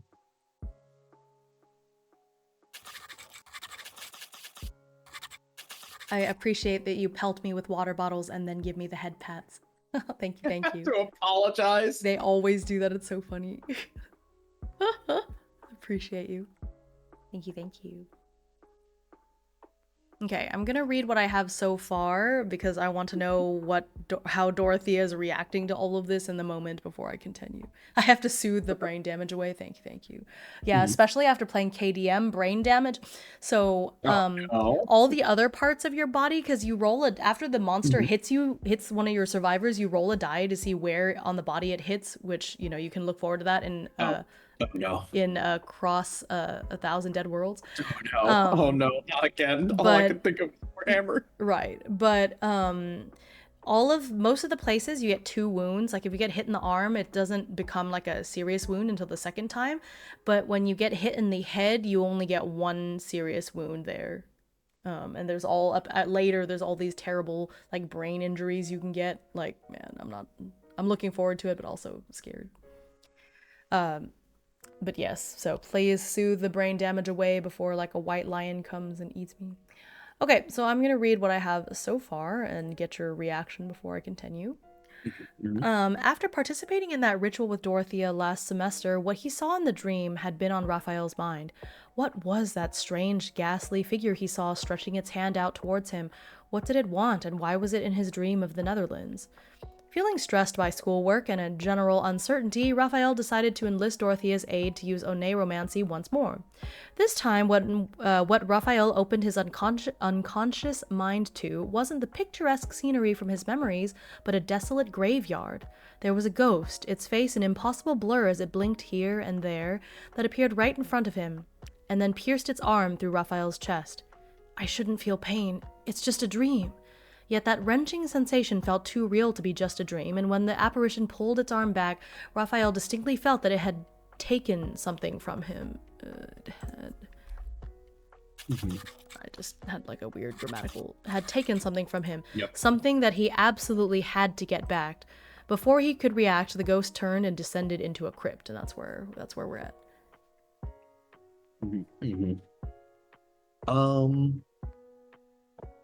Let me think for a second here. I would say, so the graveyard, this is in the dream? Yep. Or is the crypt? Okay. So I would say in this sort of dream state,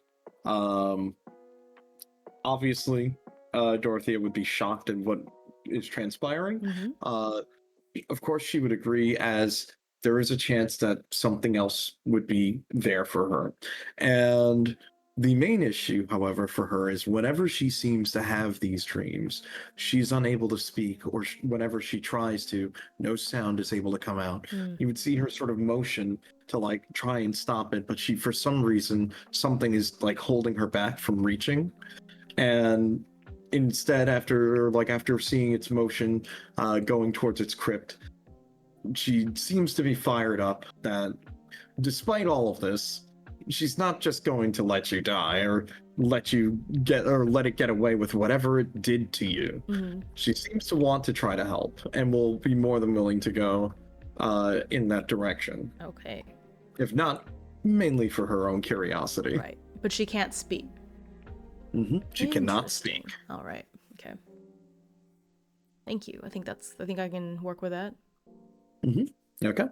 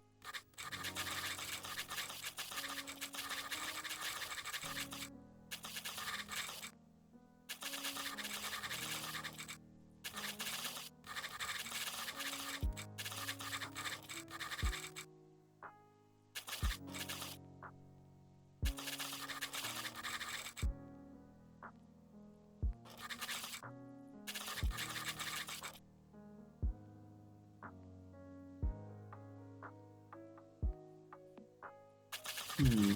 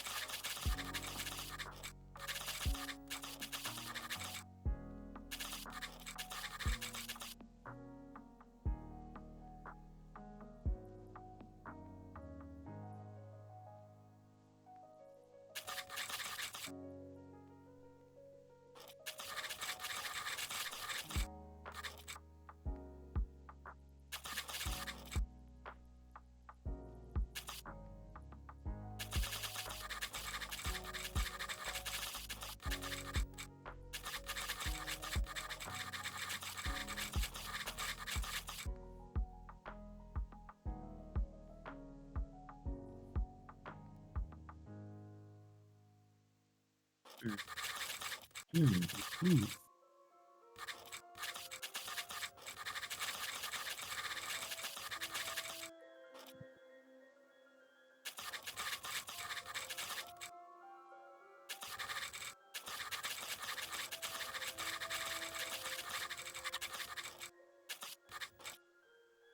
Hmm.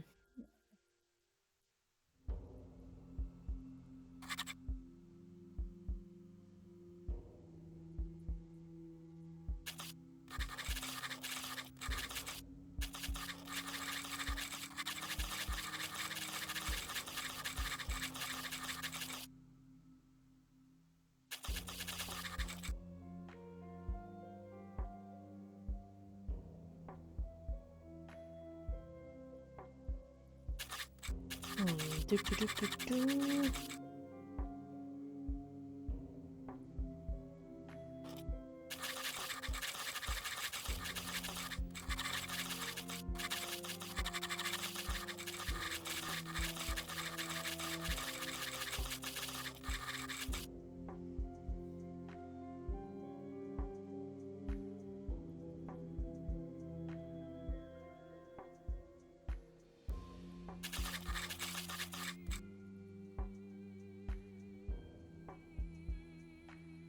Okay, I think I am done. How close are you? I want to say I'm almost done with my first prompt. Okay. Might run downstairs and grab a snack then while you're finishing that up. Yeah, go for it. Go for it. I'll be right back. Mm-hmm.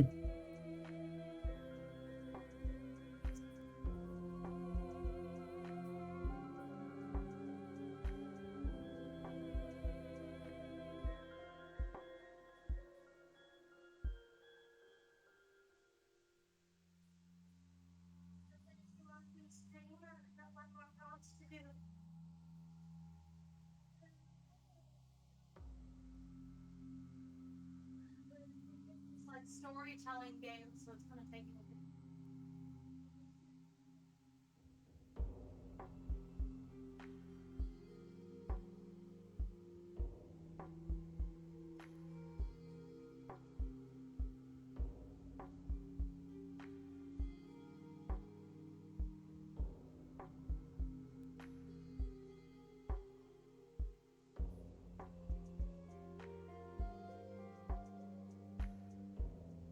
Oh no.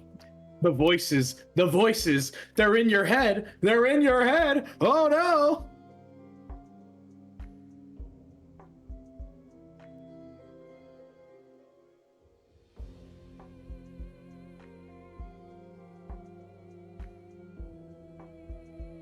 Hmm. Mm-hmm. The voices, the voices.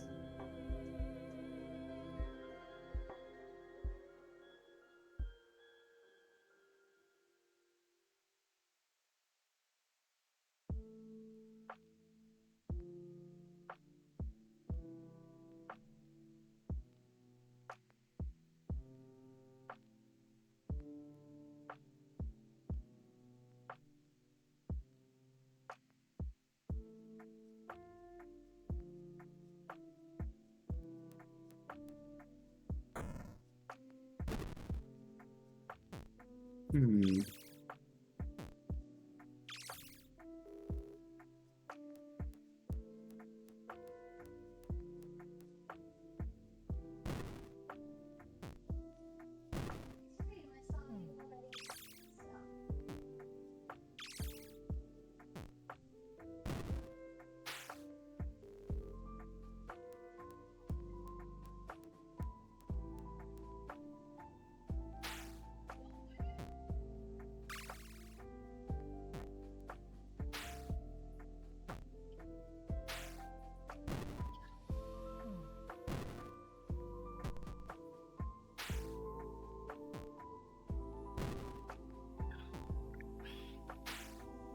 Alright, I decided whatever, to heck with it, and I got some ice cream.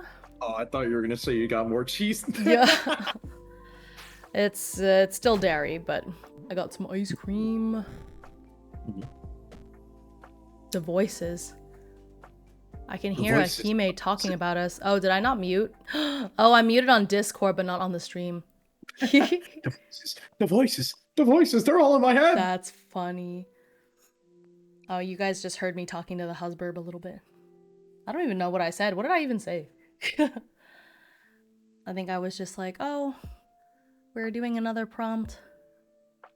Gonna be at least half an hour. Something, something. I'm getting a snack. Oh yeah, and then when I came back up the stairs, I was like, I'm having this matcha ice cream. I see you already had some. You guys just heard me talking to the husband. Funny. I heard storytelling game. Oh yeah. I was like, oh yeah, we're playing a storytelling game. So that's why it takes a bit, because we gotta write the prompts and stuff. I don't remember. Something like that.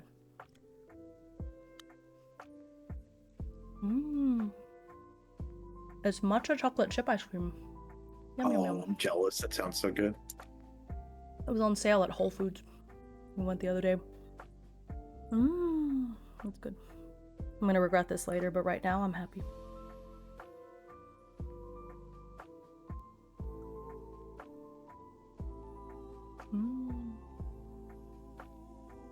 I didn't get very much. This ice cream, the amount of ice cream I got kind of amounts to like a scoop and a half. But we get those really tiny, like the little pints of ice cream. And it takes me at least 2 or 3 months to finish one. Because I'll just eat like a few bites a day.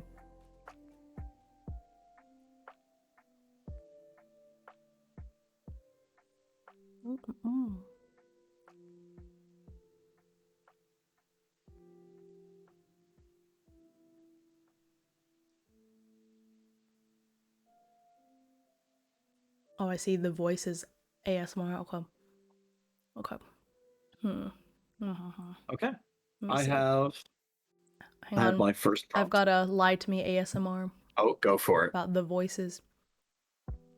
Did you know? About the voices. Did you know that the voices in your head actually all come from me? Sorry. Yep. Why can't it just be Keanu Reeves just narrating my life inside my brain? It's me. Sorry. Do you want to tell a truth? You know what? Sure. I will tell you a morbid truth. Okay? Okay. The morbid truth is that the subways in New York City stink. They have a very foul odor. Oh no. And the morbid fact is that you will become immune to it after a while. No. You just stop thinking about it consciously. And there you go. That is your morbid fact. I mean, I guess that's a good thing. Yes, but, you know. You're freaking Izzy out. Oh no. I'm sorry. It's too scary. Okay. I finished my first prompt on this. Okay. Are you ready? No. Okay. A king is waiting for his constellation at the stroke of midnight. Okay. Find him in the river. With a puzzled expression, Dorothea mumbles out after reading a seemingly abandoned book. Whoever was just there could have just been writing a report. Maybe in some vain attempt at poetry or storytelling, but there's something that didn't quite sit right with Dorothea. After some of the oddities she experienced in her first year, she could tell this might be something a bit more elaborate. After all, she recalls how they found the tome mentioning the singularity. The person found it mentioned it being tucked in a crawl space hidden in the commons, but why? Who would leave such an important tome just out in plain sight? This must be another prank. So of course, some time passes, and she finds herself standing at the edge of the river in shallow water by where it splits. It's quiet. No one is around. The water feels refreshing at her feet. You would think for a society so secret that there would be some sort of guard or watch, but no. Just ravens near that nest nearby, probably asleep by now. She waits. She waits. She waits even more. Why was she doing this? Just to prove a point? Just to show that she can solve the unthinkable? A secret society? Really now? What are you, a kid? Dorothea shook her head as a familiar voice started to invade her thoughts. Just who are you talking to? You look really dumb. You should probably stop that. She thought she left them behind, but they still somehow found their way back to her. The sound of the river flowing fills the silence between the voices. I never wanted to be alone, you know. But this one was familiar. The books were my window to other worlds. One's better than this one. And she nods, affirming her stance. But there are times where I may have gone too far. She shakes her head. After all, it was never enough. She would have to go further. Then more silence. The clock tower in view strikes its time and it's now midnight. You really should be nicer, you know. Maybe. Will you be willing to let them go? No. Then nothing. And after a while of standing in shallow water, Dorothea turns around and puts her shoes back on, but as she does, she feels something inside her shoe. A chess piece. The king. And there you go. Ooh. Also, what does a new subway car smell like? Antifreeze. Yeah, there you go. That was really cool. Mm-hmm. Because it's like, you know, I'm thinking like secret society. It's like, well, what secret society would just do something simple, right? Yeah.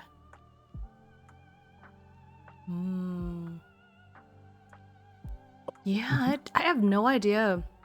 Is that even something that she would share with Raphael? Like, sometimes it's hard to imagine, like, how would your rival react? Like, sometimes I think it's okay for your rival not to be part of everything. If anything, I would say, you could say, maybe she tried to take the advice a little bit to heart, and she's trying to be nicer, but she's not very good at it, and it may come off as being a little bit creepy. Yeah, that's funny. How about that? Yeah. So there's influence there. Yeah. She's trying to be nicer, but that's funny. The people are still unsure, because after all, she was the one that had a ritual that may have killed a number of students, but maybe she's trying. Yeah. At least. Yeah. It's funny. Okay. So how did yours come out? Yeah, so let me read the last bit. Before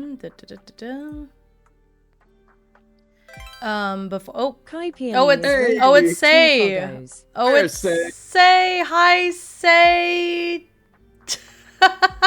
What the hell you were is that playing message? Hollow Knight Silk Song. It says, Say Peony, a fairy VTuber who's all about that urban fantasy magic life. They're down to talk about anything from bugs to daddies? Question mark? Question mark? Question mark? Just don't expect them to go hollow anytime soon. They've got too many games to play. I really want to know what that's about. Wow. Oh, it's Say. It's because we were talking about you earlier. Turn the lights off and carry me. Oh my god. It's because that Oh It's Say was like, oh no, he's here, the prophecy has been fulfilled. Look, let's just you should go check out the clips. I said something I shouldn't have said, and for some reason I was like, I had this whole role play of what your reaction would be, and was like, oh my gosh, if Say was here, Say would say da da da da da da da. But luckily, Say isn't here. Say, are you here? And you weren't here because you were streaming. But then, of course, somebody clipped it and then posted it. And I was like, all right, well. I literally was like, awaken my Busta. We need Say. Arise. Hence my reaction. God. Did someone say daddy? Apparently. I just love that even the whole role play is really funny. I love that even the bot's just like question mark. Yeah. Yeah. Oh, My gosh, it's very oh my silly. god. Honestly, someone should have gone and gotten me TBH. Right? Like, hello. Oh, it's funny. But yeah, so that's why. That's why I was just like, oh no, that means he's gonna see it soon. My time of reckoning is at hand. Oh no. Like, you brought this on yourself. Yeah, that's just funny. Okay, where was I? Okay. Before he could react, the ghost turned and descended into a crypt. It was then that Raphael recalled that Dorothea was here too. He turned to see her gesturing frantically. She couldn't, he quickly realized, utter a word, but she seemed determined to help. With a nod, he waited for her to catch up to him before chasing after the ghost. The two of them passed between two statues guarding the entrance down into the crypt. The statues seemed to be just that. Yet once they were going down the stairs, Raphael noticed the changing light around them. The statues somehow were following after them. And when the group of four made it into the crypt below, there was nothing there. No ghost, no hint of what it had stolen. It was something Raphael himself could not name, but knew would affect him forever.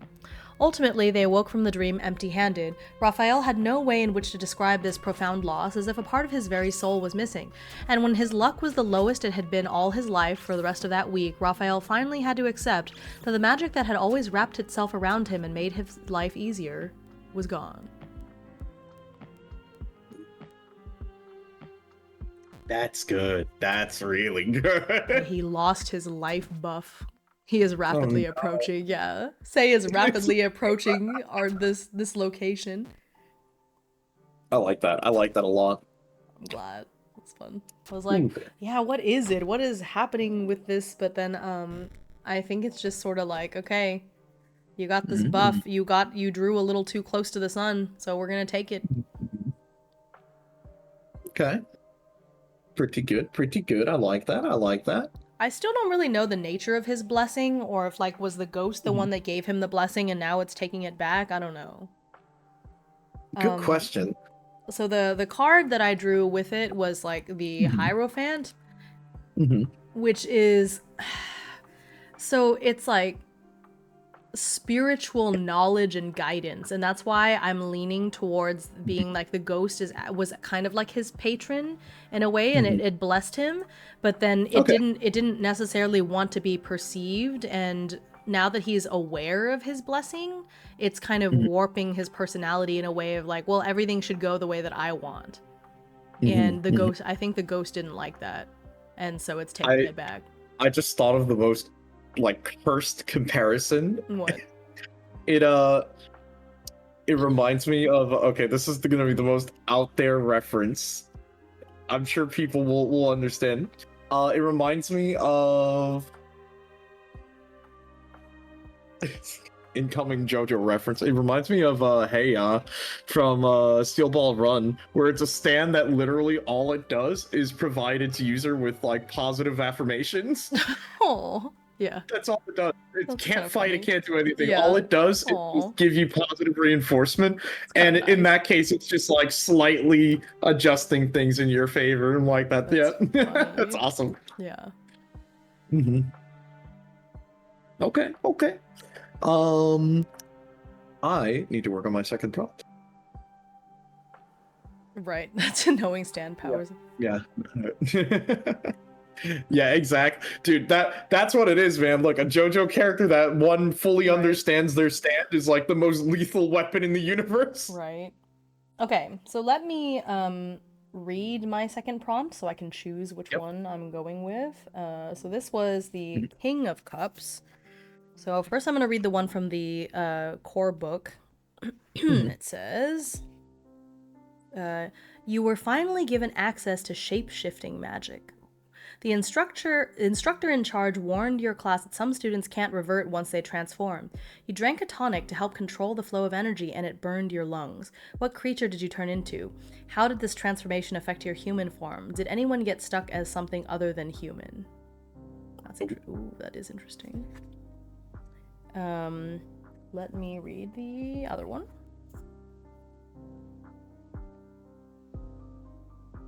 Okay. The chapel was wreathed in silence when you entered, maintained by glossy black orbs that floated ominously among the pews. Footsteps were muffled, coughs thwarted, and conversations subdued. It was a perfect place to study until you caught sight of students a year ahead of you. One of them noticed you staring as they discussed a tragedy. What warning did they give you when they caught you alone? What mysterious event were they discussing? I think I'm actually going to go with the core rulebook one. That sounds a little more interesting. So it's kind of fun that I seem to still be picking one core, one expansion. Yeah. That's kind of how I've done it as well too, because I do like that. Okay, like I'm looking at. Oh, let me double check because I think what would this be in? Oh, it would have been the same prompt that you just had if I rolled night. Oh, wait, no, hold on. No, I see.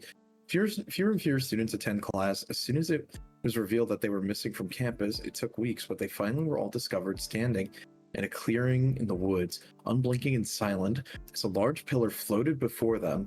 But as soon as the student was forcibly removed from the crowd, the pillar collapsed, and when hitting the ground, it shattered, releasing the students from their trance. What did the missing students remember of this event? Do the instructors ensure that this doesn't happen again? I could have either gone with that or the one that I went with, which was from... Wait, off camera, bro. True. Let's see. So the one that I went with was en route to your dorm, you passed one of your professors in the hall as they carried a tall stack of books out of their office. You noticed the stack began to tumble and quickly cast a spell to catch the obviously priceless book. The professor anxiously thanked you for your help as they gathered the books and went on their way. In class the next day, the same professor was furious, claiming that precious research materials had been stolen from their office. What was the subject of the research that was stolen? Did you tell the professor what you saw with the item that happened the day before? And why were you jealous of whoever ended up with the materials? Let's see. And the two cards that I drew the Tower and the World. Right. Yeah, I think, yeah, because you did read this earlier. Yeah. Okay. So I think that's what I'm going to go with. Okay. I think off camera is your favorite. Just maybe respect people's. Yeah. Didn't even know that was a crime. Oh my god. So silly. Okay, let me think of something for this.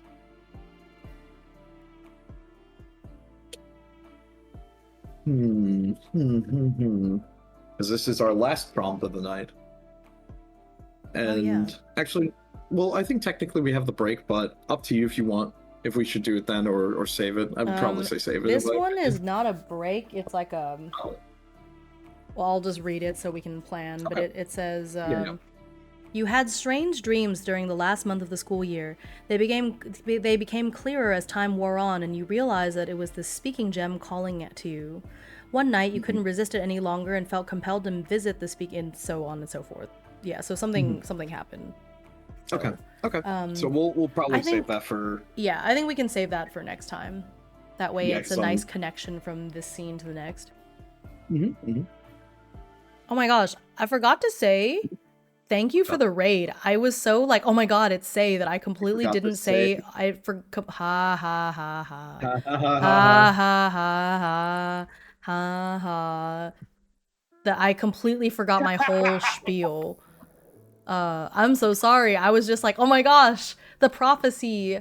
Thank you for the raid. It has become reality. I appreciate you. Oh my gosh. It's just so funny because we were thinking and talking about you earlier. But thank you for raiding. For anyone that doesn't know, I am Himeutsugi. I normally stream solo TTRPGs. This is technically a solo TTRPG, but it has duet rules, and so we're playing it as a duet. We're rival magicians at this magical college, basically, and we're gonna duel eventually at the very end, but currently we're in a long montage of flashbacks, basically, where we're flashbacking our last 4 years of university, and so we're wrapping up our first year now. But yeah, if you've got a raid and run, totally understand. It's late, or maybe really early, depending on your point of view and time zone. But if not, yeah, we're gonna hang out. This is our last prompt, so shouldn't be too much longer. Yep. Okay. Let me see. Okay, I need a name for this. Let me go to names. I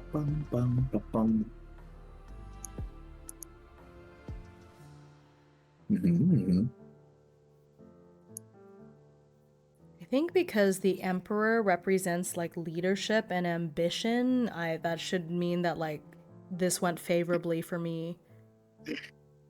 Atomic, I'm sorry, Atomic Comic, that's what they call me. The Raiden of Rome. I'm sorry, my bad. I got distracted. Oh my gosh, because I said raid and oh my god. Can I say it was a pretty good one? That was pretty good one. That was a pretty good one.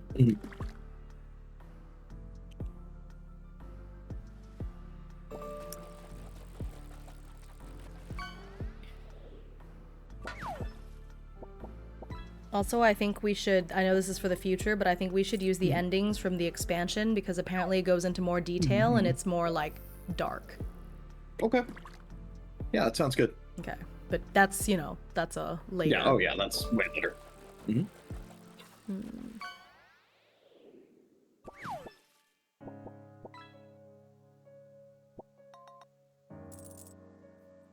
mean, I think I have to turn into a panther, right? It would be very fitting. I feel like I kind of have to, or a jaguar or something. Okay. Okay.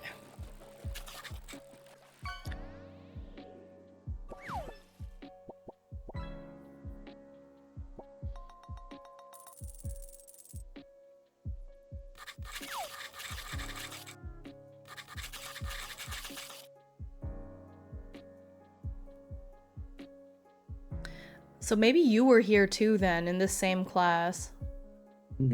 Okay. So I'll... Yeah, I think that would count.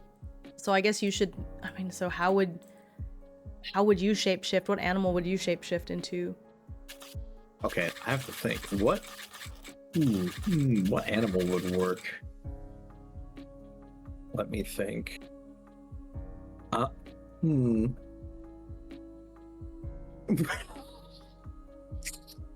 What the fuck, Atomic? Sorry. That's a crazy story.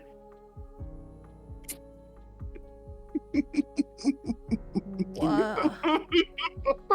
I don't know what to do with this information now that I have it.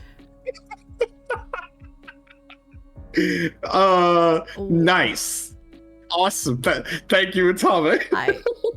That's amazing. Right. So what what would they turn it to? I would say I also just realized I had my filters on Obsidian on from when I normally want it to be see-through for like the background, but I didn't need to for this stream, and so it was just kind of like extra dark for no reason. Hopefully now you can read it a little bit better. I just turned it on. I would probably say she would turn into probably a mouse. A mouse? Yep. Sounds about right. Interesting. Okay. Alrighty then. Would she get stuck in that form for a long time? Do you think she's good at using her magic? I don't know, how good is she with magic? I would say she's very skilled in magic, but if you wanted to I was gonna say if you wanted to roll for something on that or pull a card, I'll let you decide on that. Okay, I guess I'll pull a card for it, because maybe she's normally skilled, but this is still something they're doing for the first time, right? Yeah. Okay. I've fanned out my cards. Pick a number between 1 and 20. Give me 12. Okay. How about that? All right. 3, 6, 9. All right, this is 12. So you chose this card, not me. Okay. Oh no. Okay. It's the Hanged Man. Oh, he's got the Hanged Man. What's going on? Holy. I think, I don't know, this card is following you. I'm a little worried for you, man. You need to go surfing, yeah. Because even with my, like, physical deck, it came out. It came for you. Awesome, amazing. I can't believe it. Interesting. Look. Oh my god. Kai, I want you to know. I want you to know, I've drawn the Hangman, I've drawn the Tower, I've drawn a lot of these. I've drawn the Hierophant like multiple times. There's something going on here. Did you see what Atomic just Wait, that's the Hang. Ah! I hate it. I hate it here. I hate it. I'm dead. Wow. Oh my goodness. Amazing.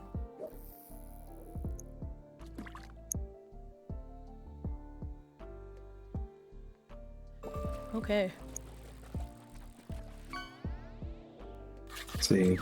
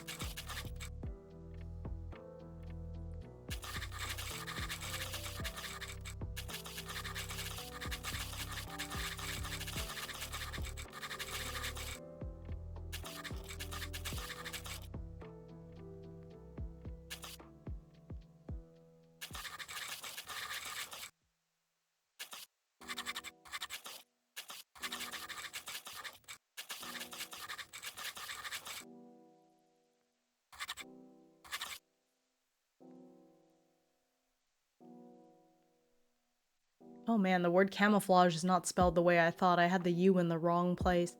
You know what? That happens to me too every time. Why is the U? What? Why is it there? English is such a BS language. Is that word?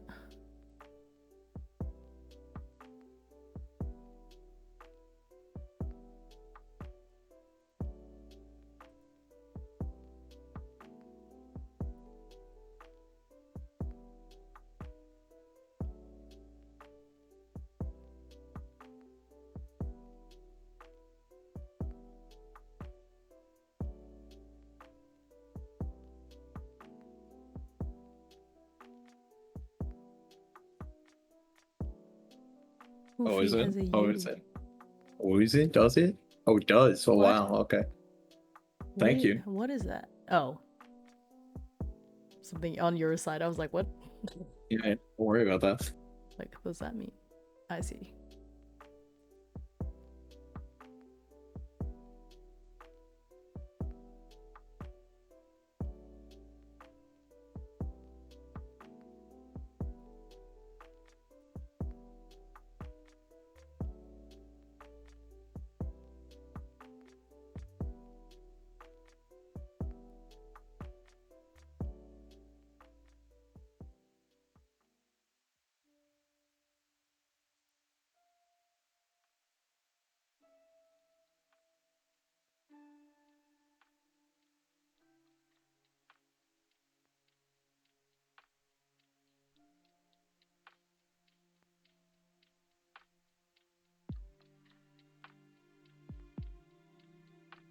Hmm.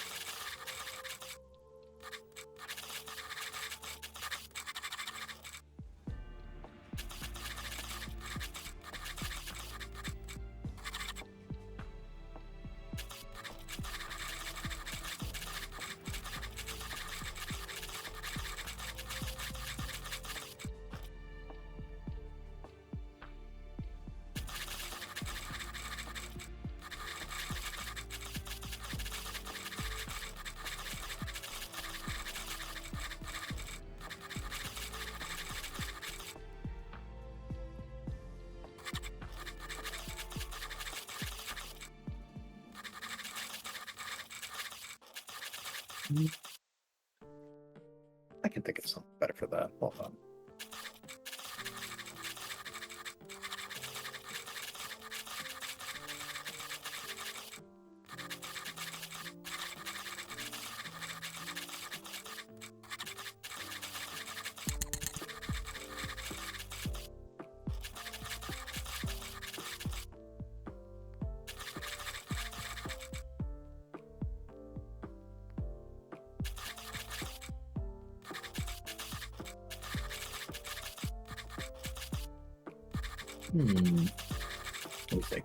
Let me think.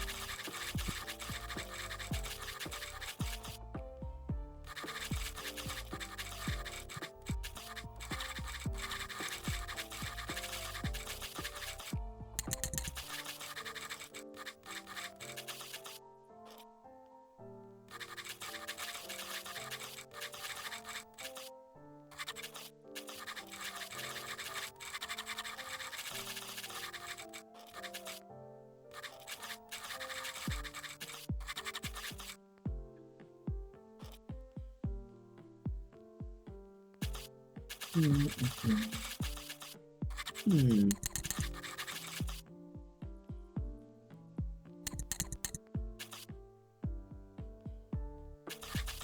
That's a good one I can use for an idea.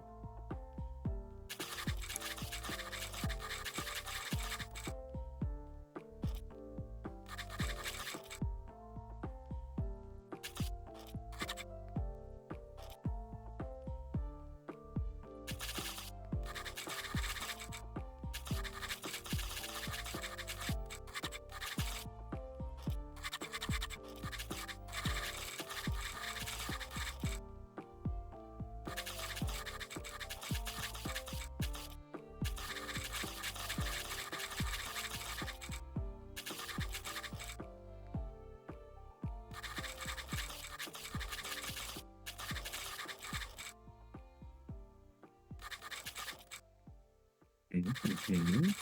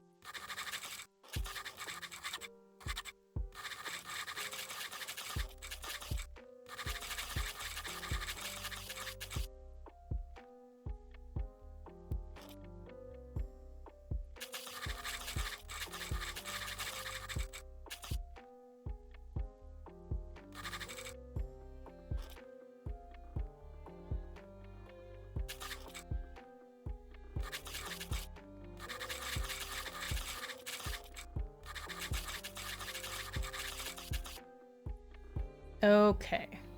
I think I got it.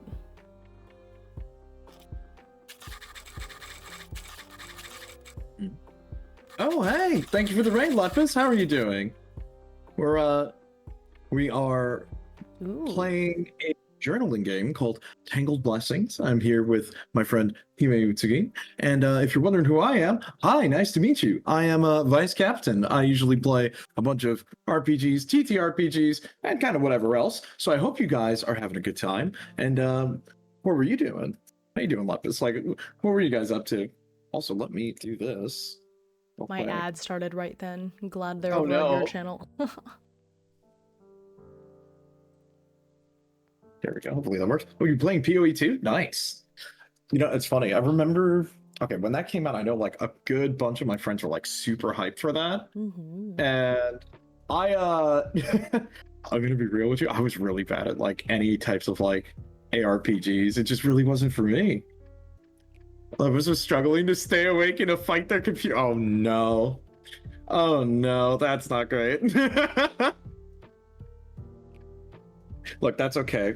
I was losing the fight with my PC on Sunday stream where we were trying to play another Oh tabletop gosh, that game. was wild. Yeah. Yeah, no problem, Lepus. If you have to go, because I know it is late, by all means, feel free to raid and run. Thank you again for the raid, and I hope you have a great night.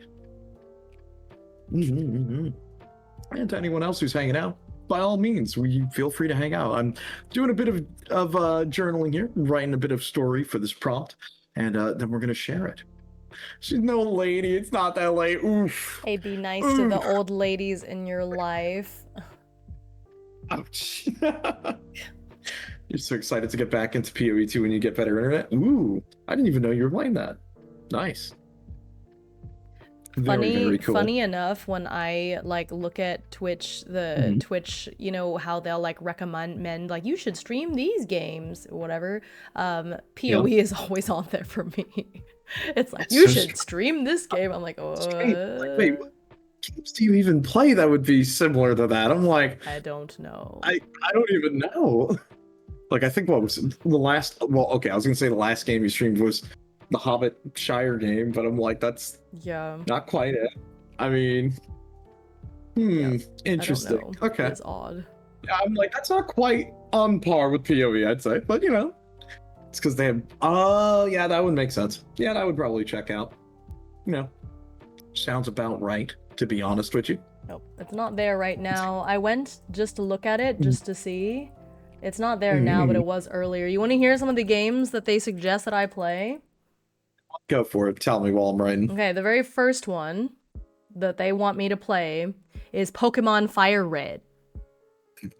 That's from me. always first. That's the first one. Oh, actually, okay. Hearthstone. King of Meat. And then there's like a bunch of like mobile looking games. Eve Online always comes up. I'm like, why do you guys think that I would? Okay. Blood Bowl 3 specifically. Interesting choices. Okay, fair enough. They have bought King of Meat. Oh, I see. That's probably, yeah. Hearthstone. No. Yeah, I guess that's why they just suggest stuff that's like higher viewership, you know. But yeah, the Pokemon one is pretty funny. Fire Red specifically out of all game. Look, man, it's the one that everyone plays all the time, you know? I guess so. It's all the ROM hacks and stuff. It's kind of like the catch-all like term that everyone uses, you know? I work in the video game industry, have a general idea. Ah, I see. Oh, okay. Well, that's cool. I had no idea that was kind of the case with what gets promoted. I did not know that King of Meat even existed until this very moment. What is King of Meat? I'm kind of scared to ask that question out loud. You know, I'm scared to ask that question out loud now. Well, you already did. Oh, boy. Let's see what it is. King of Meat is a co-op party platformer pitting up to 4 players against community-built dungeons filled with puzzles to solve, challenges to traverse, and ridiculous monsters to fight. That is not what I expected based on the title. Mm-hmm. Pokemon ZA is coming out. Gotta get ready with Pokemon Fire Red. Yeah. True. That and see Mega Bonk is blowing up. Yeah, Mega Bonk seems pretty cool. Mm-hmm. Interesting. All right. Cool. Cool.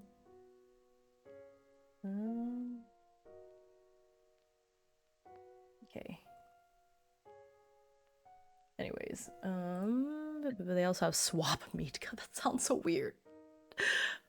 Why do they call it that?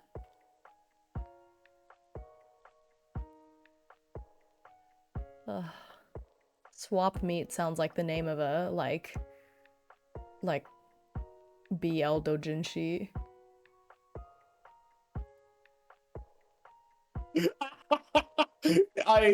Yeah, no, that checks out. Yeah, probably. Right? Am I wrong? I mean, you're not wrong. Yeah, you really hit me with the sidewinder there, you know? Yeah. Yep. I'd say that checks out. That's funny. Okay. Almost done writing this. Okay, cool. I think I just finished.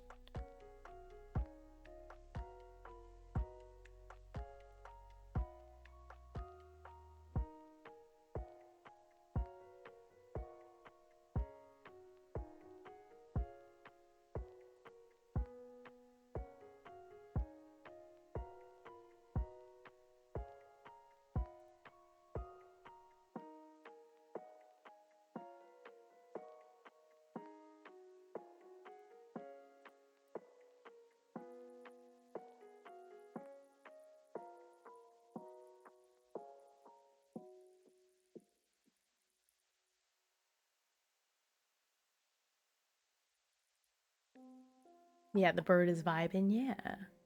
Like my Victorian lo-fi. Let's see. Oh, destroy all humans vibe, but as you kill things, you can swap body parts with theirs to gain new abilities. That's actually really cool. That's a very cool concept, you know? Let's see.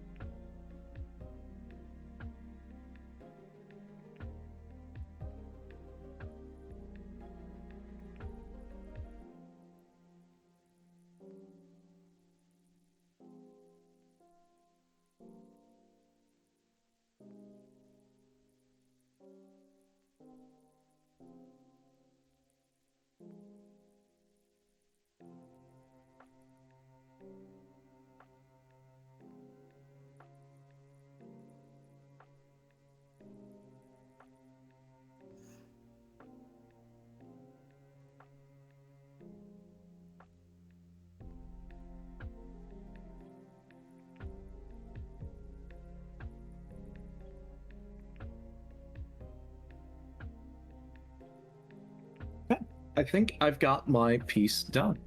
Do Okay. you want to go first or should I? Sure. Because I think you went first last time, Mhm. maybe? Okay. I did. Okay. All right. Towards the end of sophomore year, the students were finally allowed to try shape-shifting magic. It was a class of magic that was notoriously difficult, with horror stories abound of students who couldn't return to being human or being stuck as Mhm. half animal, half human. Oh Still, boy. yeah, still, with his strong magic ability, Raphael wasn't too worried about it. Sure, his luck hadn't been too great ever since the run in with that dream ghost, but luck had nothing to do with skill.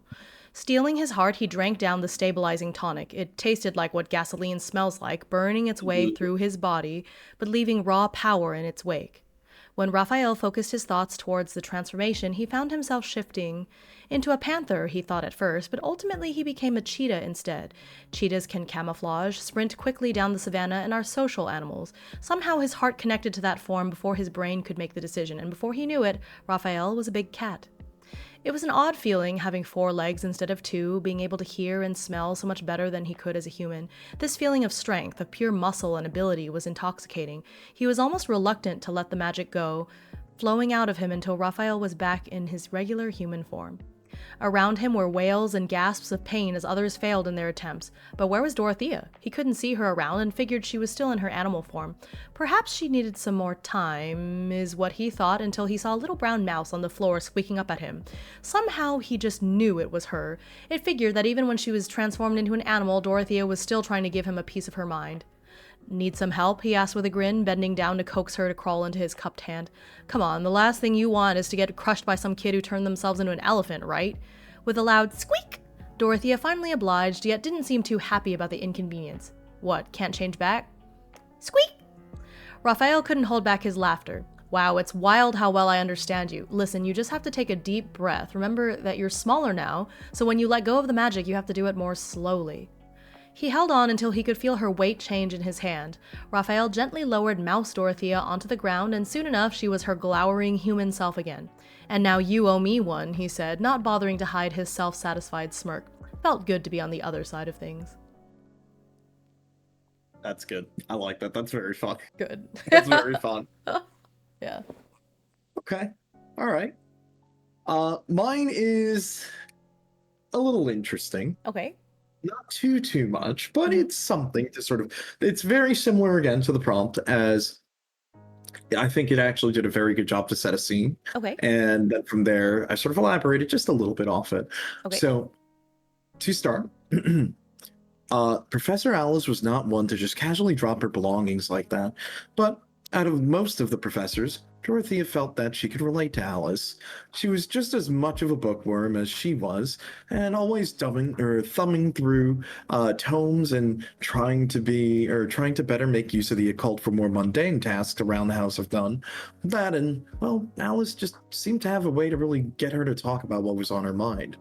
And let's see, like no one but them has so far.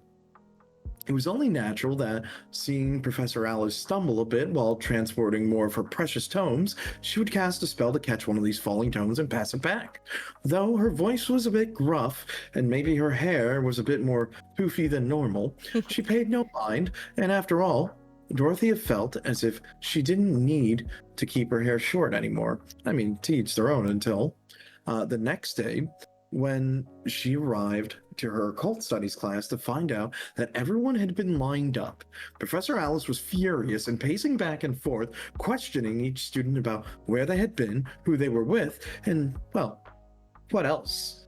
Surely she had good intentions, right? And she looked equally tired as she was furious. Then she got to Dorothea. I know you mean well, and you couldn't be the culprit, but I still have to ask you, like the rest. Did you take my tomes? Oof. She struggles and squirms slightly. I mean, the thought crossed her mind before, but why would she ask if, it was her moving them elsewhere? No. Professor Alice shakes her head in disapproval. And I thought you were different from the rest of them. These words were like a dagger into Dorothea's heart. The first person in a very long time who finally understood her to say such a cold thing. It felt as though something broke, and that she was both scared to talk back, but dreading what more she might say. Once again, she feels alone. But you moved them. Your tomes. She seemed to try and calm herself down and talk back to Professor Alice, who, now seeing how Dorothea reacted, apologizes and dismisses everyone but her, asking her to join her in her office. After some time, they have some tea, and Dorothea explains what had happened the night before, or the day before. She mentions how they sounded and looked a bit off, but she figured it was just because she was so tired from planning lessons all night. And Professor Alice couldn't help but to laugh and thank her for being as considerate and admits that part is true, but she was still asleep in her office when it happened. The two chatted, and after a while, the two chatted for a while longer until Professor Alice mentions there was one thing that awaited her right as she woke up. Another chess piece, another king. Ooh, and there you go. It's leading up to something. That's so cool. I'm curious Yeah. to see what that is all leading up towards. Yeah. What are you getting? What are you cooking over there? That's I cool. don't know. It's taken me a sec to just sort of piece it together, but I think we're starting to go somewhere with it. But I think that's the cool part. I don't know where the heck I'm going. It's okay. Look, Yeah. I feel like I think you are going somewhere, because I do like sort of it's a more character story. Where for my character, it feels more like she's a passenger for the story that's happening around her. I think that makes sense though, because she's a little bit more passive, I feel like. Yeah. At least when it comes to her own story. Like, she's more active and just nagging Raphael. More or less. Like, what are you doing? Study. But then when it comes to herself, she's a little bit more like, that's interesting. Yeah. I think he's just sort of flowing along. I think I tend towards character-driven stories rather than the other way around. Like, I'm the type that when I'm writing a story, I come up with the cast of characters first and build a setting to be a vehicle for them. Yeah, no, that sounds good. Yeah, no, I agree. But yeah, I really like where this is going so far. I think this was okay. I gotta tell you, this was a lot of right. Like, this was a lot of fun, a lot more fun than I originally anticipated. Because I was worried, because I'm like, look, for me, I know whenever I'm sitting down and jotting notes down or writing things out, I know it can be a little bit dry on my end, because you lock in a bit. But I'm glad that everyone seems to be having some fun here with us as we're sort of working together to piece together and tell a story. And I guess one other note would be like, how would your character even feel about this past event that just happened to me? Because surely it's another case of you really had to be there for it. Unless were they one of the students that was maybe there for the questioning, or maybe heard about it and is one of those out there things. But I feel that he wasn't there, but I think hearing about it through the grapevine later, he would just be really incredulous about the whole thing. Like, why would they even suspect her? She's such a square. Yeah. Like, why would that even come up? Like, ridiculous that they even bothered, because he's kind of protective of her in his own way too, because he's very convinced of her character by this point, so it's just kind of like, what's the point? Why'd they even do that? That's crazy that they even called you in. Like, obviously you didn't do it. Yeah. See, some people make a plot line and then characters to fill certain roles. That is also true, Viper. You're right. Yeah, I think that you can definitely go from are you a world builder and you build that first? Are you a plot builder, or are you a character builder, right? Like, some people focus on one more than, the order is important, right? Between world, characters, and plot. I think I tend to go character, world, plot, or sometimes world, character, plot. But usually plot for me is incidental, because I think of a plot that makes sense for the characters and the world that they're in. Yeah, no, that checks out. For me, like I said, it's I kind of do it in an opposite order, where sometimes I'll work on a story first and then try to figure out how can I build a world around this story, and then we'll fill out the rest of the characters along the way. Because for me, it's I think I try to think from the perspective of either the player or a viewer or a reader. who are the people that they're seeing first? What is Mm, their impressions of them? Because these people are going to be sort of what set the benchmark for the rest of the experience, at least in okay. my opinion. Yeah, I could see that. So I like to use that as like the litmus test for, you know, Yeah, what would be the standard in this world or this place. right. Hmm. World character plot is fun because it ends up feeling like a sandbox with a character. Yeah, exactly. But I think that's also what's fun about solo TTRPGs, because that's kind of what it ends up being, because the TTRPG already created the world. So all that Hmm. I'm doing is I'm creating the character, and the plot is incidental based on what I roll or based on the tarot cards or whatever it is, you know? And so I think that's exactly what I enjoy about solo TTRPGs is like, okay, I'm gonna roll up this character in this world, and like what's happening, because that's how Tangled Blessings is, because this universe already existed. We did not do Hmm. any world building, you know. Yep. We All just we did was make our characters and mm-hmm. figure out sort of what's their place in this world, you know? Exactly.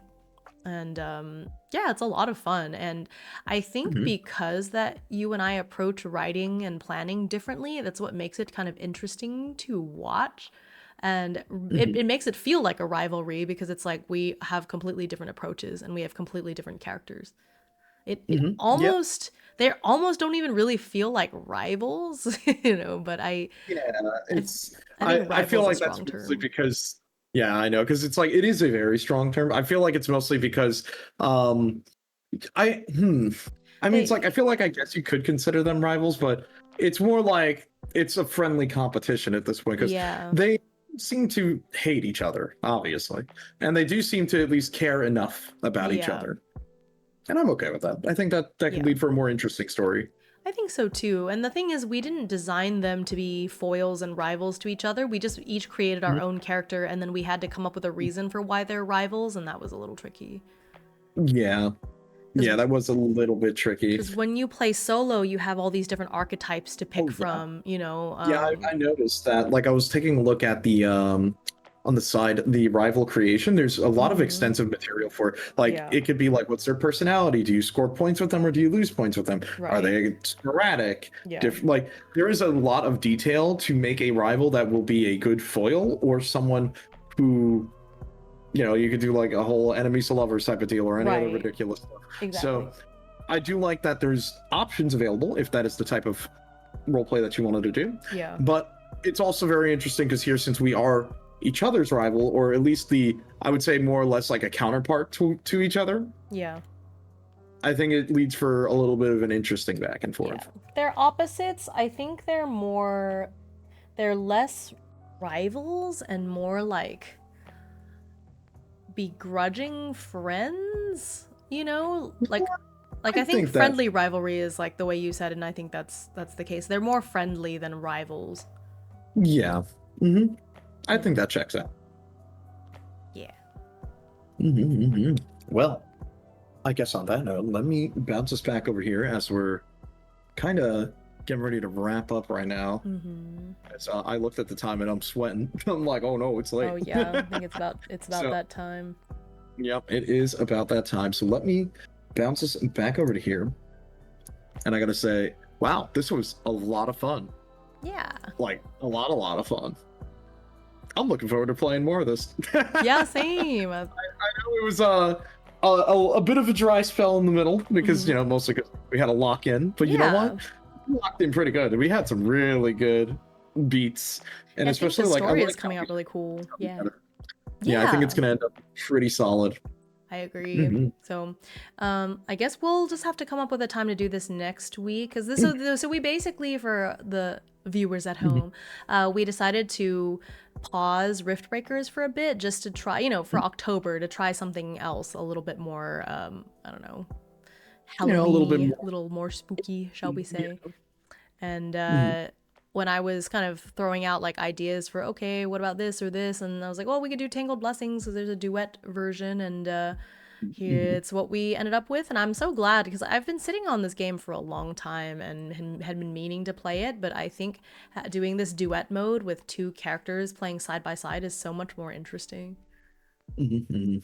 Yeah, no, it's such a very interesting feeling going through this in the way that we do. Mm-hmm. Because again, for me, it's like I hadn't really played a solo TTRPG yet in full, Mm-hmm. which that's going to be a work in progress because I have to still build it out. Yeah. But outside of that, this is fun. I do like this, and like I said, this is going to be fun because probably like after I eventually do my Across 1,000 Dead Worlds, you're probably going to see 1,000-Year-Old Vampire for sure. Yeah, now 1,000-Year-Old Vampire is different because, well, actually this game is pretty good too, but this game and 1,000-Year-Old Vampire, I think compared to games that are pure journaling, there is some gameplay because with this game, you're saving up your cards and then at the end when you do the exam, there's like some actual like game mechanics happening.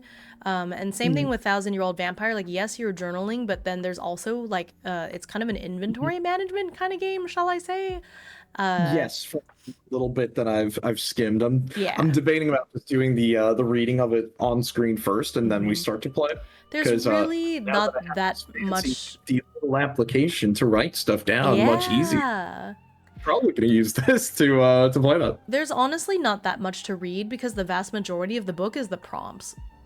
Yeah, So, that's pretty much that. Because a lot of it's gonna be me researching, and it just depends on if people are down for sitting around while I look stuff up. I think that would be a really cool stream to watch you look stuff up and watch you make mood boards or whatever. I think that would be really neat. Yeah, yeah. Yeah, the pick crew to make your character and everything. That's always fun. I'm always down. Yeah, exactly. See, it's fun. I'm glad that there are people who would love to sit down and hang out for a lot of these because, you know, there are some more of these out there type of games like that, which I say out there like it's, you know, blasphemous, but you know what I mean, compared to like what a lot of people would typically expect. Now I'm glad that, you know, people would be down to try that out and see me do that. I mean, hell, I know the what was it, like last stream when I was talking about I asked everyone, it's like, hey, would you guys be down if I tried to run maybe one of the Megaten campaigns and I could do a one-shot of that on stream? Would anyone be down to see that?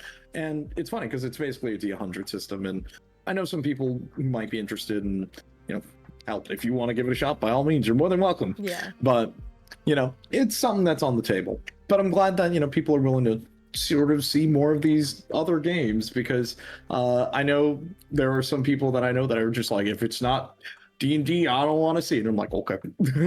Yeah. Go figure. That's fair. See, operative and agents sent to investigate. Oh, okay. Yeah.